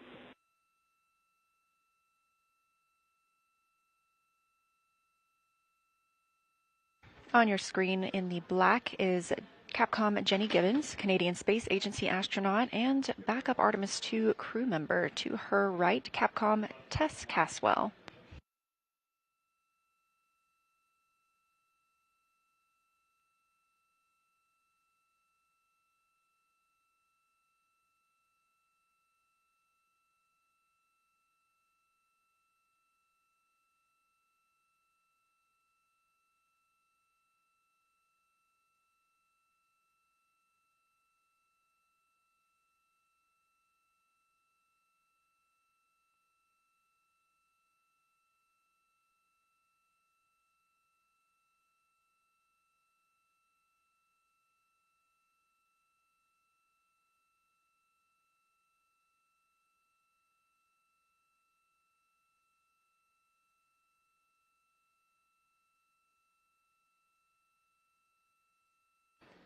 This view a visualization of the Orion spacecraft, its current orientation and distance to the moon, which is now 57,323 miles, continuing to grow closer by the minute as the spacecraft is traveling 1,554 miles per hour.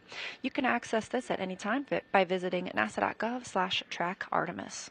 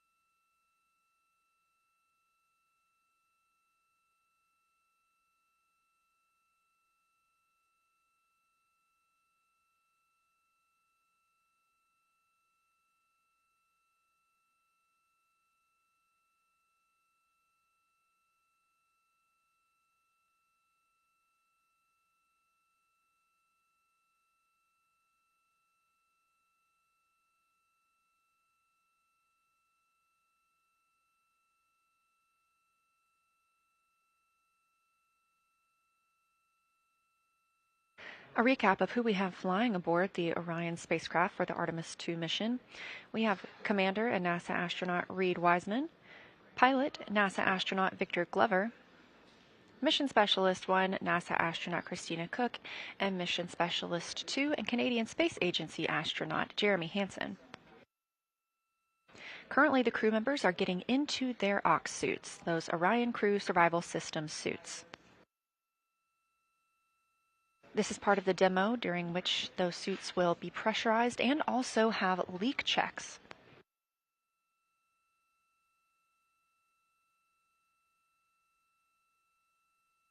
And if you're just joining us, this is all a test.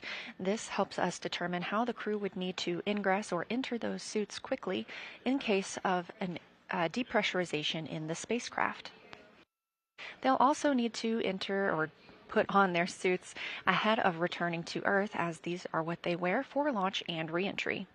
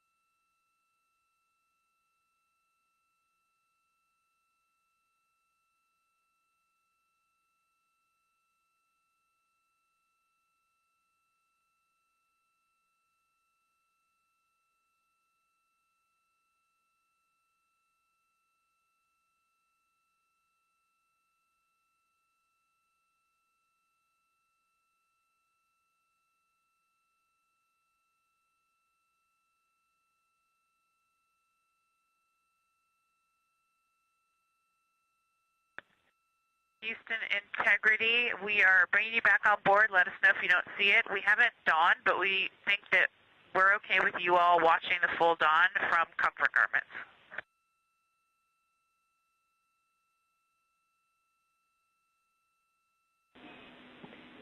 Copy, Christina. That sounds great to us. Thank you. We did see you adjust the camera, but we no longer see video.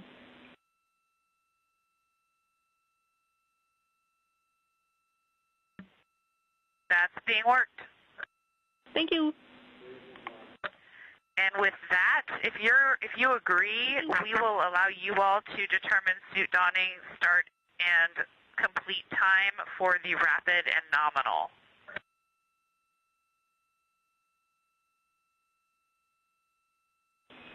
Copy.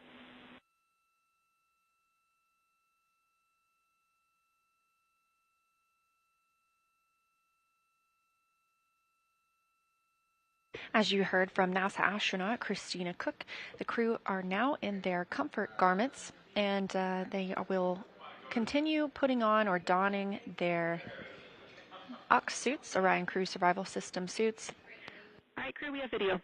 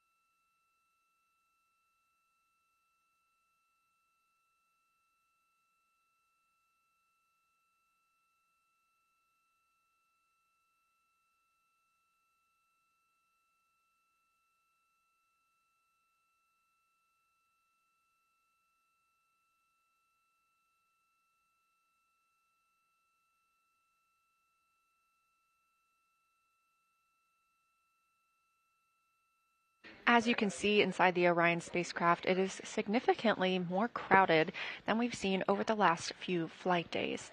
The crew has reinstalled some of their seats, and they will begin getting into their Orion Crew Survival System suits. 2 of them will practice this at a rapid pace, and 2 will practice at a normal pace.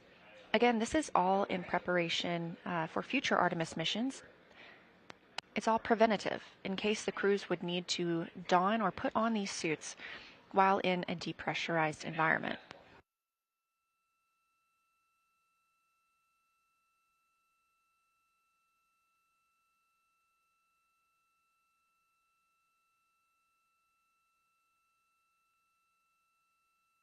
It's going to get even more crowded in this image. Once the crew puts on their suits, they will be pressurized. So they grow in volume, and the crew will need to maneuver around the cabin while still connected to umbilicals as well to get into their seats.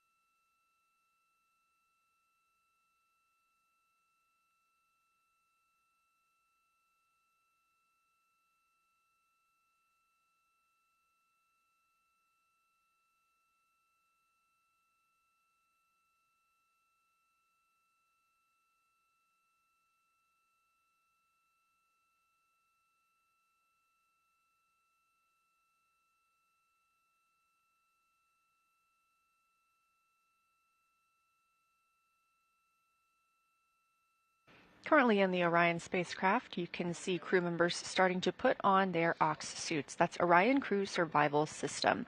Those are the iconic international orange suits that the crew wears during launch and reentry, and they would put on in the event of a cabin depressurization. So today is a test to understand how the crew needs to put on these suits in a cabin depressurization situation. This test helps us refine procedures for future crews that fly on Artemis missions. These suits are developed by the OX team, again, Orion Crew Survival System. They are monitoring today from the Mission Evaluation Room, also known as the MER, at the CHESS console. That's Crew Habitation Equipment Support Systems. This console provides expertise on the crew systems and equipment that the astronauts are using throughout the flight.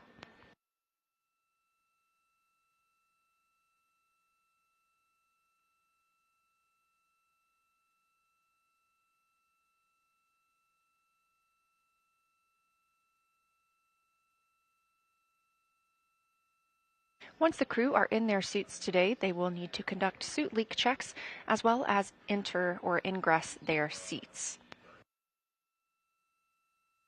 They'll have some additional tasks like drinking and eating while in the suit, as well as taking placebo pills through the pill tool.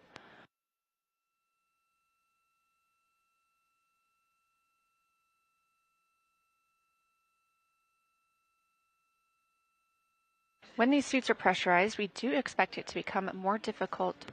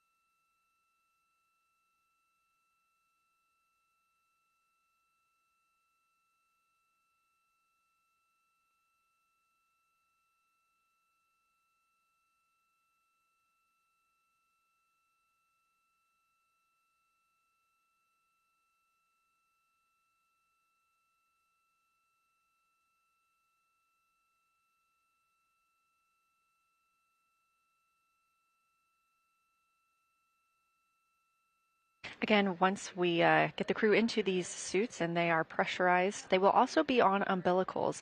So these are adding a little more difficulty to moving inside the spacecraft and getting seated.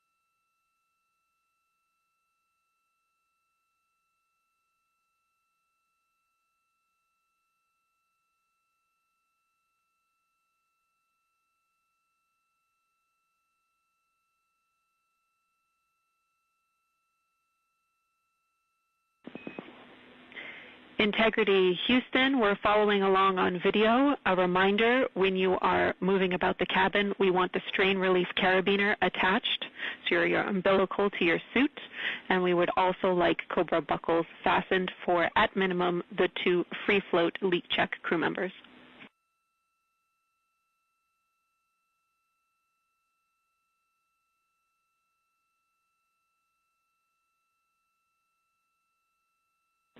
Copy, thumbs up.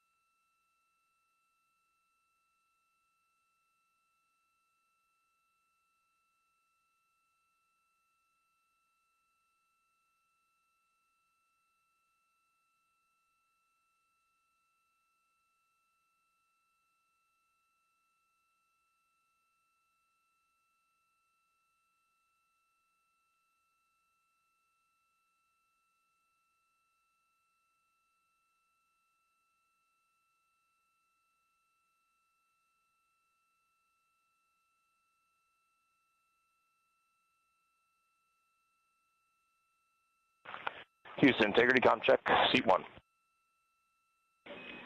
Reed, we have you loud and clear from seat 1. Help me.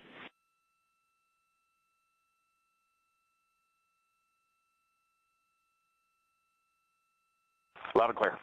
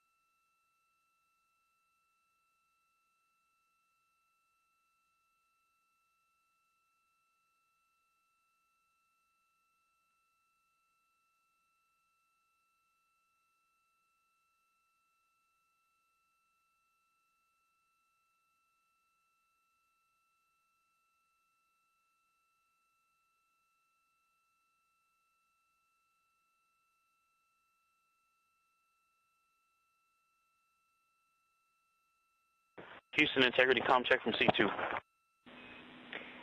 Seat 2, we have you loud and clear. Helmy.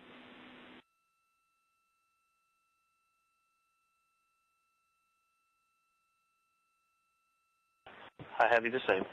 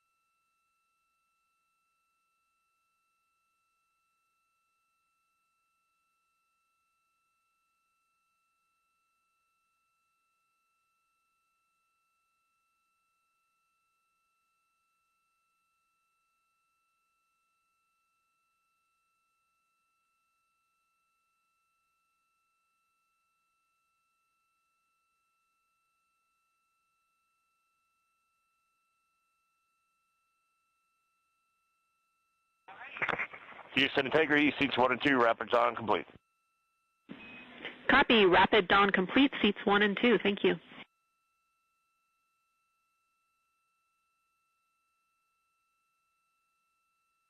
That call coming from Commander Reed Wiseman, NASA astronaut aboard the Artemis II mission, down to Capcom or capsule communicator Jenny Gibbons. The crew is conducting their OX suit demo. That is the Orion Crew Survival Systems suit. And as you previously heard, a voice check from NASA astronaut Victor Glover, the pilot on the mission. He is in his seat. Wiseman confirmed the same and that the rapid suit. Integrity crew, low priority camera adjustment. We will take a tilt towards seat 3. That is more toward the equus wall and the lockers if able.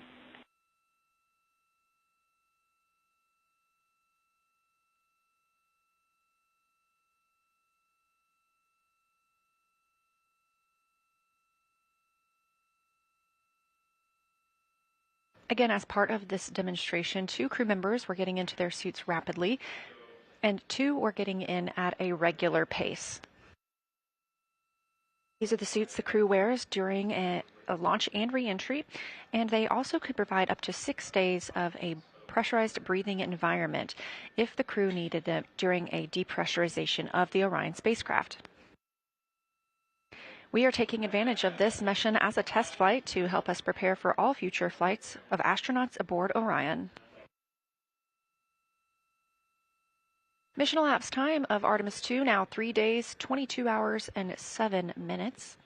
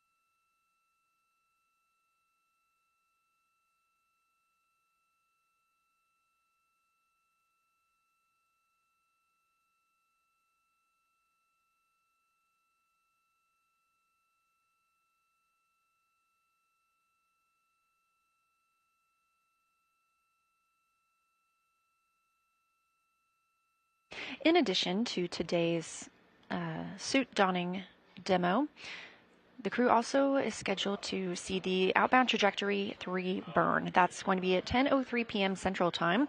Those outbound trajectory burns are refinements of their trajectory around the moon. We did cancel the OTC 1 and 2 burns. They were deemed not necessary by the teams here on the ground following the translunar injection burn that committed us to flying around the moon and then splashing down in the Pacific Ocean.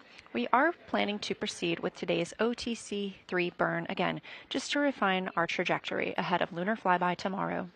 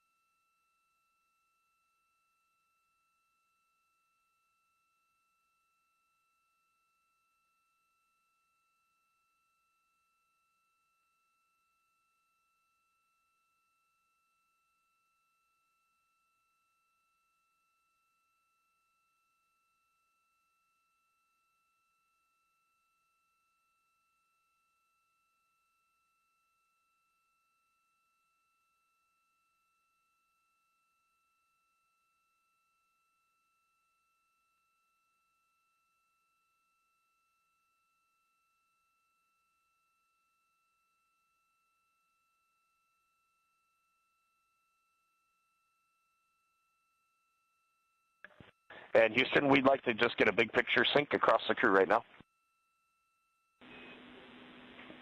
Absolutely, go ahead.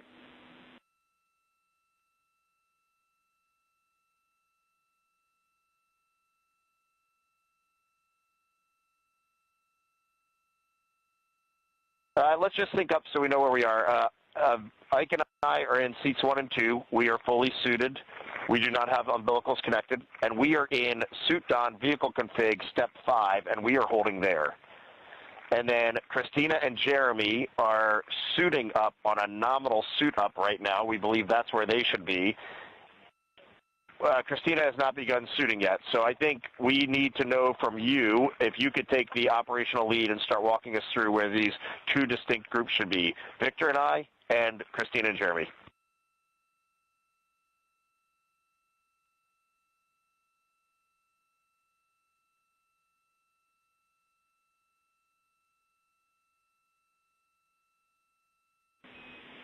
Copy, Integrity crew. You are all where we expected you to be. Jeremy and Christina can continue pressing with the nominal suit on, and we will have you and Victor pick up with commanding umbilicals to perform the first leak check with 2 crew members.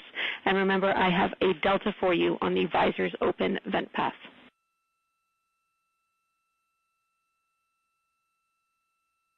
We will always vent overboard today. Stand by. Good words.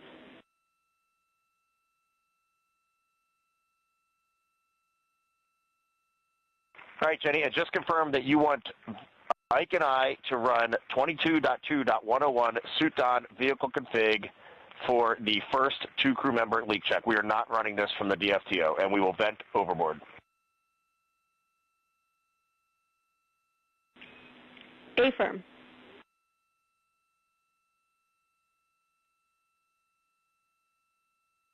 Okay, thank you.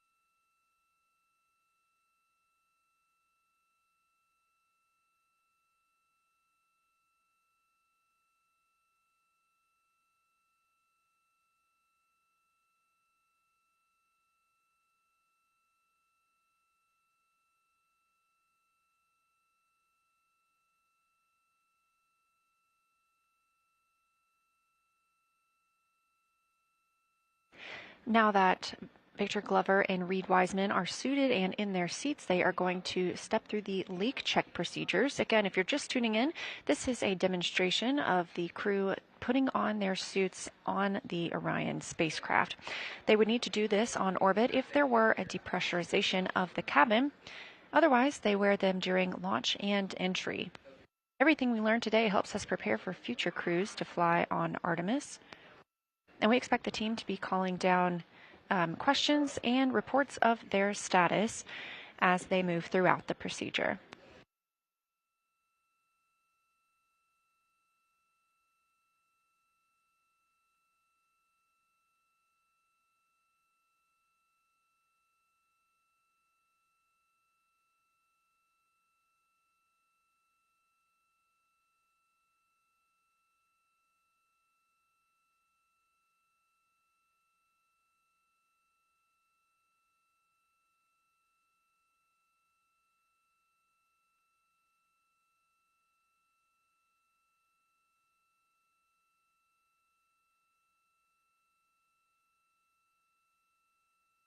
With Reed Wiseman and Victor Glover suited and in their seats with leak checks beginning, Christina Cook and Jeremy Hansen, mission specialists for the mission, are continuing to put on their suits. Two crew members, obviously the commander and the pilot, were asked to put on their suits in a rapid fashion, while our mission specialists were instructed to put on their suits with a normal timeline.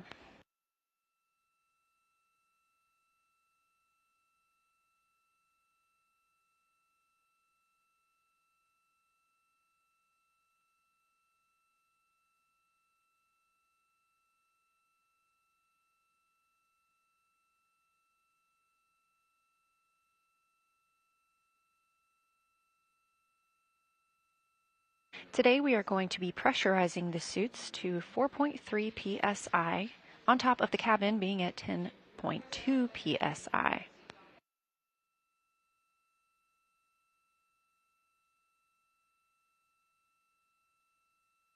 When these suits are pressurized, they do gain a little bit of volume.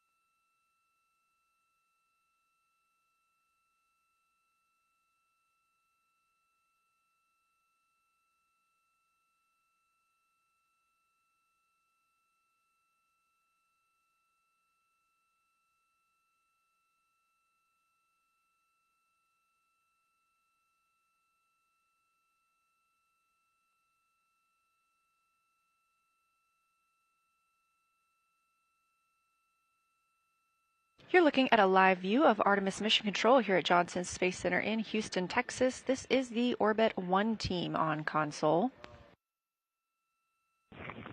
Houston, seats 1 and 2, leak check complete. We see the same.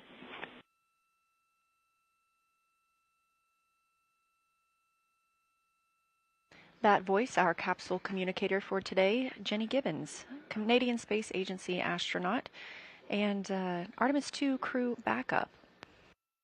To her right is Tess Caswell, fellow Capcom. Just confirm for me and Victor, the next step is to go back to step 5 and suit on vehicle config and hold for seats 3 and 4.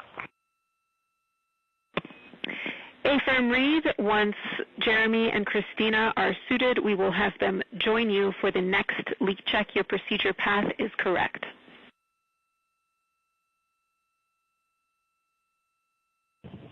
We copy, thanks.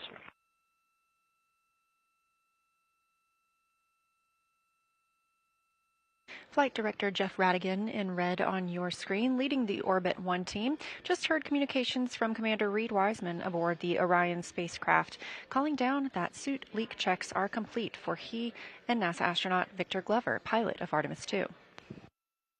Meanwhile, aboard the Orion spacecraft, mission specialists Jeremy Hansen and Christina Cook continue to get suited ahead of getting in their seats for their own leak checks as part of this demonstration.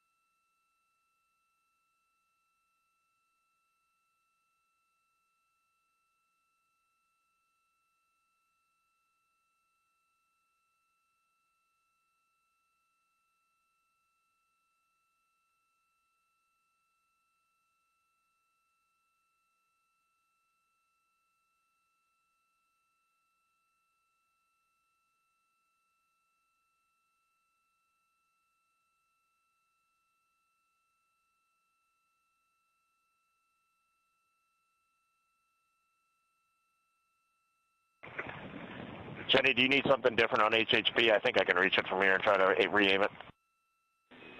A-firm, if you can reach it, we will take a tilt downward toward the lockers, please.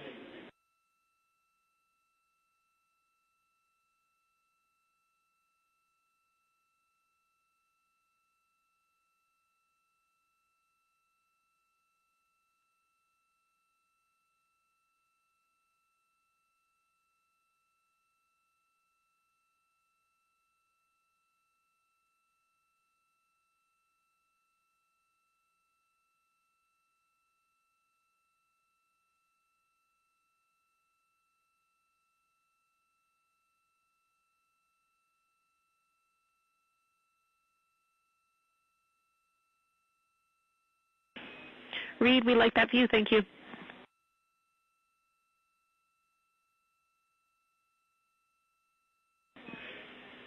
The Integrity crew, I see Jeremy and Christina nearing the end of their suit dawn. I just want to remind you about the gas trap, which needs to be capped. 5 minutes after the last crew member connects to cooling, please let us know when that's complete.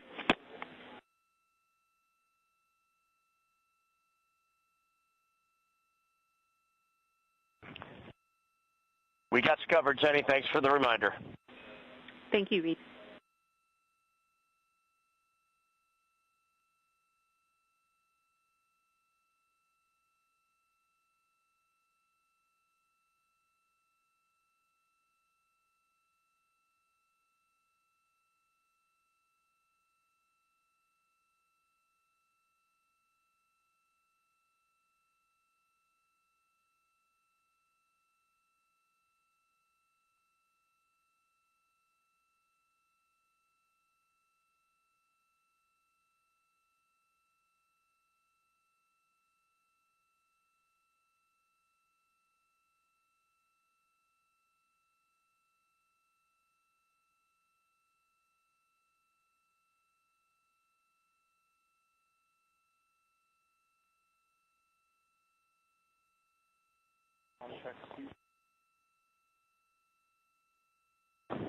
Houston, seat 4, comm check. Seat 4, we have you loud and clear. How me?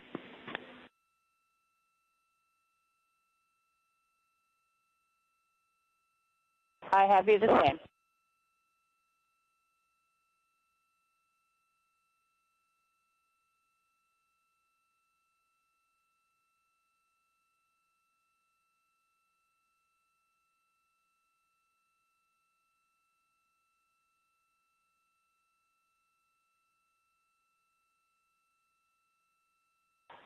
Houston, integrity, C3, comm check. Seat 3, welcome to the party. We have you loud and clear. How me?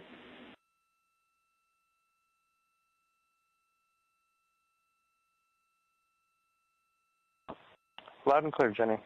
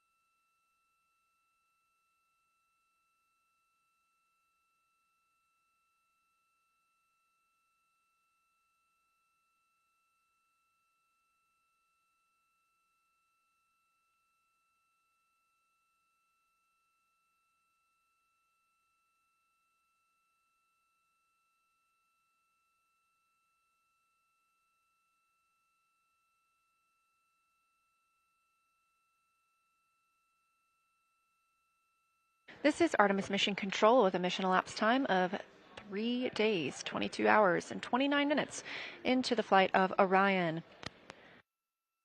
Currently, the crew members aboard the spacecraft are conducting the Ox suit demo. That's Orion Crew Survival System. As you can see, they have put on their international orange suits. These are worn during launch as well as during re-entry, and they would be worn if needed during a cabin depressurization. So this test is to help teams understand how those procedures would need to go should we ever encounter such an event on this or future missions. We've had 4 good communications checks with the crew members now in their suits. Both Reed Wiseman and Victor Glover are in their seats as well. They were part of a rapid don, or quickly putting on their spacesuits, while mission specialists Christina Cook and Jeremy Hansen were instructed to put on their suits at a normal pace.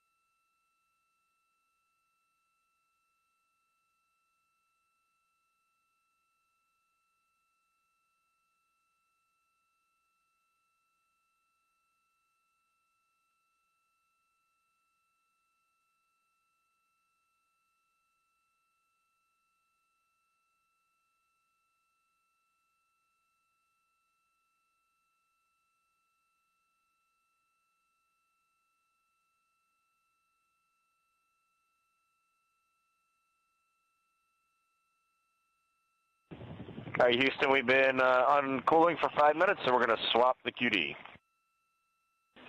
Copy, thank you.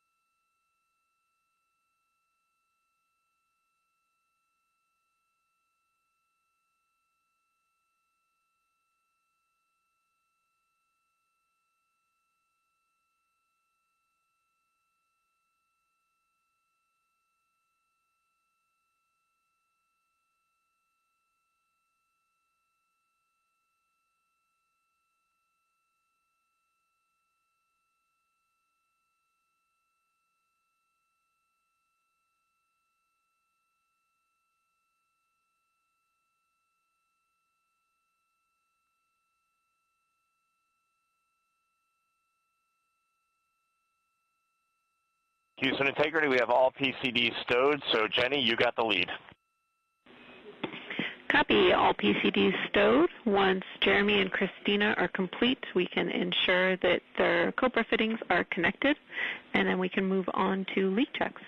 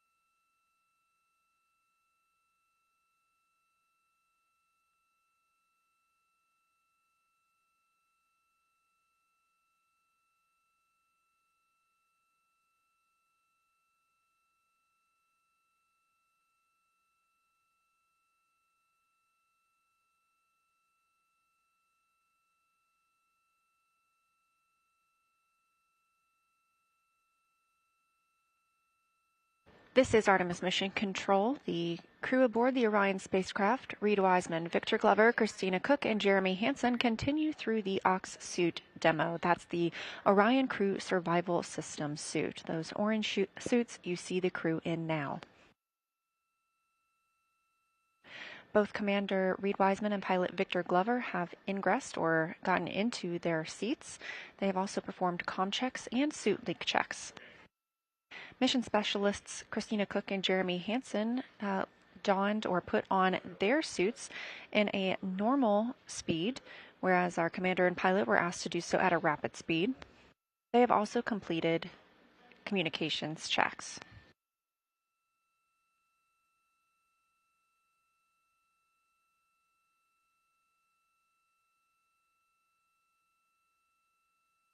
The crew wears these suits during launch and return to Earth.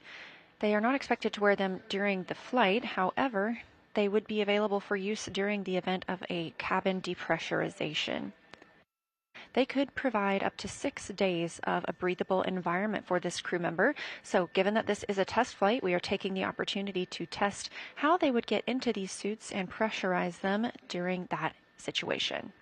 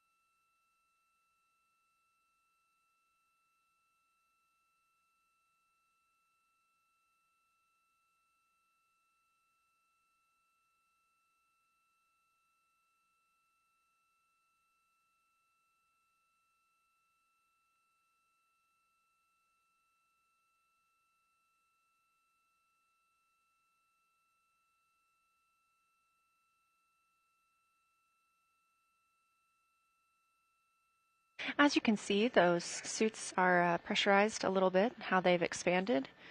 The crew is conducting leak checks aboard those suits right now.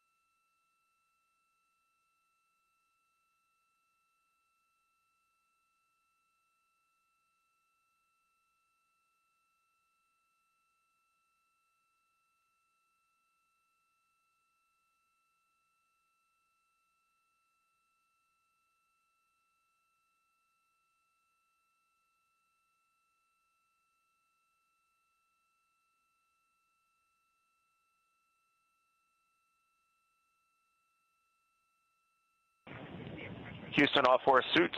Leak check complete.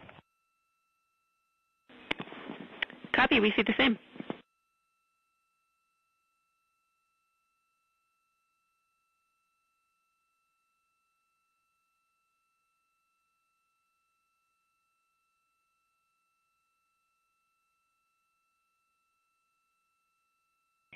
And Jenny, I think now you want us back in the DFTO procedure, correct?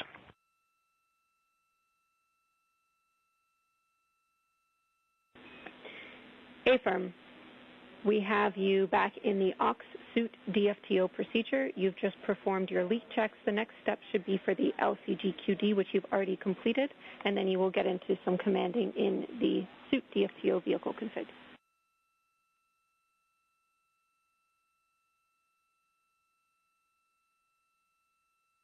Yeah, what step in aux suit DFTO should we be in?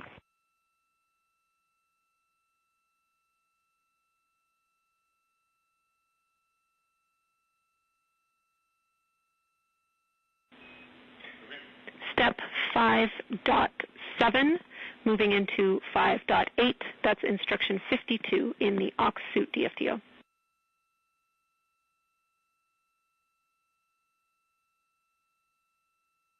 Okay, we're in 5.7. Copy. That's a good spot.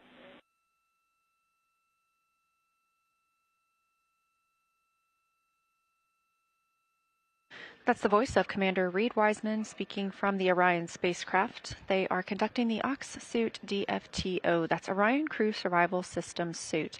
We just had confirmation all 4 suit leak checks are complete.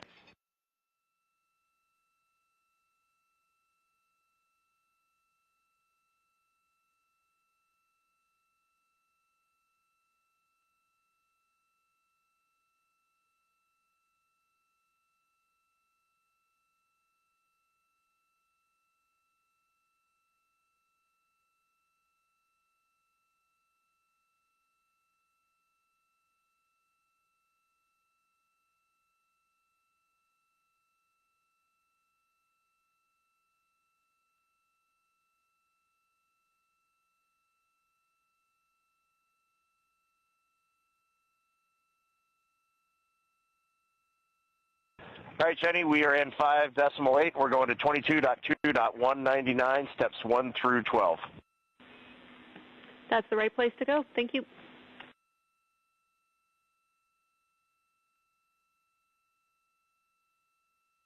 All of the numbers you hear reported by the ground team and the crew are in reference to a specific set of procedures. This helps keep...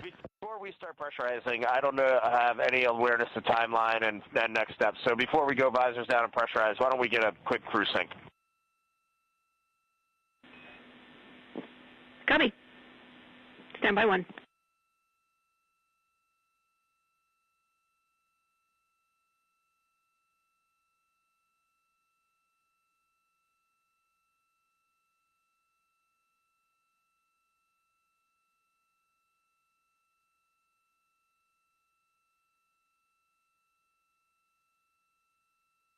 Again, all the numbers you hear, the crew calling down or the ground calling up, keep everyone on the same timeline as they are referencing the same set of procedures throughout this demonstration.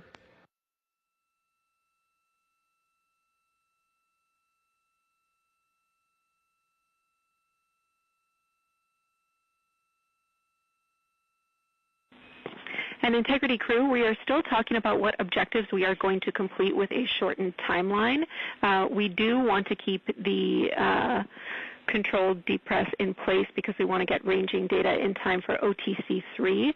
So we are talking a pared down objective timeline for you. IVA is just getting it together, so we'd like to proceed with the suit DFTO vehicle config, and I'll have words for you soon, but you can all expect a shortened timeline.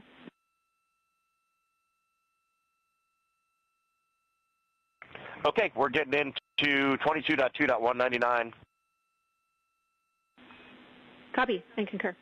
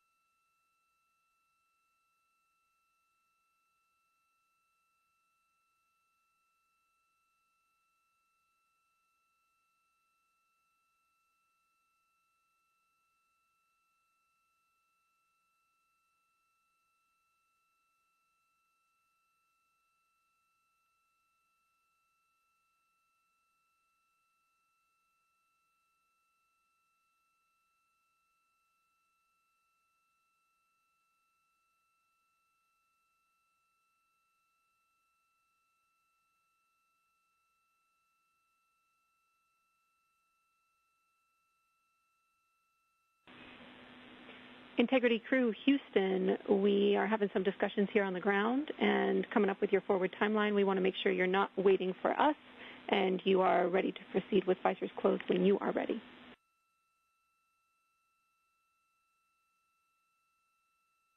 Yep, Bay Firm, we're just troubleshooting one thing and then we'll be ready. Copy. Sounds great to us. Thank you.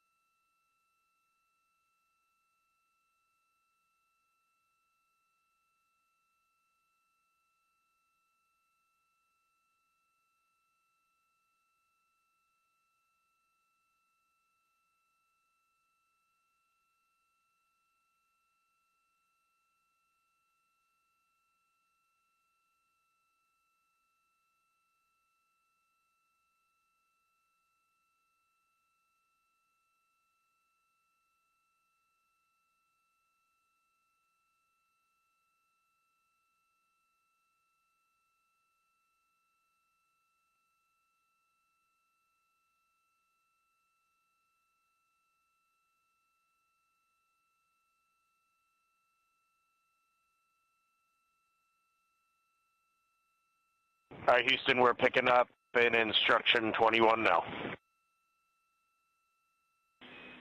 We copy.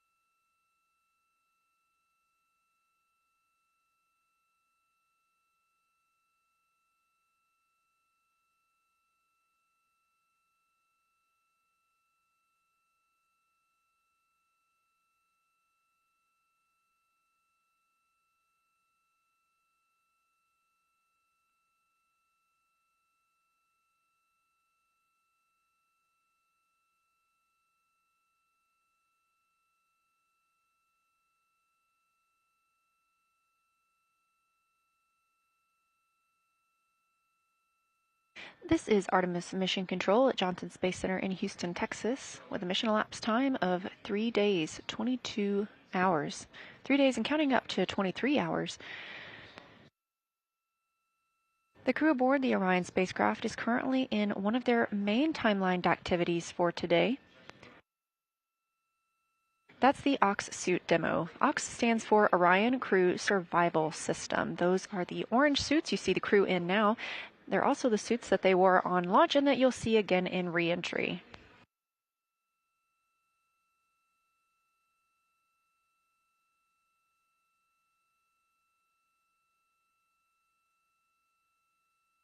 All 4 crew members are now in their suits and have completed suit comm check and leak checks. Next up, we will be pressurizing the suits. We are going to pressurize those to 4.3 psi. Again, this is all in support of future missions to the moon. These suits could be worn. All right, JD, we're in the purge. How's everything looking on your end? It's looking great. Continue.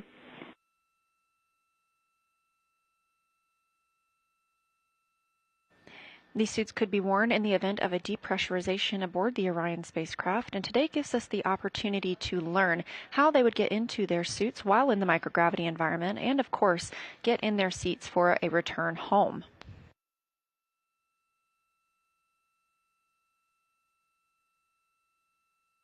Also on the timeline for today is the OTC-3 burn. We expect that around 10:03 p.m. Central Time today. This is a small burn with the reaction control system thrusters on the spacecraft, and OTC stands for Outbound Trajectory Correction.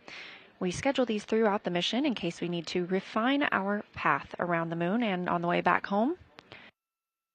We canceled the first 2 outbound trajectory correction burns, deeming them not necessary ahead of today. We are going to keep the OTC-3 burn on the timeline for this afternoon, ahead of tomorrow's lunar flyby.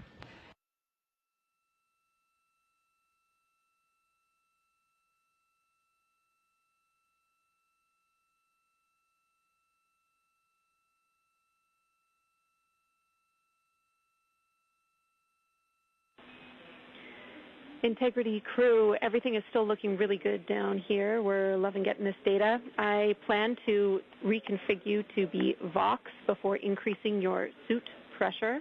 Let me know if you want to be Vox earlier so you can stop pushing buttons.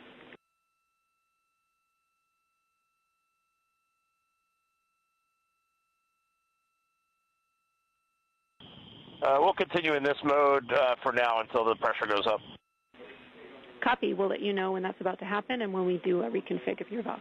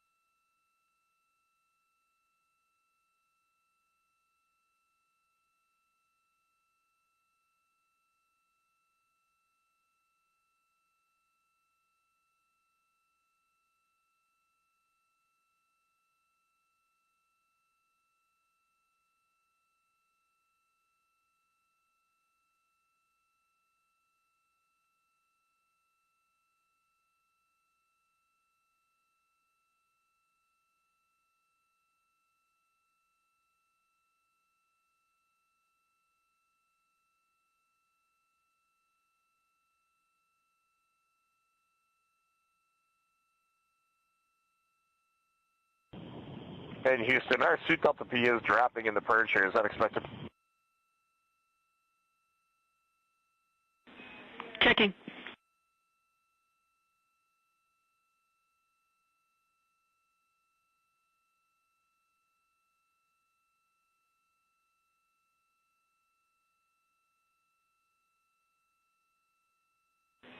Reed, this is expected. We are in the last 45 seconds of the purge where the pressure will decrease in your suits.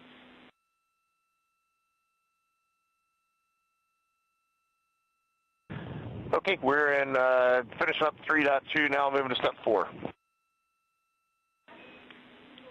Copy. We see you there.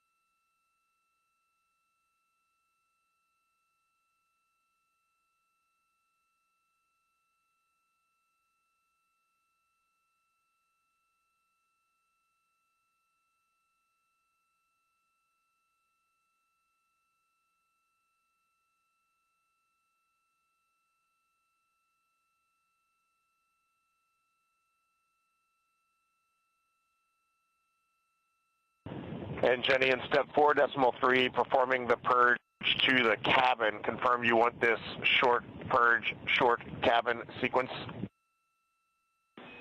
Affirm.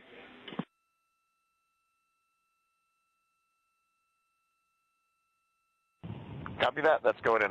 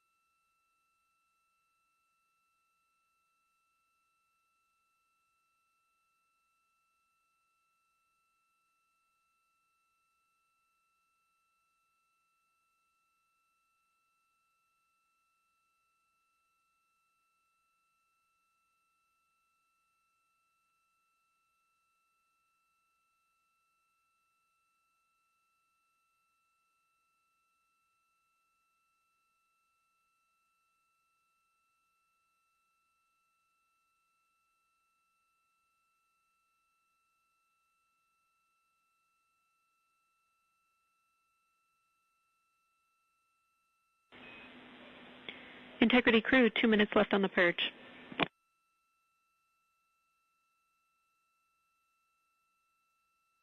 We're watching.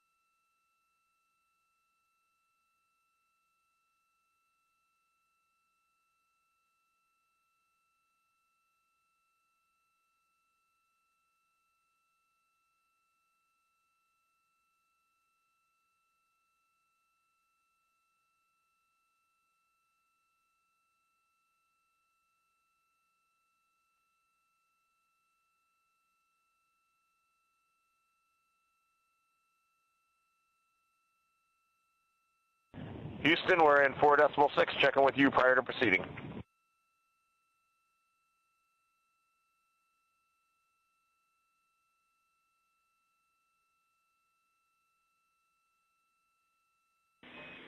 Copy, we're talking.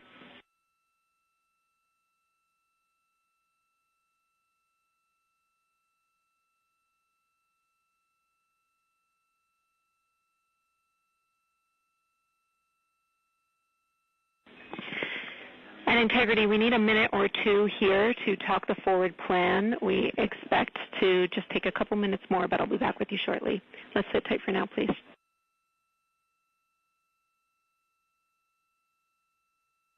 Sounds good.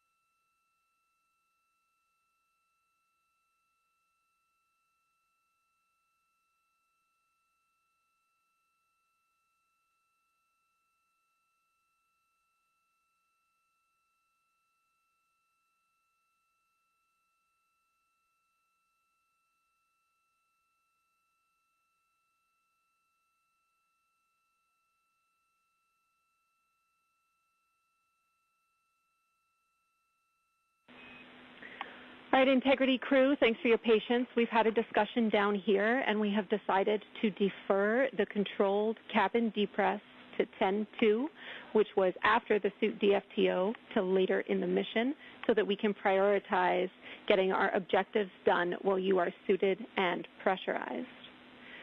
When you are ready, we plan to take you to Vox before proceeding with the next step. And I want to let you know that when you're uncomfortable commanding, please let us know and we will take over, else we expect to take over by step 10 in this procedure.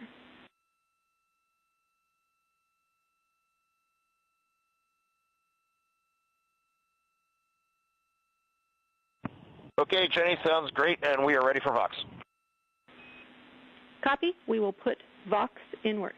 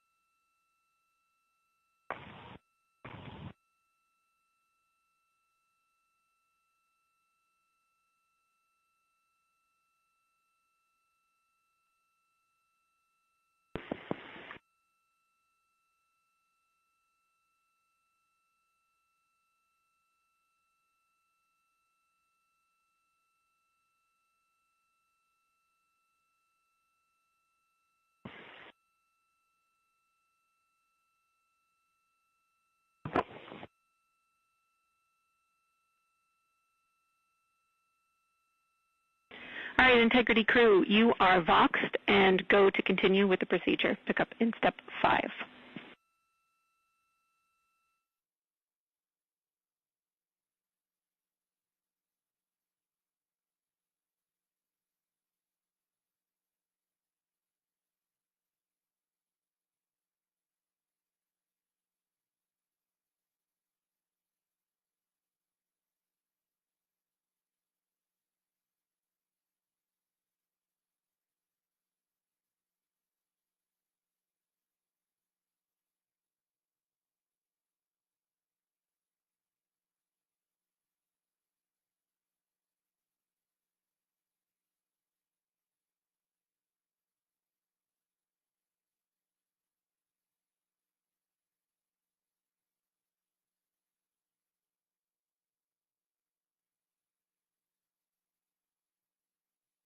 This is Artemis Mission Control at Johnson Space Center in Houston, Texas. Currently, the teams on the ground are increasing pressure in the Orion crew survival system suits. Currently, their audio is only available to teams here on the ground in Mission Control. We want them to be able to transparently describe what they are experiencing as they move through their procedures.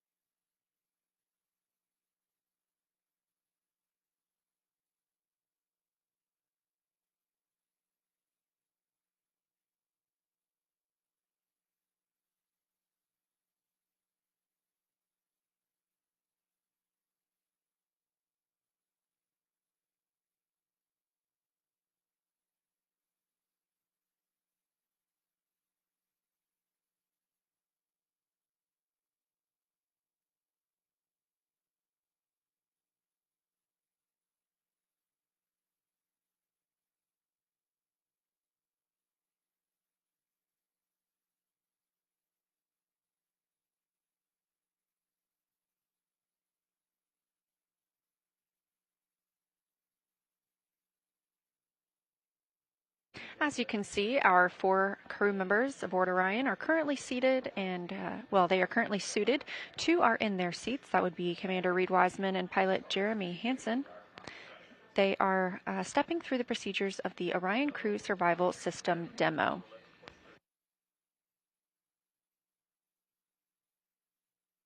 This is to test how the suits would perform if we were in a depressurization event and the crew needed to get into their suits in order to have a breathable environment.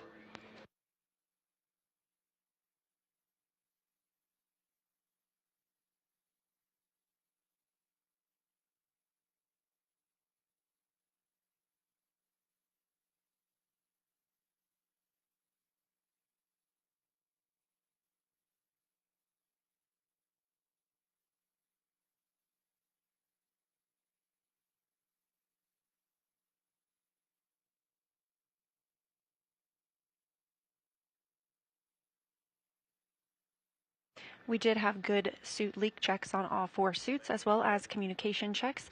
However, communications with the crew right now is only available here in Mission Control. We want the crew to be able to speak transparently about how they are stepping through these procedures.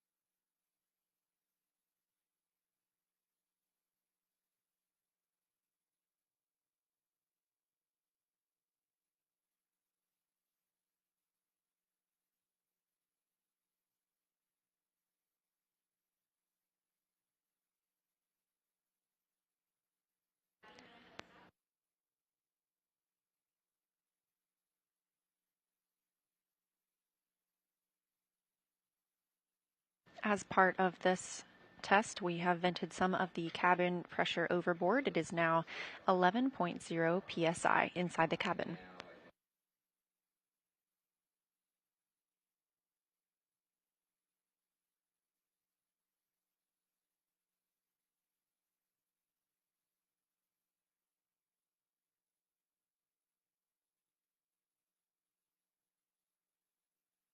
Currently, the cabin is pressurized at 11.1 psi, and the suits are at 3.8 psi.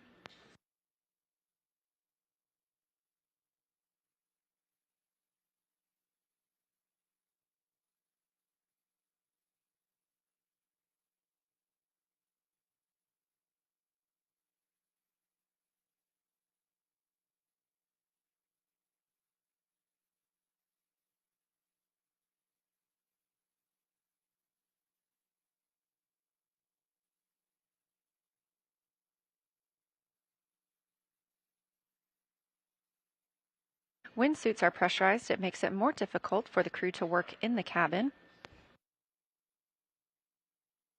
Therefore, they agreed that the ground is able to take over commanding in the spacecraft.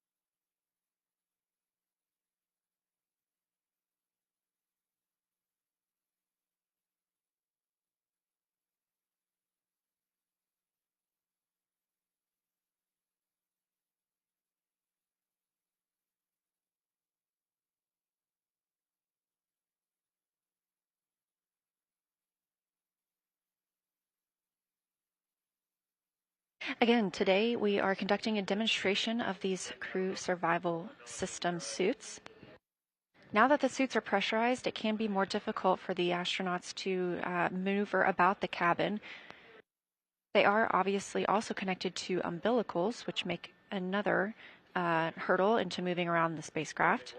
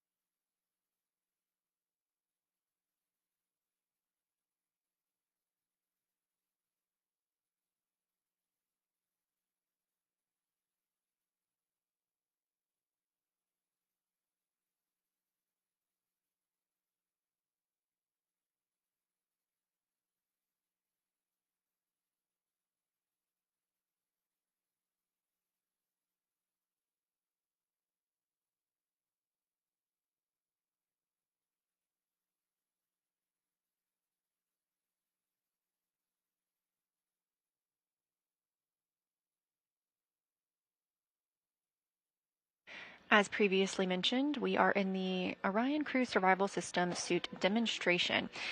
The crew would need to get into these suits in the event of a depressurization of the spacecraft. They'd be able to stay in these suits for up to 6 days in a breathable environment. Pressurized suits, however, do make it a little more difficult to conduct tasks and move about the cabin. For this demonstration, the ground has agreed they will decrease the pressure in both Commander Reed Wiseman and Pilot Victor Glover's suits slightly to help them get out of their seats and conduct some other tasks.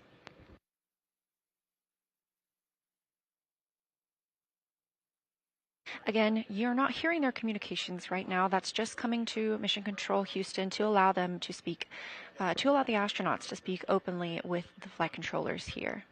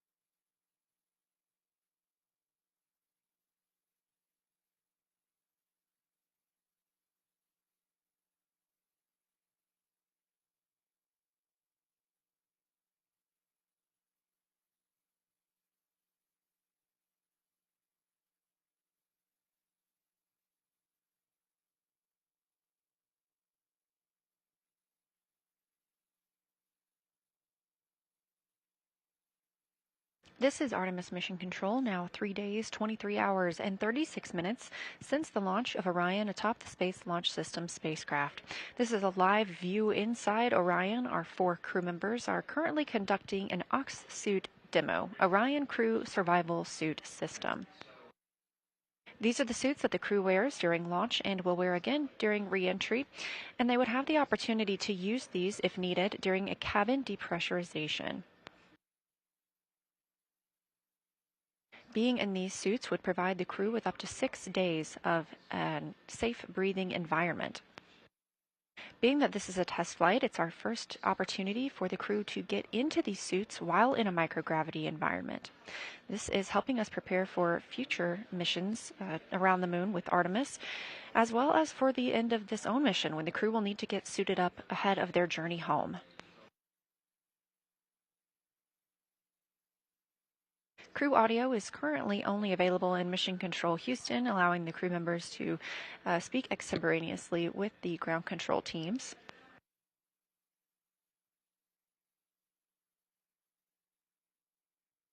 There are some plans for the crew to conduct tasks while in their suits today. Currently, the team is lowering the pressure slightly in Commander Reed Wiseman and Pilot Victor Glover's suits to allow them to more easily get out of their seats. When suits are pressurized, it does make it more difficult to move about the cabin and accomplish some of the tasks we're looking to do today.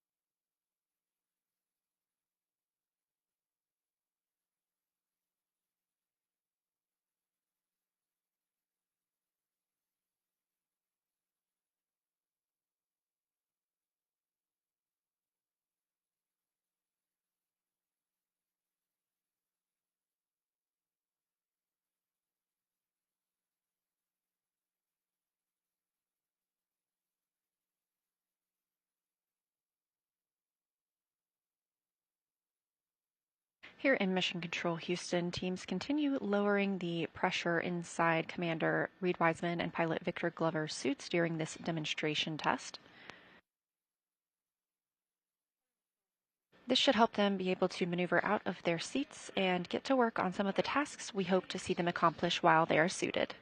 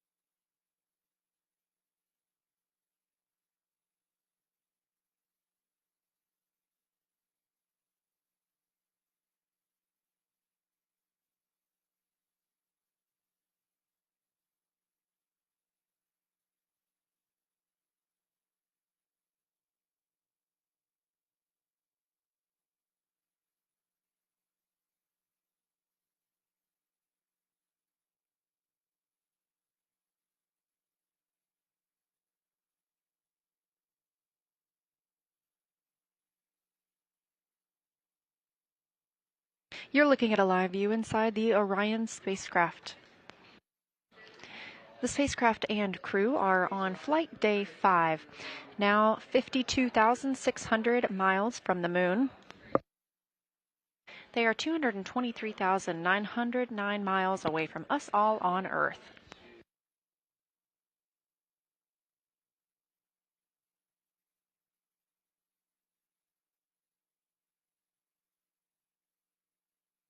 Currently, our crew members are stepping through the Orion Crew Survival System suit procedures.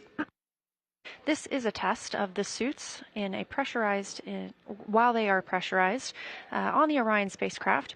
These suits serve as the launch and re-entry suits for the crew. You probably saw them in this international orange on launch day. However, these suits, as is listed in their name, survival, are also available for survival situations. If the cabin were to be depressurized, these suits could provide the crew with breathing air for 6 days. This is a test flight, and so we are using this day as a test of these suits in such an environment. Now they are depressurizing Victor Glover and Reed Wiseman's suits just a little bit more to allow them to move out of their seats. When the suits are pressurized, it makes it more difficult to move inside the spacecraft.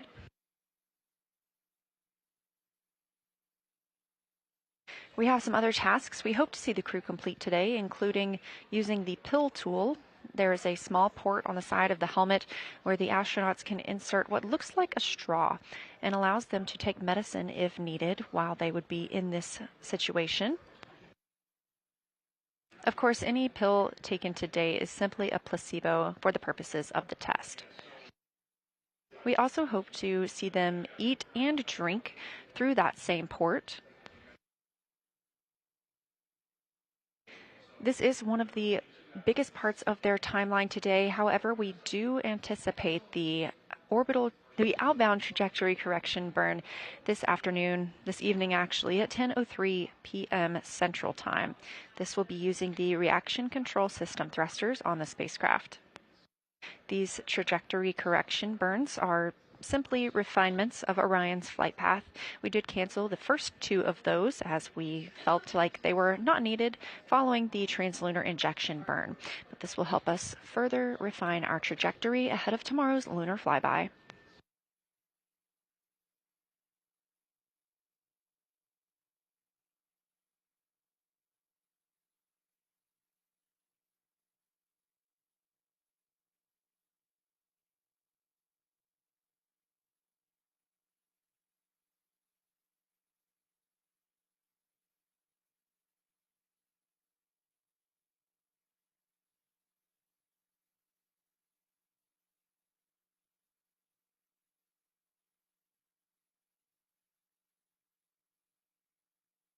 Crew communications right now is only coming to Mission Control Houston. As we are testing this out for the very first time, we want the crew to be able to share transparently what steps they are moving through and what they're experiencing while in these suits. Once this demonstration is complete, we will make sure to put their audio back on the broadcast.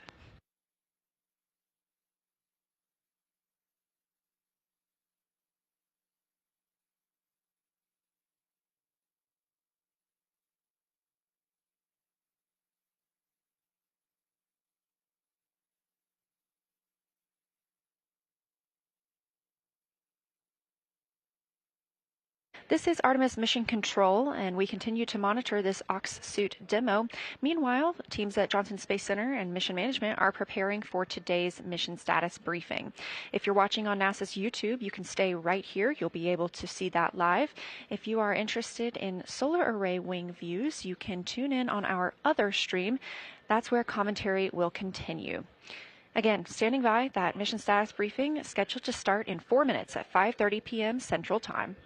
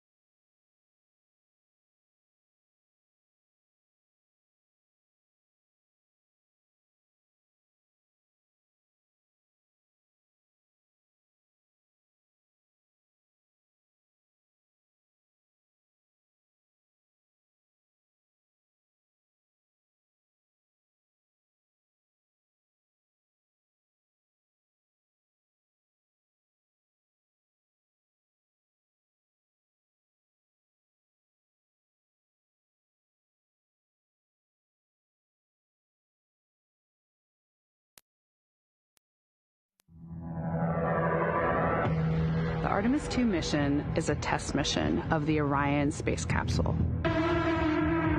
Artemis II will be the first time we put humans on this rocket. We're going back to the moon because it's the next step in our journey to Mars. We were always going to the moon. Pushing ourselves to explore is just core to who we are. That's a part of being a human. And liftoff. We shall return. Continuing to test out every bit of Orion. Coming back to Earth, 7 miles a second. When humanity sets big goals, we can bring together genius from around the world. You have the best people on planet Earth putting this vehicle together. That's what's up. To innovate for the benefit of humanity and to inspire the world through discovery. And here we go.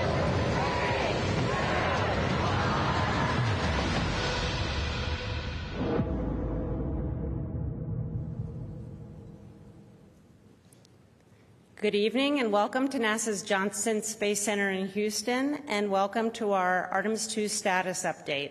I'm Rachel Kraft with NASA Communications, and we're joined this evening by several NASA leaders to share an update on how the test flight is going overall as the crew gets ready to fly by the moon. They are Dr. Lori Glaze, who leads NASA's Artemis program, Rick Henfling, Flight Director for the mission, and Kelsey Young, Artemis II Lunar Science Lead. We'll have some opening remarks from each of our participants, and then we'll go ahead and take questions both here and in the room and on the phone line. And as a reminder to those who are joining by phone, you can press *1 to enter the question queue. And with that, we'll start with Lori. Great. Thank you so much, Rachel. And thank you to everyone that's joining us today and for your continued interest in Artemis II. Our mission continues to go incredibly well. Our crew is healthy as we prepare and gear up to fly by the moon tomorrow. We're all extremely excited for tomorrow. We got a couple of great images that I want to share with you today, along with all of the great stuff that's available online. But we've got a few things I wanted to share this evening. We have a short video with some of what yesterday included. If we could pull up this video, it's got a lot of cool information in it. Can we see that? This is Artemis Mission Control. You're getting a live look inside the Orion spacecraft, named Integrity by the Artemis II crew. This is a magnificent accomplishment to be up here, to see the moon, to see the Earth, and to know that we are between those two celestial bodies, and you can see it when you look out the window. The Earth is almost in full eclipse, the moon is almost in full daylight, and the only way you could get that view is to be halfway between the two entities. It is truly awe-inspiring up here. And Houston, we have some Earth and Moon viewers here who are putting in requests for different motions so that they can see things in the window. We're seeing them in the camera views, and we're enjoying it. Look at those scientists go. And Jackie, we got Jeremy on there just for a minute before his PAO event. He's just got to look at this. As soon as I put my hands on the 400, it's just... You know, I'm not one for hyperbole, but it's the only thing I could come up with. Just seeing Tycho, there's mountains to the north. You can see Copernicus, Rainier Gamma. It's just everything from the training, but in 3 dimension and absolutely unbelievable. This is incredible. Kathy Moonjoy. And Houston, I can tell you that Christina now has the 400 millimeter, and she also is the queen of hyperbole. It's incredible. Kathy, Christina doing her best Reed impression at the window. I love that. And I also really love how they talk about being able to see in 3 dimensions. Just helps remind us all that what we can do with our amazing human eyes is be able to see in stereo vision and get that depth perception. It's just wonderful to hear them talking through what their observations are. And I'm sure you'll hear from Kelsey about how well they've learned all their training, being able to tell us exactly the features they're looking at. We also woke up the crew today with a short a message from Apollo astronaut Charlie Duke cheering them on, and I think we get to listen to that here. Is that available?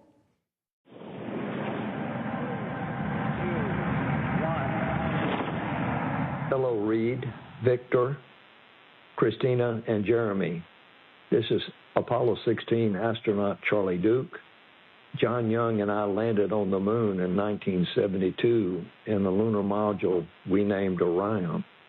I'm glad to see a different kind of Orion helping return humans to the moon as America charts the course to the lunar surface.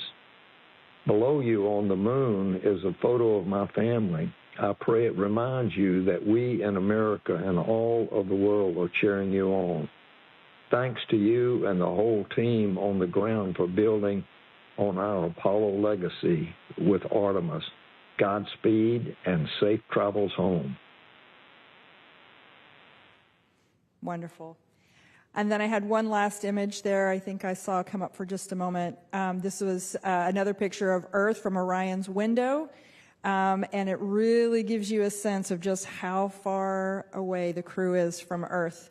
This was taken earlier today by Christina. I just think it's beautiful. So we're really gearing up now for what's going to be an exciting lunar flyby tomorrow. Our flight operations team and our science team are ready for the first lunar flyby in more than 50 years. I know you guys have asked questions, and we've heard them over and over again. Lots of questions about what's so special about the moon. And just wanted to say a couple words. You know, the moon and the Earth are fundamentally made of the same material.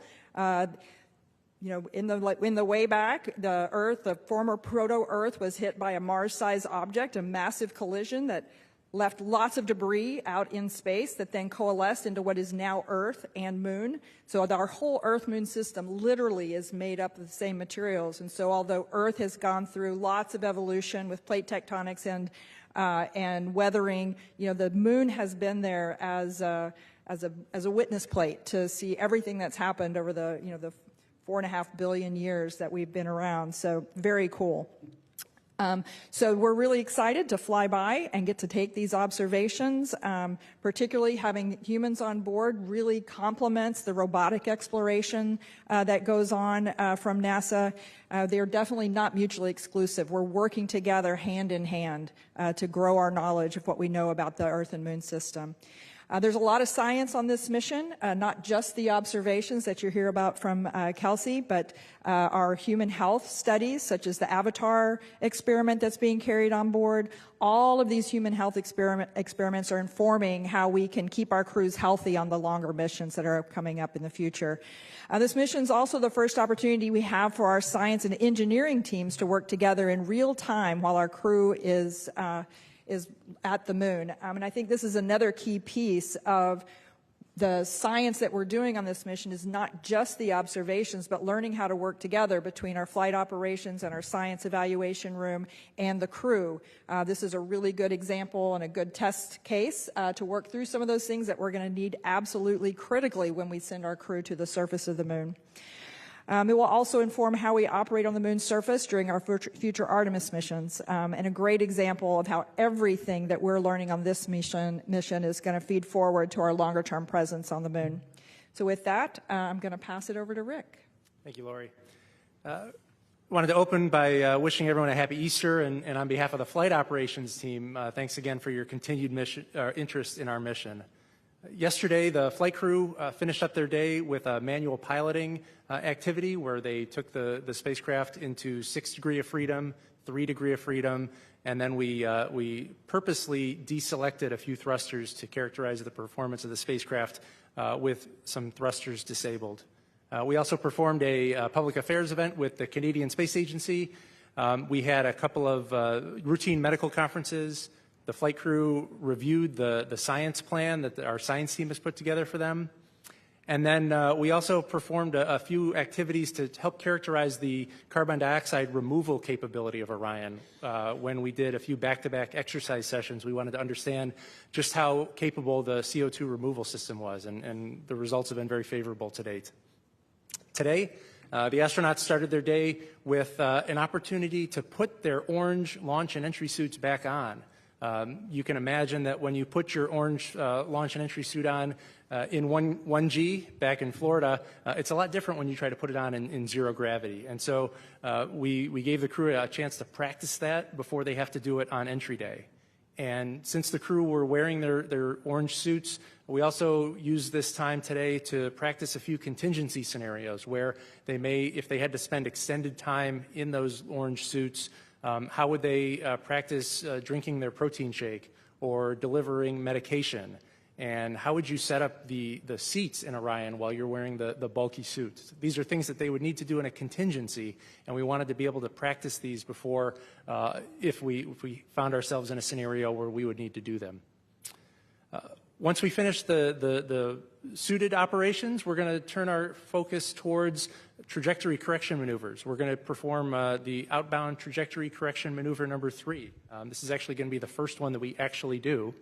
We found that Orion was on such a pinpoint trajectory that we didn't need to do the first 2 correction maneuvers. The one today we're going to do later on is 9.9 feet per second. It'll take about 14 seconds, and it's going to use the auxiliary thrusters on the Orion service module. We have a few other medical conferences later today.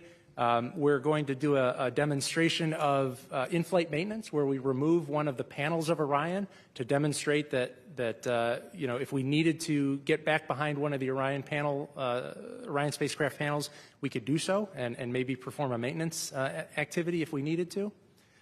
And then while the crew's asleep, we're going to perform a demonstration on the ground using our optical comm system. We're going to increase the bandwidth to 100 megabits per second using our optical comm system and our ground station in White Sands, New Mexico. The most exciting portion of the overnight hours here on Earth is going to be when Orion enters the lunar sphere of influence at 12:40 a.m. Eastern Time. That is significant because that's when the moon's gravity has a stronger pull over the Orion spacecraft than Earth's gravity. And so that's a significant milestone on our mission. I also wanted to comment a little bit about my console activities. I worked the past 3 days as the lead of the planning shift on console and mission control, and I just wanted to highlight the exceptional job that those teams are doing a few hundred yards away here in mission control. The planning team is in charge of making sure all of the operational products are ready for the flight crew when they wake up in the morning. They're also in charge of executing some test objectives and activities to gather data on how Orion performs as it heads out to the moon. And I just wanted to highlight just what an exceptional job that team's been doing. And one of the highlights of working the planning shift, we saw the photo that Lori showed a few minutes ago. We gathered around the console when we downlinked that image, and the planning shift is the group of about 10 people who get to see that image for the first time. So before any of the public got to see those images that you saw on social media, my planning team working the overnight hours while the crew's asleep, we were the first ones on planet Earth to see those images. So it's a pretty special time. I wanted to end my remarks with showing a video of some remarks from our pilot, Victor Glover, which I thought were particularly poignant and were worth repeating. And so let's go ahead and play that video. In all of this emptiness, this is a whole bunch of nothing, this thing we call the universe. You have this oasis, this beautiful place that we get to exist together. I think as we go into Easter Sunday, thinking about all the cultures all around the world, whether you celebrate it or not, whether you believe in God or not, this is an opportunity for us to remember where we are, who we are, and that we are the same thing and that we got to get through this together.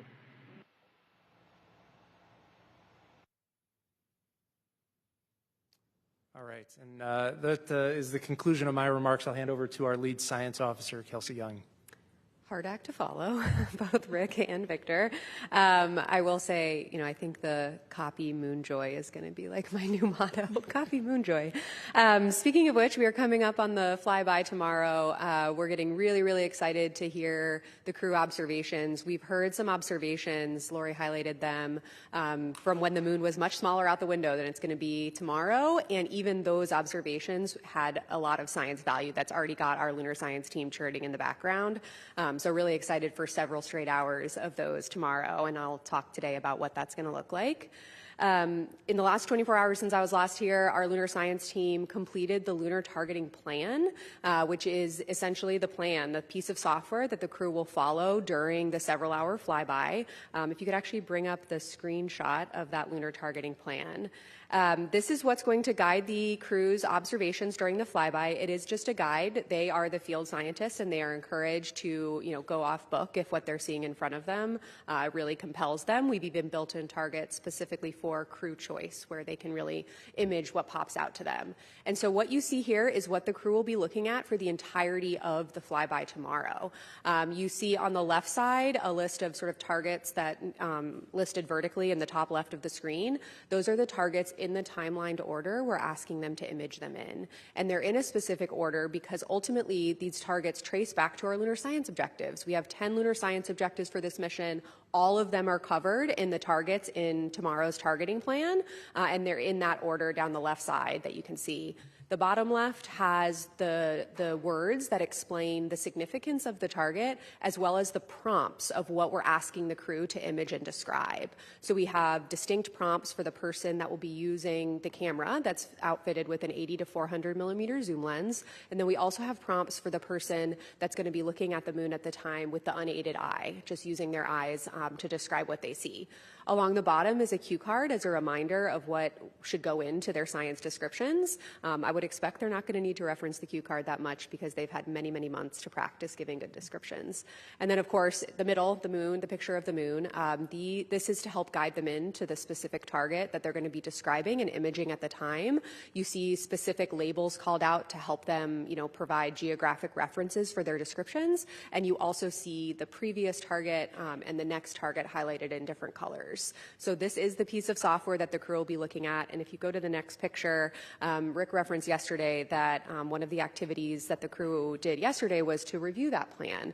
And we just totally oohed and awed in the science evaluation room when we saw them studying in Orion. So there is Victor Glover studying the lunar targeting plan on his tablet, his crew tablet. All 4 crew had time to study that yesterday, and they'll also have a little bit of time to review it tomorrow morning. Got some questions yesterday on how the crew trained, so I just wanted to show a couple images to highlight that. So the first image is actually when they got the flight-like hardware, the 2 Nikon cameras that will form the basis of the bulk of their flyby tomorrow. And we actually put visualizations of the moon at the right distance away from them in a facility over in Building 36 here at the Johnson Space Center, and actually had them practice giving descriptions and taking pictures. We actually did that several times with them. And if you go to the next chart, we also put them in and near the Orion mock-up, the medium fidelity mock-up we have here at the Space Vehicle mock-up facility here at the Johnson Space Center, and actually had them get inside of Orion and actually look out the window at a giant inflatable moon globe we hung from the ceiling, so they could practice that physical choreography they needed to inside of Orion before their flyby. And so the last thing that I'll end with is actually showing a video that I showed yesterday. So if you could play that. This is tomorrow's flyby in 60 seconds. So what tomorrow will look like is a roughly 5-hour period where the crew will be observing the illuminated surface of the moon. In response to the question I got yesterday, the 2 Apollo sites they'll be able to see here at the beginning are the Apollo 12 and 14 landing sites. As they progress through the several-hour period where the moon is illuminated, they'll continue to work through that targeting plan. Again, each target is based on our lunar science objectives, and they'll be able to see how the moon is changing throughout their time observing it. They, of course, will have a period that you can find the exact timing on NASA's websites, and we have it here as well, where there's a loss of signal after Earth disappears from view and before it reappears in Earthrise on the other side. They'll continue their science observations during that time. Then, of course, about an hour later, we have this really unique opportunity to observe an eclipse from the vantage point of Orion, where the sun disappears behind the moon from the vantage point of the Integrity crew, and they'll be able to observe the solar corona, but right around sunset and sunrise. They'll also be able to take pictures of several planets that will be visible in view. That includes Earth, of course, Mercury, Venus, Mars, and Saturn. They'll also be able to look for potential Earth shine effects, which is literally the illuminated Earth shedding glow onto the near side of the moon. We've got a jam-packed plan for them tomorrow, and it ultimately all traces to our science objectives. Thanks. All right, we'll now take questions. We'll begin here in the room. We'll also take some from the phone. A reminder, you can press *1 to get into the question queue. Please limit your question to 1 at a time, and let's wait for the mic to come around. We can start here with Jackie. Hi, Jackie Waddle, CNN. A question for Kelsey. I understand during the flyby they're going to be focused on that Oriental Basin, but we've also heard about the importance of these precursor missions to a landing, about scouting possible landing locations. And I know that, the overarching premise here is to establish a base on the South Pole. Can you talk a little bit about what the crew will be looking for in terms of gathering data for those long-term goals? Absolutely. So that is one of our science objectives, actually, is past and future landing sites. And so, like I said, they'll be able to see, in terms of past landing sites, Apollo 12 and 14. They'll also be able to, kind of on their transit from near side to far side, be able to see Reiner Gamma. That's a target in their lunar targeting plan. That's a really exciting sort of lunar science unknown, a big question that's actually driving Eclipse landed mission there, where we'll actually land scientific instruments on the surface to evaluate this really unique feature. And then moving to the far side, of course, we are going to have eyes on the South Polar region. Because of the illumination that they'll experience tomorrow, they'll only be able to see kind of the edge of the South Polar region in the South Pole Aitken Basin, but it will be a target for them to observe what they can see along the Terminator. Okay, Tarek, go ahead. Thank you, Tarek Malik with Space.com, also for Dr. Young.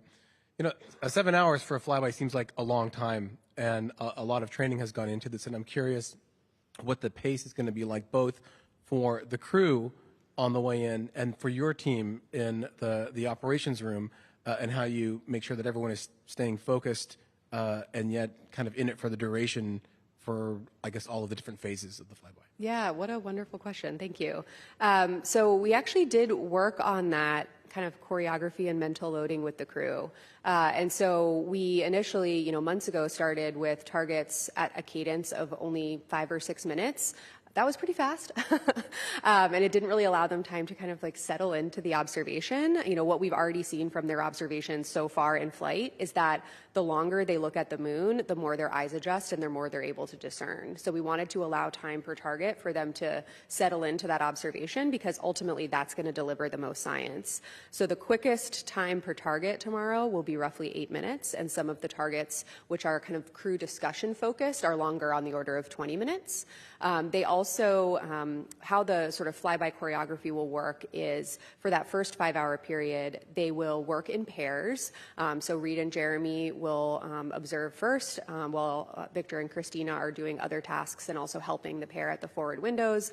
And then just over an hour later, they'll swap. And so in that way, they kind of can keep fresh with what they're doing. In the middle of each block, so when Reed and Jeremy are at windows 2 and 3 observing the moon, they'll actually swap who is doing the imaging and who is doing the unaided eye descriptions. So they're really able, in this first big 5-hour chunk, to really mix it up and work through the targets kind of one by one.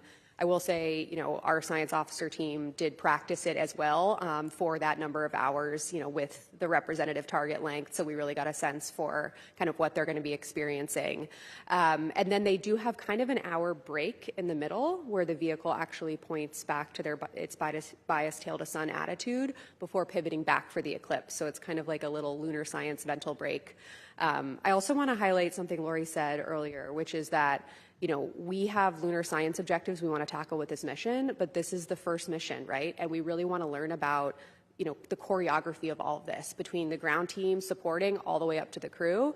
And when we think about surface missions with EVAs, with science objectives, we really do need to get used to this sort of mental loading and how we're able to support the crew and not, overburden them while still maximizing science. So I'm really excited about kind of this length of time that is relevant for hopeful future exploration and what we're able to learn there.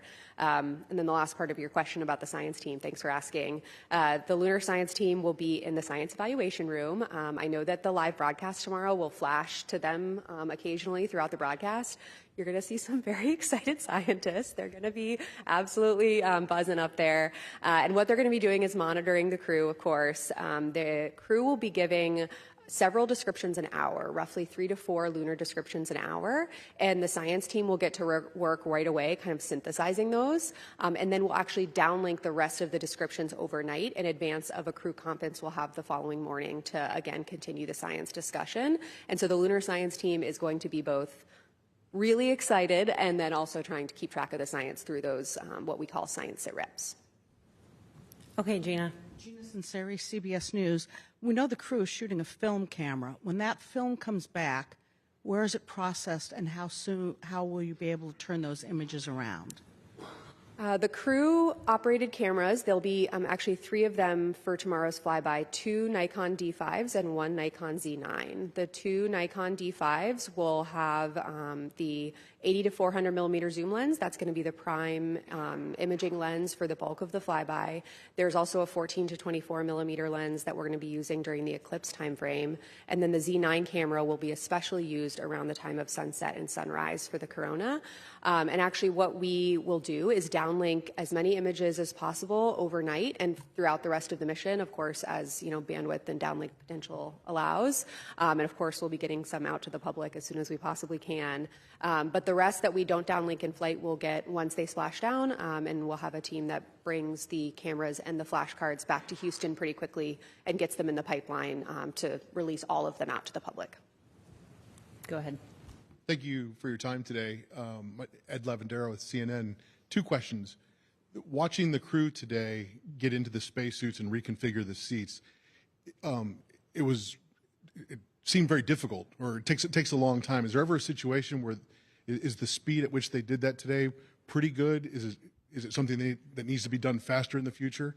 And then the second question is, when the crew in the capsule is going around the moon, and at least to someone like me sees it's almost like they're hooking back quickly. Are they going to feel like they're turning back? Is that a sensation that they're going to have when they're inside the capsule?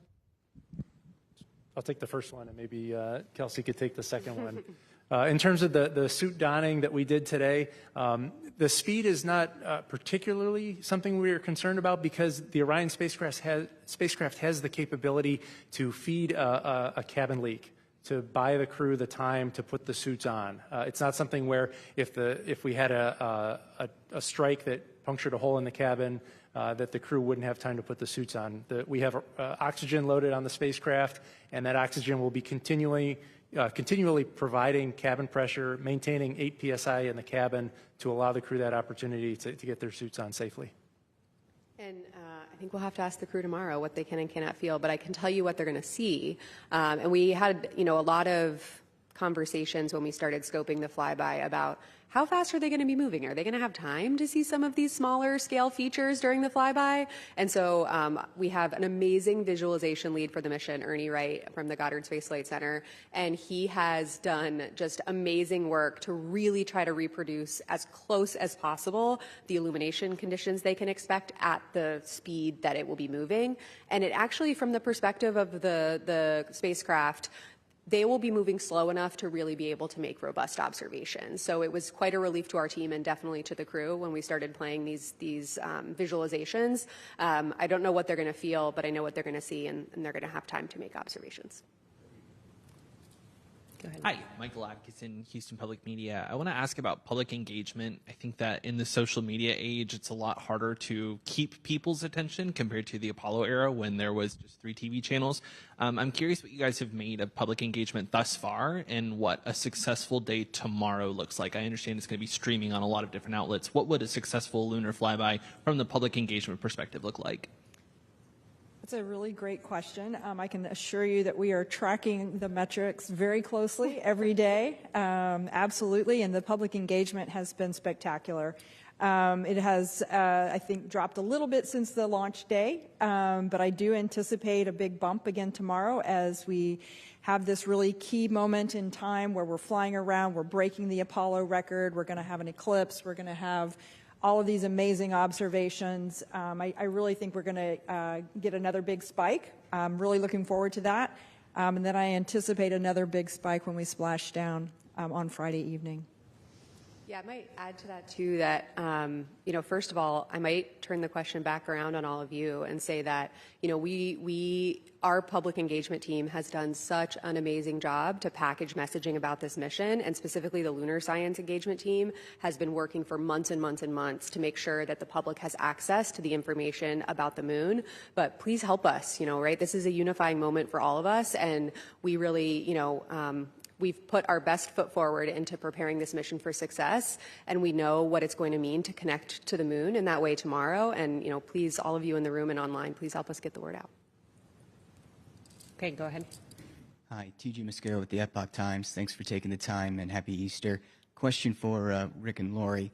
Without a landing or parking in orbit, what are you considering the official arrival point? Like when you arrive at the moon? Is it when Orion enters lunar gravity? Is it when the flyby begins? Is it the closest point? Well, I'm looking at Rick here, but from my perspective, as Rick said earlier, when we enter that point where we cross over from being driven by Earth's gravity to being pulled by the moon more strongly than Earth, to me, that's where we'd start. But I think I was going to give the same answer, so I agree. I'll give the lunar science example, which is closest approach. Everybody's point of view. Okay, go ahead. Hi, Alejandro Turnbull for Space Scout. Question for Kelsey. Looking forward to future Artemis missions, how are you expecting the science plans to change from what we're going to see tomorrow? What opportunities are going to be afforded to you by having crew both on the surface and in orbit? Oh my gosh, great question. We're learning a lot about the flyby and orbital observations piece of Artemis missions from Artemis II, and we're looking forward to learning more with Artemis III, right? But looking to the future, when we do have crew on the surface and crew in orbit, of course, those sort of concurrent observations hold a lot of value. Different vantage points tell you something different scientifically, and having that sort of orbital view from Orion, from an orbiting spacecraft, around the time when the crew is on the surface does enable these really important contextual observations, especially that orbiting crew that's going to be farther away is really going to be able to say, these geologic processes influence the landing area, and that's going to help us tell the story of the science of the mission and ultimately could impact what type of samples we're asking future crews to collect. And for the payloads that we deploy on the surface, let's provide that landing site contextually in where they landed on the moon. A lot of science value to be gained both from surface science and from concurrent observations. Okay, let's take one from Ken, and then we'll go to the phone for a few. Hi, Ken Chang from New York Times. A couple questions for Kelsey following up. So you said they're going very quickly over the far side. Do you know what the maximum speed is relative to the surface? And just for following up on what you all will be doing down here. I remember a media tour last fall, you had this wonderful table that you'll be seeing, having interactive. Will you be giving feedback to the astronauts or follow-up questions, or you don't want to interrupt them what they're doing? Great question. Do you know I don't know the rate. I do not. We'd have to check on that and get back to you. Yeah.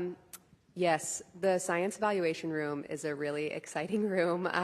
We worked with Mission Control to develop this unique flight control room for the mission, specifically with science in mind. It's not a traditional flight control room that has, typically like rows of consoles where disciplines are plugged in with their teams. Scientists like to talk, and they like to talk over airwaves, so we've allowed for that in the science evaluation room. And what you're referencing here is a beautiful smart table where you can actually, and it's a touch table, right, where you can, put up data of the moon and zoom around different areas of the moon to kind of follow along with what the crew are doing.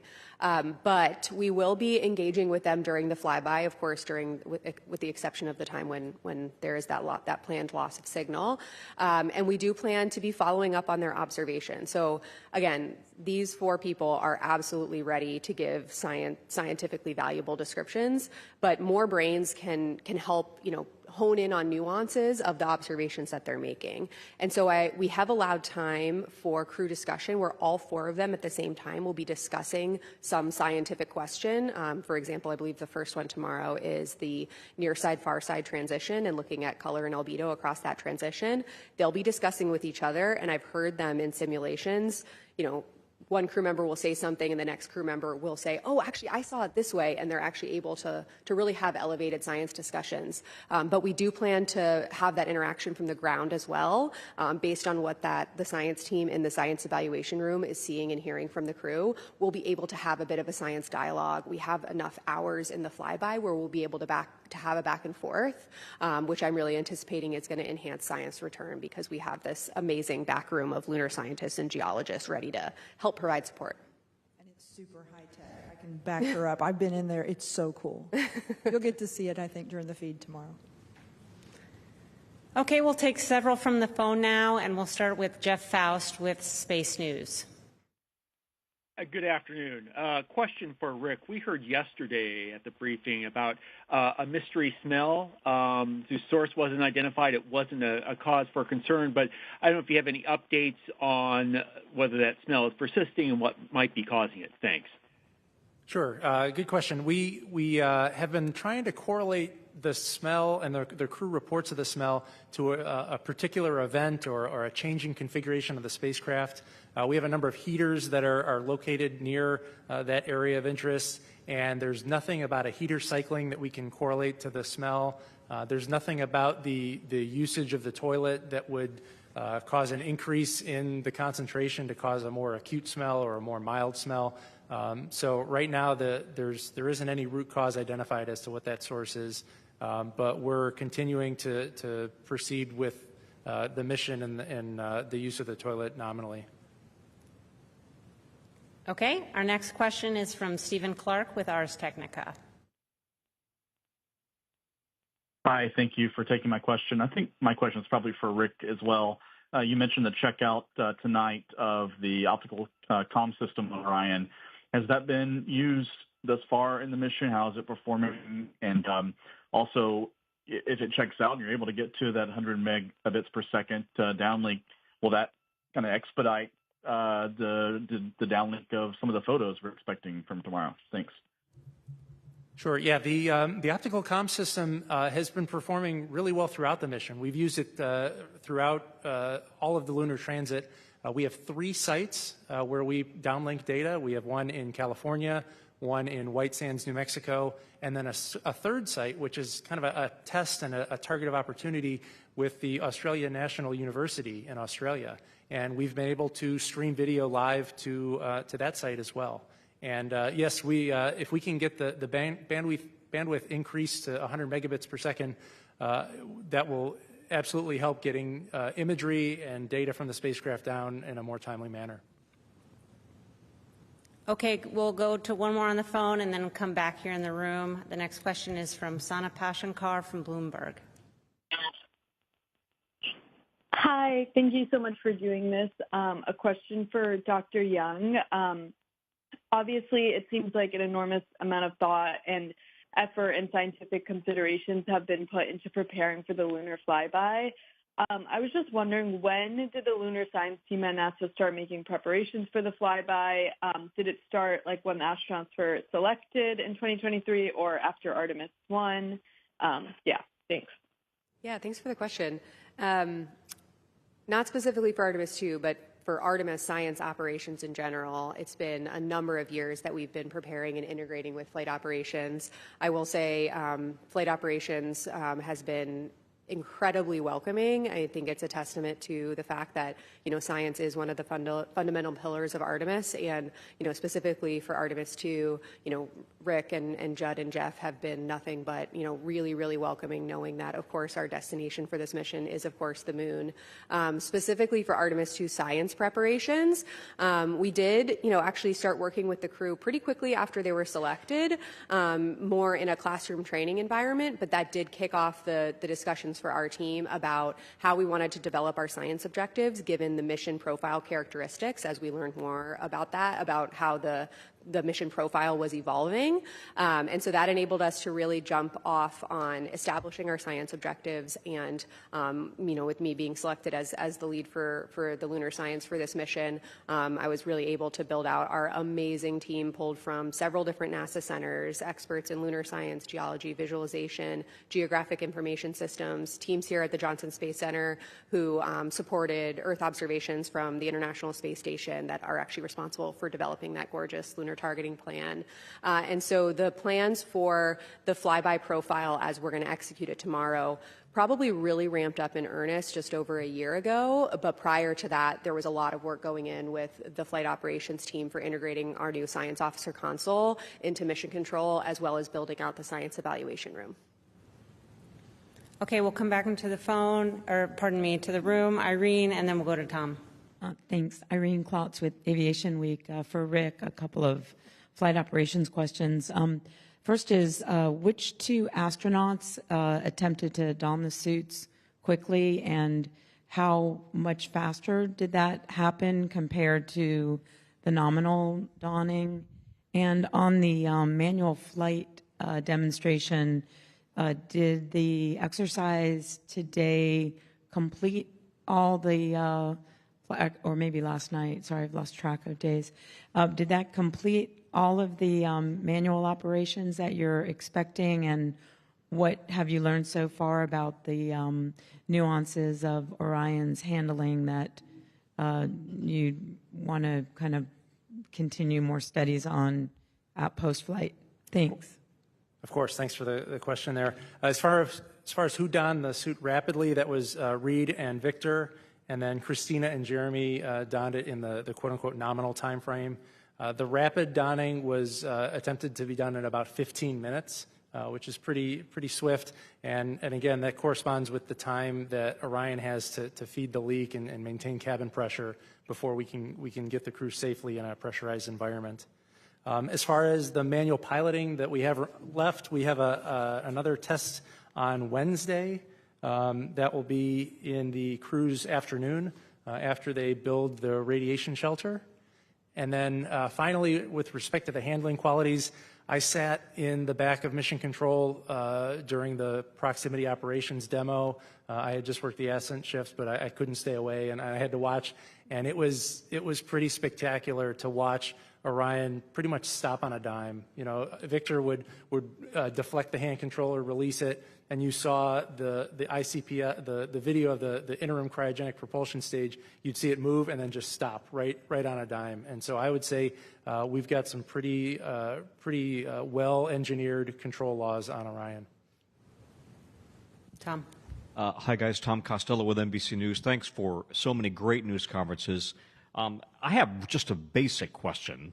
I don't have a PhD in rocket science. Can you explain for the audience how it is that when it goes into the moon's gravitational pull, and then when you come around the other side, the Earth's gravitational pull can take over or becomes stronger? You help me understand that, and that would be great. And then second of all, can I just confirm with you the photographic number of targets you have, and how many photos you expect to take? Sorry if I missed that. All right, I'll take a swing at the orbital mechanics here.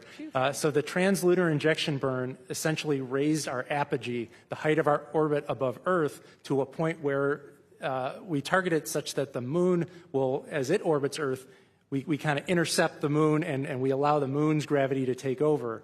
And then because we're not entering into lunar orbit, we coast past apogee relative to Earth, and we start falling back to Earth. And eventually, the Earth's gravity is going to take over and bring the spacecraft back into the atmosphere. As for targets, I was just going to add one more thing to that, is that as you enter, as we talked about, the stronger influence of the moon's gravity, we're out at some distance, and so when it starts to pull on us, we go into a circular kind of an arc around the moon, and that kind of slingshots us. You can imagine a slingshot around, but then that kind of starts to overshoot and come back, and then by the time you might, go somewhere else, we're now pulled into Earth's gravity again, right? So it starts to pull us back. So it's the interplay of those two gravity fields that really drive this beautiful dance of the spacecraft. The number of targets, I'll have to get the exact number, but it's in the range of 35 targets. We actually do plan to put out the list of targets hopefully tomorrow morning so that the public can follow along. I will caveat that with that's a plan, right? And they're going to flexibly execute that plan based on what they see. But we will put out kind of the list that they have been, studying too. As for number of pictures, it's a great question. The only way we can kind of make a guess at that is from the mission simulations we've done on the ground, where they're taking pictures of not the real moon. I have a feeling that the real moon is going to be a bigger draw. I would expect thousands of pictures that the crew themselves will take, not to mention the imagery that we will be taking with the Orion vehicle cameras. Okay, we'll go here and then back to Will Robinson-Smith after that. Hi, I'm Emily Martin from CLA's Fast Friends. Thank you so much for doing this. I was wondering, which specific science questions do you hope this flyby will answer? The Apollo samples ultimately answered the question of the origins of the moon. What do you hope those data gathered by these human eyes will answer. And also, I was wondering if you are planning on taking a photo of Orion with LRO, if it's even feasible. So on the science objective question, we do have 10 science objectives, all of which we feel are accomplishable, tackleable by the crew with the Lunar Targeting Plan as written. The Lunar Targeting Plan does actually address all 10 of our objectives. But as for the ones that I'm most excited about, I am really excited for, our number one priority objective is, color provinces and albedo, right? This is something that human eyes are just incredibly good at teasing out nuances about. And again, forgive me again, the photometry deep dive, but again, the ability of a crew member to look at the surface in different illumination conditions as the Orion spacecraft is moving across the surface of the moon will allow them to understand morphology and texture, and therefore process and origin. I mean, you heard even from farther away, Reed say yesterday, I can see much more topography around Tycho than I could in the visualizations. As he's getting closer, he is seeing that 3D effect start to realize. And when they get even closer and they have that sort of extreme flyby profile over a number of hours, they're really going to be able to tease out that dynamic between topography, surface texture, morphology, and color and albedo, and how and if those things overlap. There are some targets on our targeting plan where that's specifically an objective of, do you see a correlation between color and topography? And a negative observation, not seeing it, is a science result, right? And so we do really focus on this unique profile that this mission has. I think we've gotten the question, well, you're so far away, what can you even do? That's actually an asset for our science objectives. They're going to have this whole disk view, and the rate at which they're moving and the illumination changes that they'll experience in several hours enable our science. They don't detract from it. As for complementary observations, yes, we do plan to have complementary observations with the Lunar Reconnaissance Orbiter. We also have other complementary science investigations, including citizen science here from scientists on Earth who are going to be looking for impact flashes or new craters that are forming on the surface of the moon, just like the Artemis II astronauts will be looking for. So lots of chances for coordinated observations, and you can bet we'll be putting out information about that, especially the Lunar Reconnaissance Orbiter ties post-mission. Okay, Will, and then we'll go back to the phones for a couple of additional questions. Thank you, Rachel. Will Robinson-Smith with Spaceflight Now. Thank you all for taking the time today. A couple to Rick, if I may, about the OX demonstration. Please correct me if I'm wrong, but it sounded like at one point there was a plan to lower the cabin pressure in Orion. Can you talk about when and why that changed? And then the life limit for the astronauts in the suits we've heard is 6 days. Can you go into some detail about what the life limiter is for that? I mean, obviously the crew is now within 6 days nominally of returning to Earth, so if they needed them, they've got that latitude. But can you just go into some explanation about why the 6 days, what creates that bracket? Thank you. Sure. You're correct that we are planning on decreasing the cabin pressure in Orion. That was always part of the plan. As we look forward to future Artemis missions, we expect lower cabin pressures when we perform dockings to other spacecraft. And we want to be able to evaluate Orion here on Artemis II to understand how it performs at 10.2 pounds per square inch atmosphere, so that when it docks to another spacecraft, we quickly equalize pressure. As far as the 144-hour constraint, that is tied to the oxygen and the ability to supply oxygen to the crew. Those tanks are only so big, and they were sized for that contingency. Okay, we'll take several questions from the phone. Next up is Jackie Mogensen from Scientific American. Hi, thanks for this. I was wondering, on the lunar flyby, I understand that there are a number of things that the astronauts have been training to see, but I was curious what you would say are kind of the wish list items of what would be really cool to see but are not a guarantee. Thank you. Ooh, I would think, honestly, a big one is just the amount of color they're going to be able to see and where and when they see it. Again, negative observations, not seeing something, is science. That is something we are learning.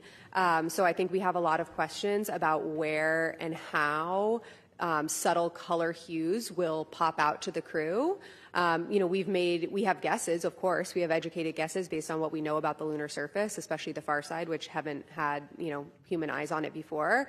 But we don't know what to expect. We've provided guidance to them on where we think the best places are to, make those observations, but this is exploration, right? And while we have imagery, amazing data from orbiting spacecraft, it's these nuanced observations that we're lacking. And so, this is discovery, right? And we're asking questions that we don't always know the answer to, and that's, some of the value of what these Artemis missions bring. Next up is Marcia Smith with Space Policy Online. Thanks so much for taking my questions. One question I think is to Rick, and could you just clarify about the toilet situation? Have you permanently fixed that, or is it that every certain number of days or something you're going to have to turn the spacecraft towards the sun in order to make sure that that vent doesn't freeze? And this is a permanent solution for this mission or for all the future Orion missions? Could you just clarify the situation on that? And on a completely different front, I'm just curious to Kelsey and to Lori, maybe wearing your planetary science hat. So when you have the astronauts looking at the far side of the moon and seeing them with their eyes, which LRO can't do, is there any chance you're going to spot something there that is so fascinating that it's going to change maybe plans for CLIPS missions or something, to send CLIPS missions there to investigate? What do you think the odds are that you'll see something that you really didn't expect? All right. Well, as for the first part of your questions, there are no liens against use of the toilet. The crew members are able to use the toilet, but we are still trying to figure out the wastewater vent line problem. It's kind of a complex engineering issue when you expose a liquid to vacuum. It's a pretty chaotic environment, and there's a lot of theory and textbook work done when you assume it's pure water being exposed to a vacuum. But when you introduce the variable of it being wastewater, there's other complex phenomena that we don't quite yet understand that are factoring into that vent line. And so we're still working through that. This is a good opportunity to learn now on a shorter mission. And, if changes are needed to be made to the spacecraft, we have opportunities before Artemis II to make those changes. Let Kelsey answer the question about if you think we might see something surprising. Rick, do you want to do no. I think, of course, we don't know what we don't know. And there's a reason, I think your question kind of hits at the heart of why we explore, right? I mean, we can send reconnaissance missions to the bottoms of the ocean and to the poles and to Mars and to the outer solar system. And, I like to think that planetary scientists, are pretty good at their jobs and pretty good at outlining plans of what they think we will expect to see. But we, in the science community, like to talk about multiple working hypotheses, right? We take all available data and we form these different hypotheses, and we make a plan to go address and buy down those hypotheses. And so do we have guesses about what they're going to see on the far side? Yes. Do I have solid confidence in exactly what they're going to see? Absolutely not. That is why we send people out into the cosmos to explore in the first place.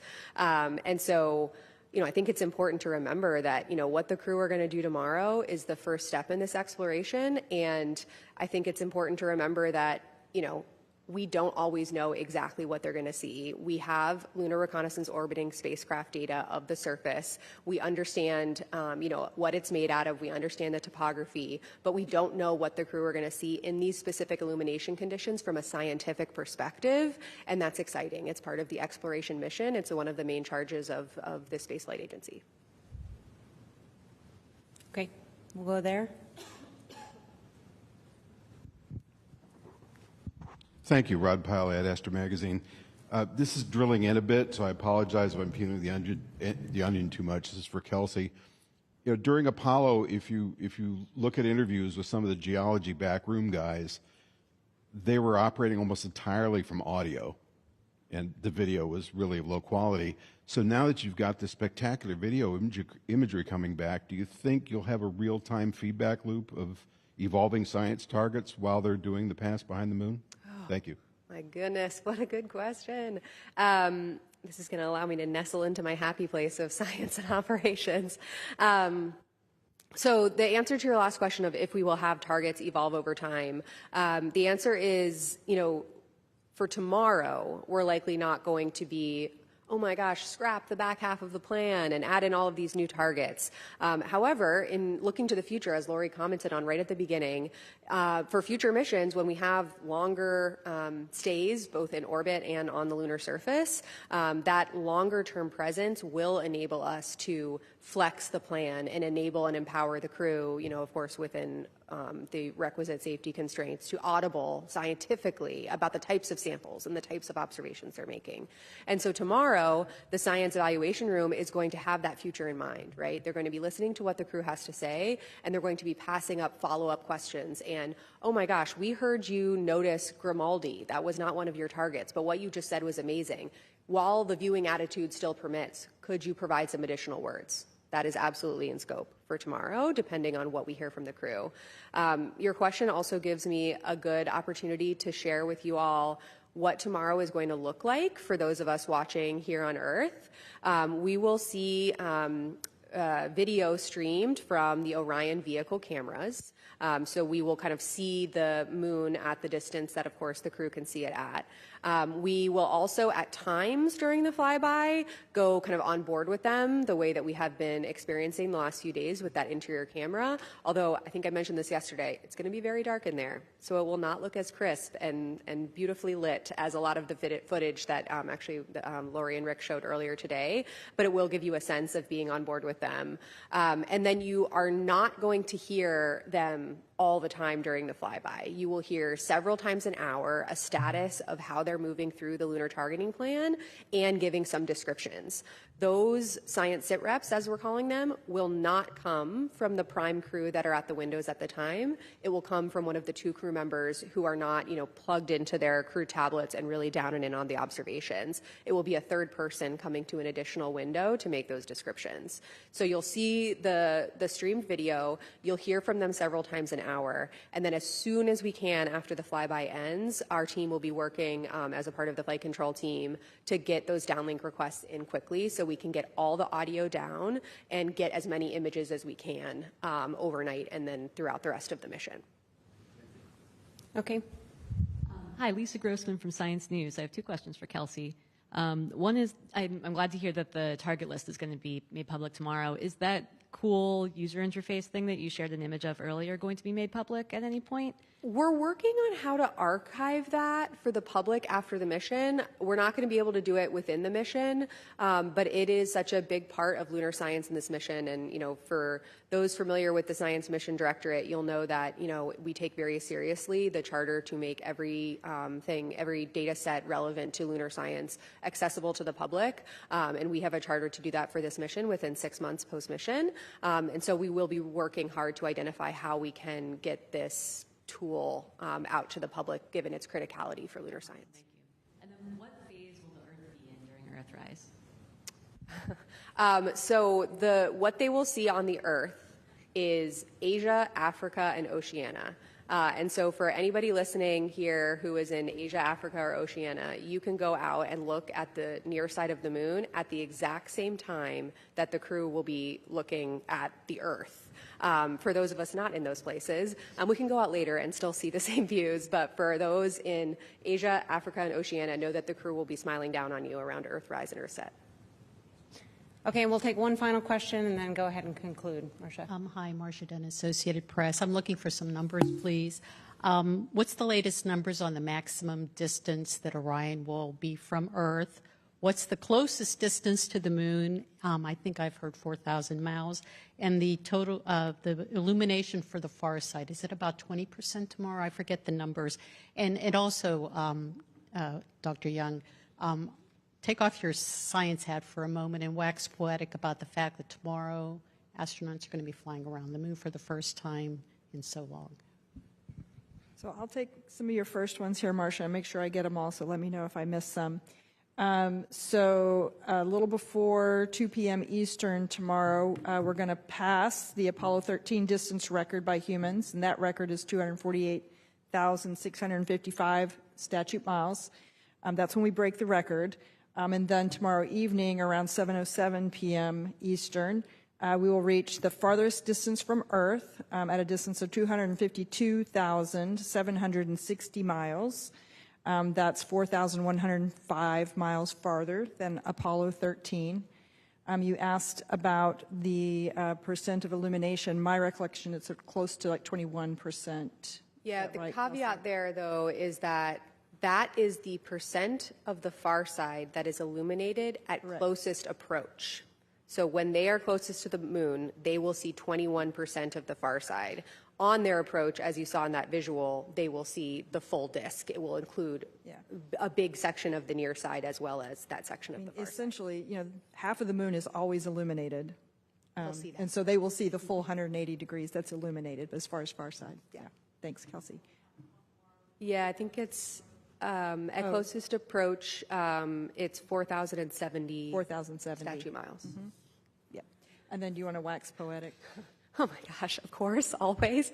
I mean, first of all, I will be on console tomorrow, so I will be locked in and fully in operations and execution mode. But, you know, sitting here today, the day before the flyby, you know, I was a kid who loved to play outdoors, and I was a kid who loved to, while playing outdoors, look up at the sky.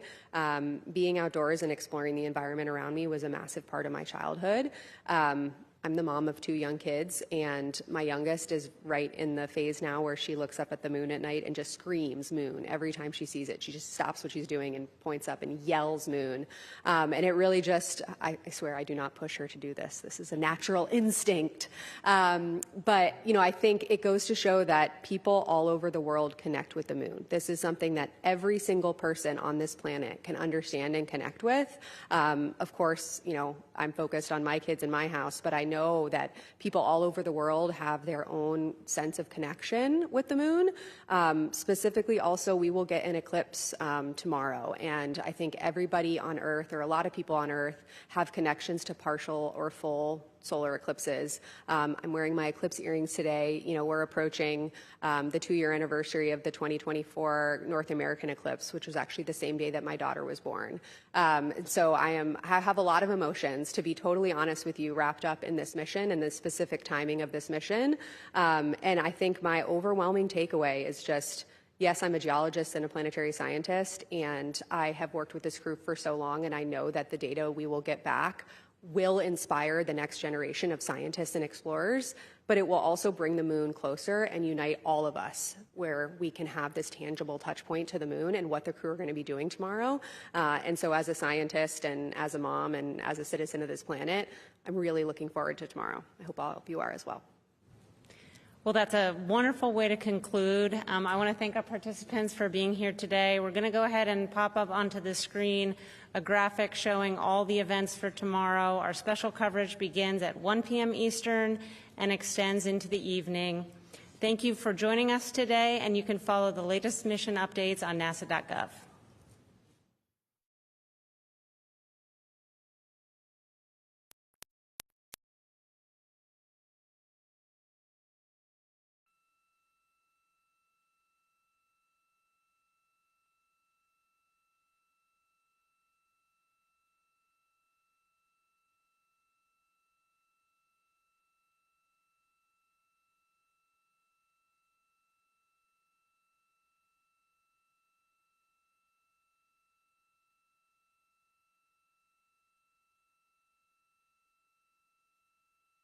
This is Artemis Mission Control at Johnson Space Center in Houston, Texas. Mission elapsed time for the Artemis II flight is 4 days and 58 minutes.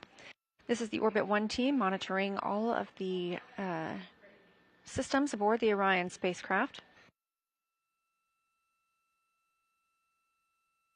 The crew aboard the spacecraft is wrapping up the Ox Suit DFTO, the Orion Crew Survival System Suit Demonstration Test. During this test, the crew got into their suits, and 2 of them got into their seats. This is the first time the crew has gotten suited while in microgravity, and we also pressurized their suits. Integrity Houston, we do have big picture words to pass for you, and we see ourselves coming up on a longer LOS here. So please give us a call when it's good to pass those words on to you.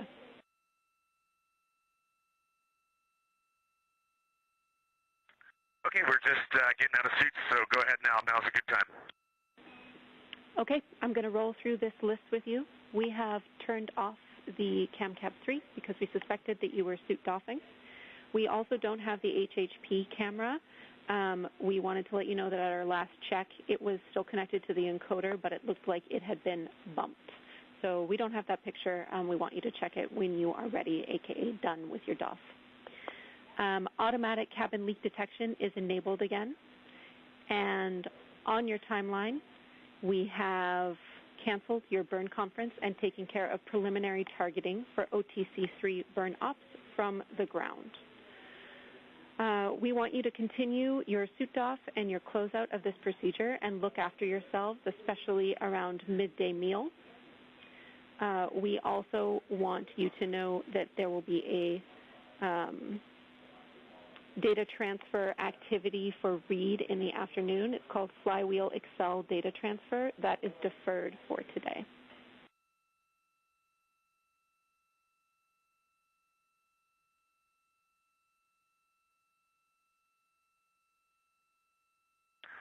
Okay, we copy all.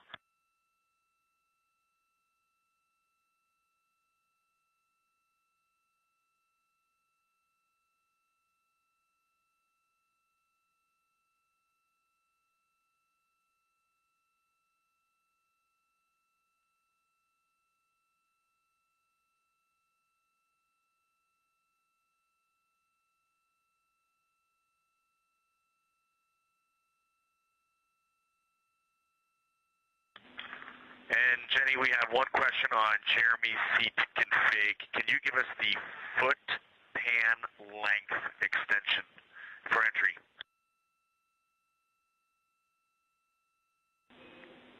We're checking on that. I'll have it for you in a minute. While I have you, I want you to know that soon we will have some calls up to you to perform, likely on the SIP, which will get us back into a good vehicle config after souped off. I'll be back in a minute with that setting for Jeremy's seat.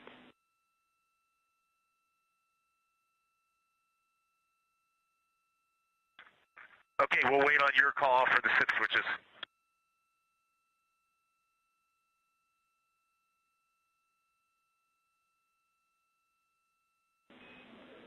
Copy, and Jeremy's psi position is 5, and if you're talking about the CAF extension, that is fully extended. It should read 6.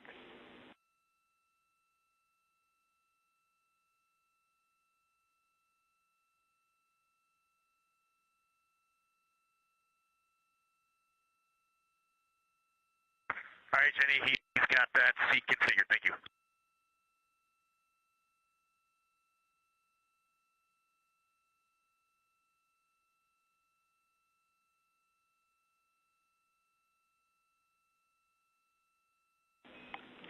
Finally, one more for you, Reed. If you did not use mags today, we would like you to save the unused mags.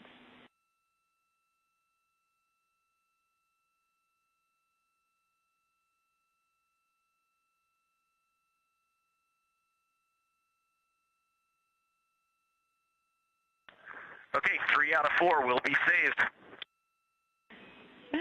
Thank you.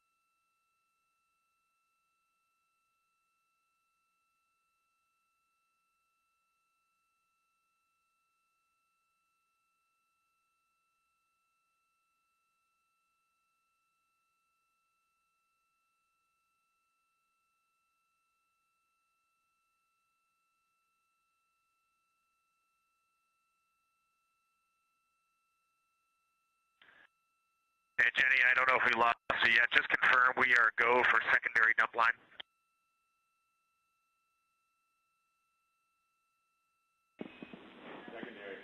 We're still with you, Reed, and we're checking.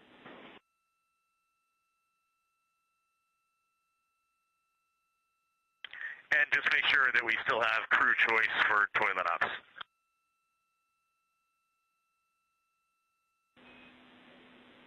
Affirm, the crew plan is still go for toilet, and we're checking on the secondary line.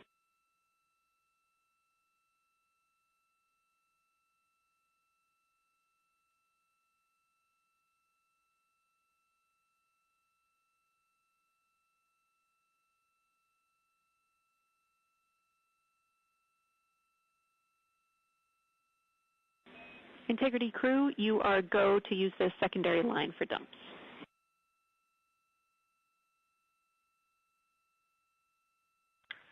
Okay, sounds good, and we'll reconfigure the cut before we do that. Thanks. Affirm, thank you.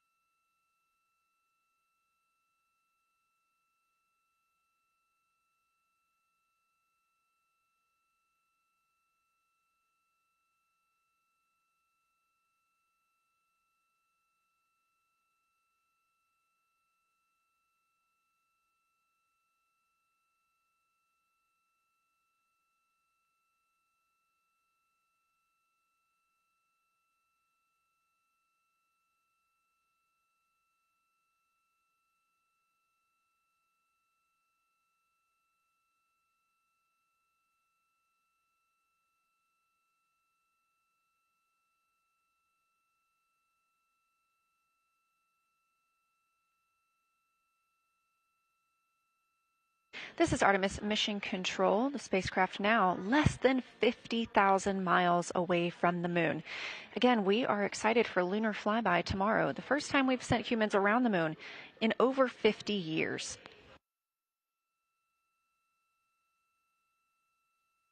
So far today, the crew has completed their Ox suit demo. That's the Orion Crew Survival System suit demonstration. The Ox suits are what the crew wears during launch and re-entry for the spacecraft. However, they also have the opportunity to put these on in the event the spacecraft were to be depressurized. Of course, that's not what happened today. This was a test of these suits ahead of future missions. Everything conducted today helps us prepare for future Artemis missions to the moon. The crew is currently inside the cabin getting out of those suits, and so we are not showing those cameras at this time to allow them some privacy. But they are reconfiguring the cabin following that test.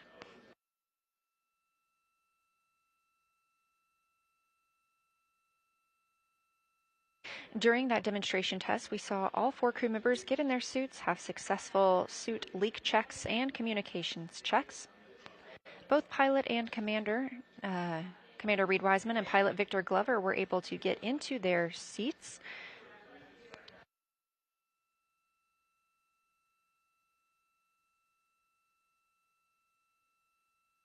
And again, they are now reconfiguring the cabin and taking down the portions of the seats that they had added to help with this task. The crew will soon be moving into their midday meal period.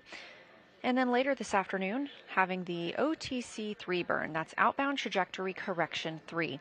We did cancel OTCs 1 and 2. These small outbound trajectory correction burns help keep us on the proper trajectory for our lunar flyby and our return to Earth.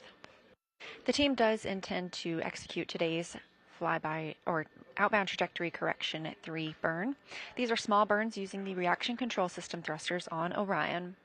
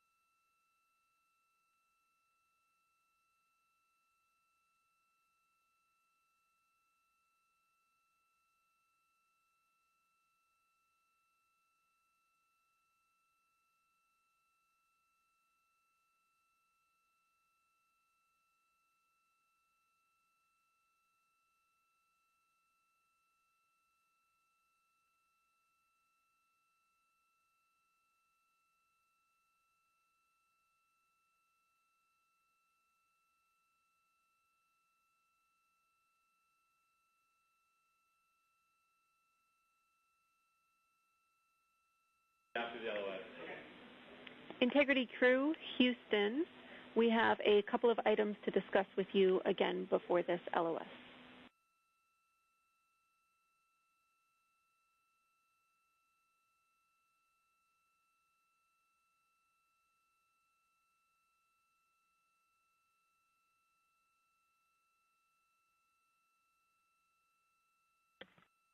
Go ahead.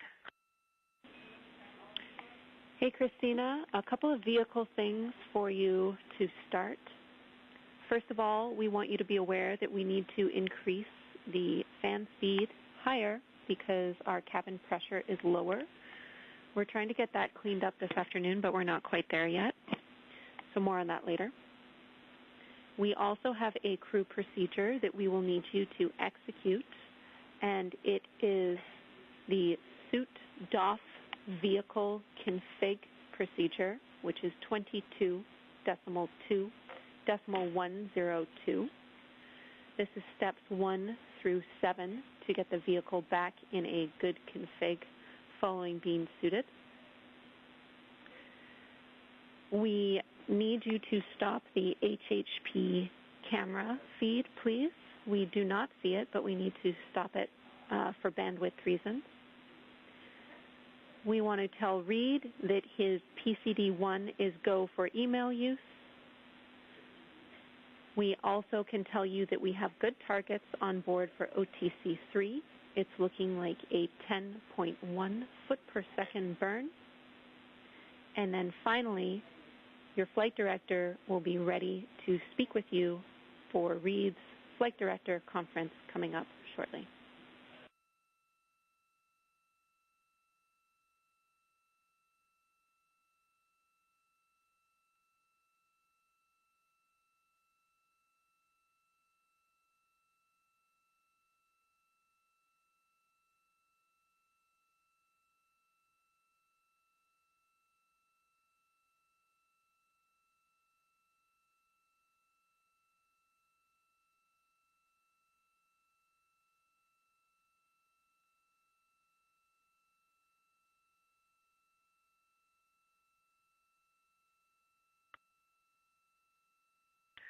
Okay, Jenny, copy the fan speed thing, but no action for us on that.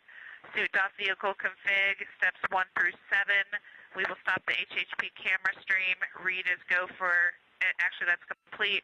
Reed is go for email on his PCD1, and we'll be ready to talk to Jeff. We understand we will be suit drying per the suit DOF procedure as well. Please confirm. Affirm, that is a good readback on all, and we agree on the suit procedure. Thank you, Christina.